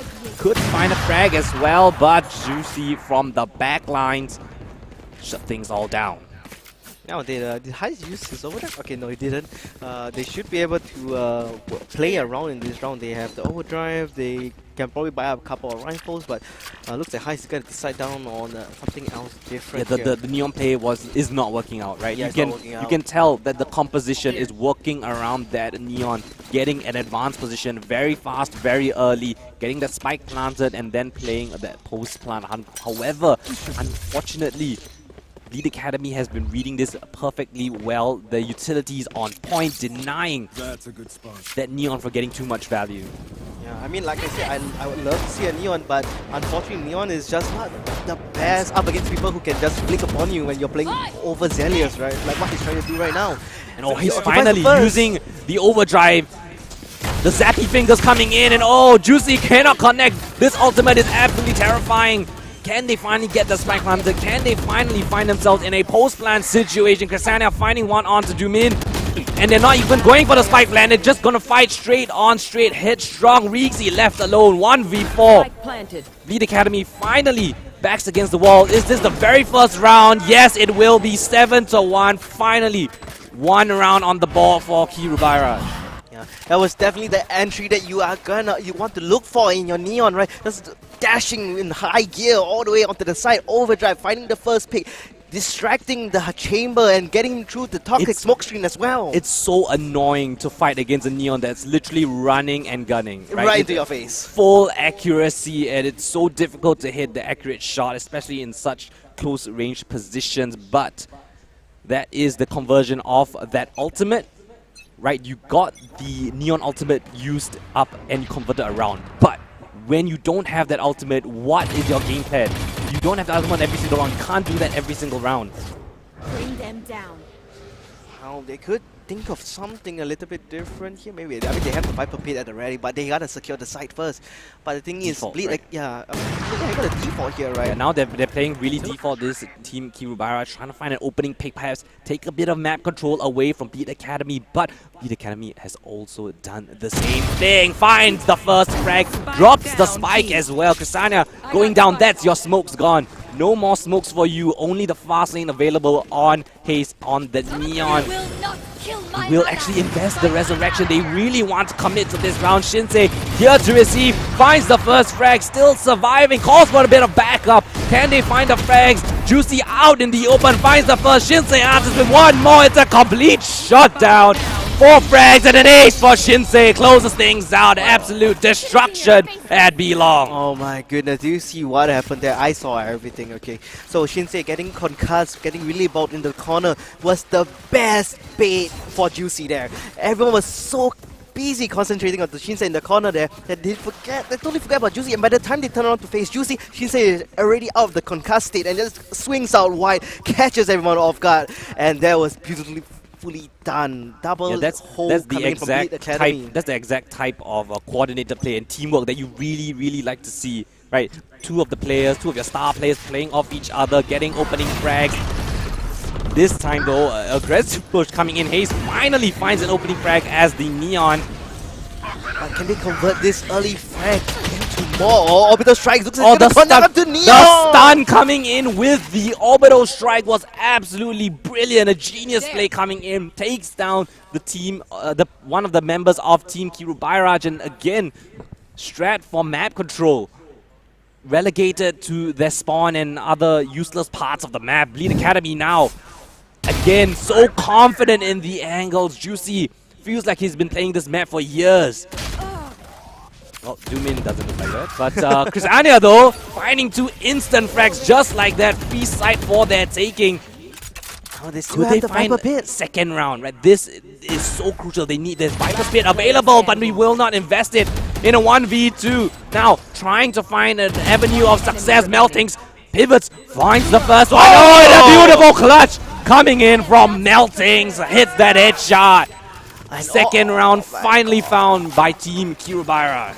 And all that melting saw there was just the hair. Just the Instant flick. tippy top of the head of a Juicy will close that one out. And again, very close round, right? The 2 rounds that Team Kirubaira have actually won have been a pretty convincing take on the B side with the overdrive. The other round, it's a 1v2 clutch. So these rounds not easy to come by. Bleed have been doing a very diligent job at getting all these rounds consistently, comfortably. But Kirubaira, they have to adapt to this, right? They have to be aware that Bleed are proactive in their pushes.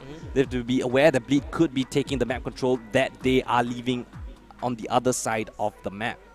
Yeah, and if you realize the rounds that worked out, right, was when Heist got an early pick so far. So like 1-for-1. That is That's the key also thing. very true. Heist, the 2 times he's found opening picks, they've converted those 2 rounds.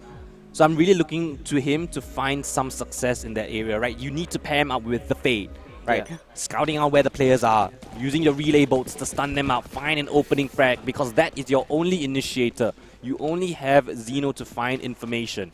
Yeah, I also really like that tech pause being called here by Godspeed because Bleed Academy, they have 4 ultimates to work with. I love that. How are right? they going to stagger it? You lose 2 rounds pretty close, back to back, almost back to back, right? You call the tech pause, say, hey, let's win out the last 2 rounds. Don't give them any more chance in this tournament, right? Close things out here and now. Hayes, though, wants to take things in his control, but the slow actually delays him for just a bit more time. And Redco catching the over-eager Shinsei. Oh, but answered back. Hayes taking back control for his team, entering the A side himself, taking so much space. Such an advanced position. Reezy doesn't Another one. expect it. Fantastic job from Hayes so far. He's kind of feeling it, right? Slowly getting into the groove of playing the Neon. Again, 2v5. Finding the first one does doom in, but it's a very difficult retake that they have to come across. Last player Goes be standing. low and help, and Heist finds the 3rd one here.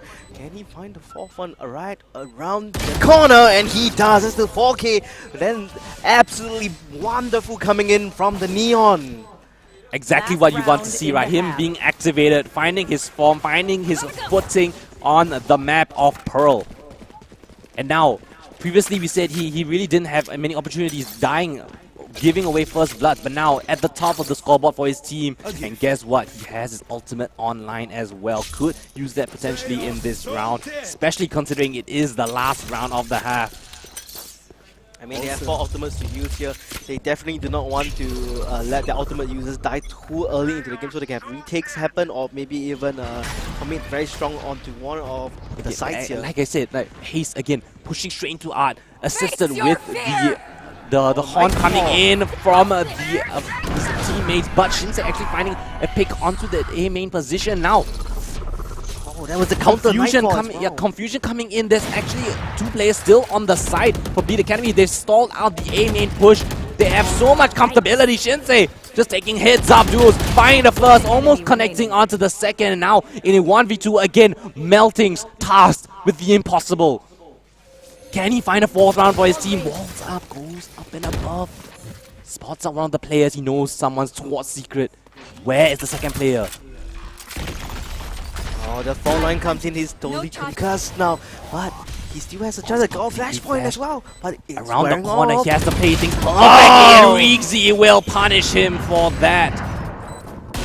9-3 the scoreline. Bleed Academy looking like that is their first map pick of the series. Looking so comfortable on this map already. Switching sides. Can they respond with another great half? Does Kiru Bairaj? They have to come back with something insane for them to have a chance, have a say in this map. But Bleed Academy though cannot rest on their laurels, right? They know how resilient Team Kiru Bairaj has been throughout this series. They don't want to give away any opportunities. Close the series out now. End it right here.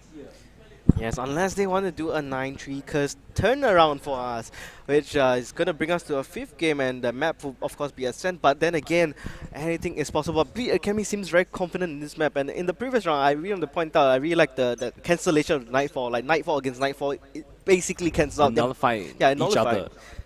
Oh, Redco, this time his turn with the Headhunter. Will get flashed off the angle, so brilliant utility usage to push him off the angle already. Will he push on forward? Will he take this aggressive peek? Is there any utility here to assist him? No! Shinsei just dashes straight into the danger zone and immediately gets a kill. Rewarded for that. Standing. Frags going left, right, center, but they all favor Bleed Academy in 4-1 now. Zito left up against the impossible. Low HP is a couple of players, but Juicy's lurk from mid secures them that round. Yeah, no one would have expected Juicy to just come out from mid, and that's why mid control is also pretty important to prevent any lurks from coming through in the first place. Sometimes that's why you have the Sage wall up mid at times as well on the defending side. Yeah, now this time for Team Pure Barrage, questions. Do you go for a force or do you just say that go down to potentially 11-3? It's a scoreline that nobody likes to see. But given the scoreline, it's a very tough decision to make, and they will be going with a bit of a more reserved option. But reserved is not the name of the game for Bleed Academy. Straight into the side. Shinsei already knocking down Crisania, known for his amazing anchoring, but he will get taken down. Hayes tries to answer with one of his own, but gets treated out in the end. Sight under control of a Bleed Academy. Three on 4. They don't really have the best weapons right now, and that's Xeno down for the count as well. Shinsei is just moving in every corner of the map he wants to, taking every single duel. He feels so comfortable on this map itself. Juicy answers one and a second as well. 11-3. Bleed Academy on the verge of taking home the third map of the series. I love the Headhunter versus Headhunter duo there.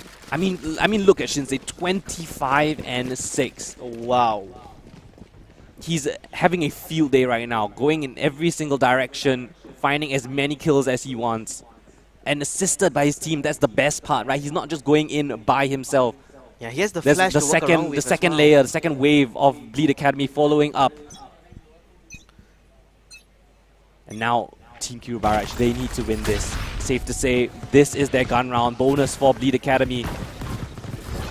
Oh, And Hazewell trying as he might to delay it a bit, but the utility from Neon not the best to anchor aside. Shinsei into the frying pan, but Hayes answers with a frag of his own, and the 2 kills coming in from Redco will secure that push and deny the execute on the A side.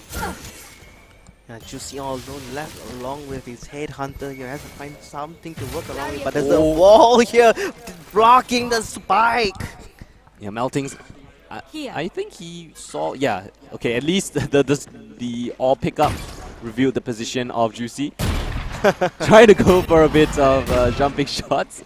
If he hits this, I swear. But I think he's kind of boxed in right now. We'll see if he can get some interesting shots up and above the wall. Oh, he's just so prepared for Crisania there. Okay, finds himself a weapon. Spike though not under his control, and with 30 seconds left, I don't think there's a lot of opportunities to find a creative alternative to just brute forcing this position of the map itself. With 3 players looking at his position, Meltings will close things out. And so, good round from Team Q Barrage. 3 players still remaining. You still retain a majority of your weapons.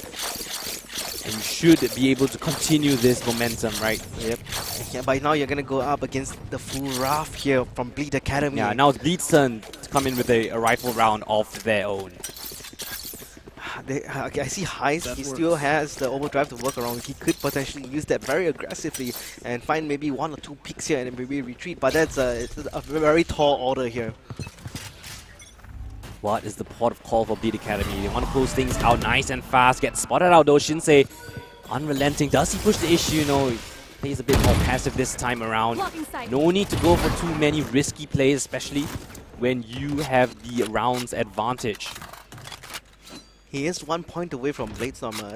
I thought maybe he will have wanted to get the ultimate orb, but a bit risky. I do note that the Neon, right, he does have his overdrive. Yeah. Maybe a coordinated push with it could find some sort of success, right? Take back a large portion of map control.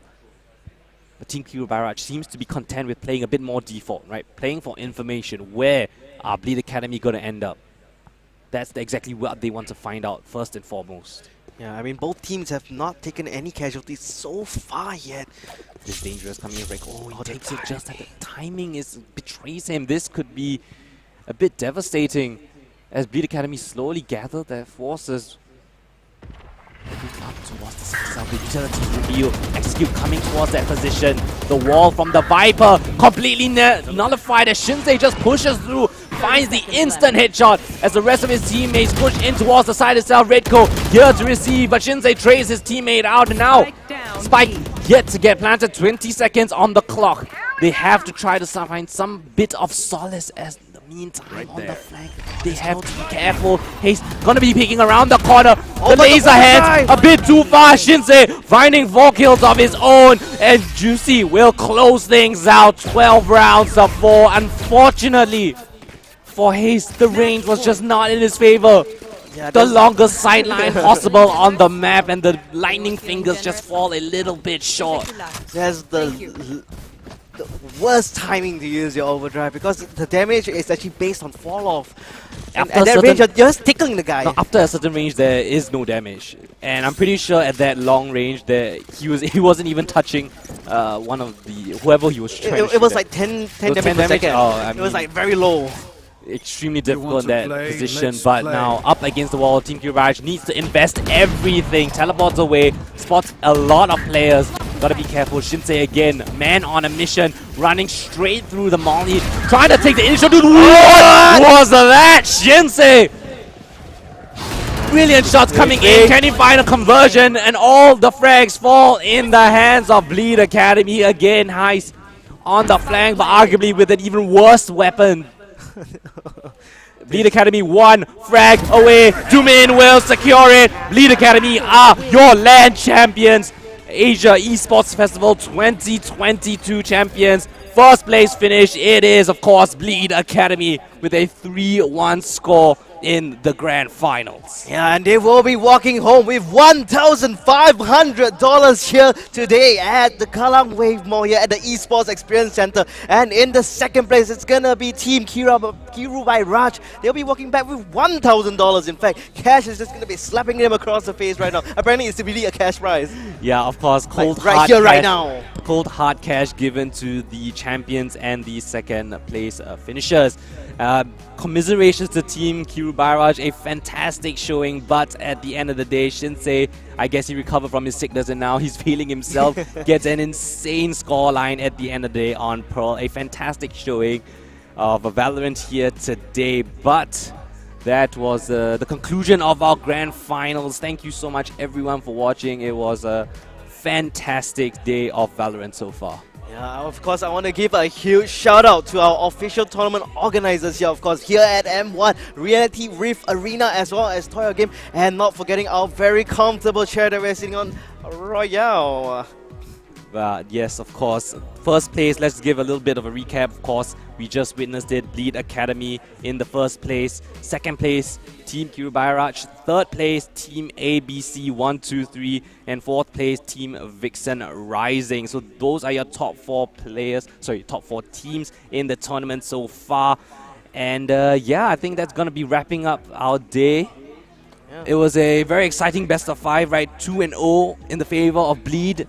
Team Kiru Bairaj showing that they have bite in themselves, they have tenacity within, taking back the map of Icebox, but we get treated to a map of Pearl, and Bleed show why they are the A side in this tournament, showing themselves a fantastic dominant to the maps in the grand finals. And yeah, extremely excited for what's to come for the future of the Bleed Academy roster, but also excited for all the players that we've seen in the tournament so far. This is not the end of things. More tournaments to come in the future. We hope to see every single person in the tournament, in the future tournaments, and even you viewers watching at home, maybe you can come and join in as well. But if I'm not mistaken, that is all from us today. I think we're going to be closing things out. It's been a long day, but it's been a fun day. Thank you so much for watching. Everyone at home, all our producers, the backstage crew, all the people involved in the organization of this event. The live audience as well. Yes, thank you for all the audience members, everyone in the crowd coming here today. But that will wrap up for Asia Esports Festival 2022. Mine has been Colden. This has been Twilight, and we're signing out. Good night.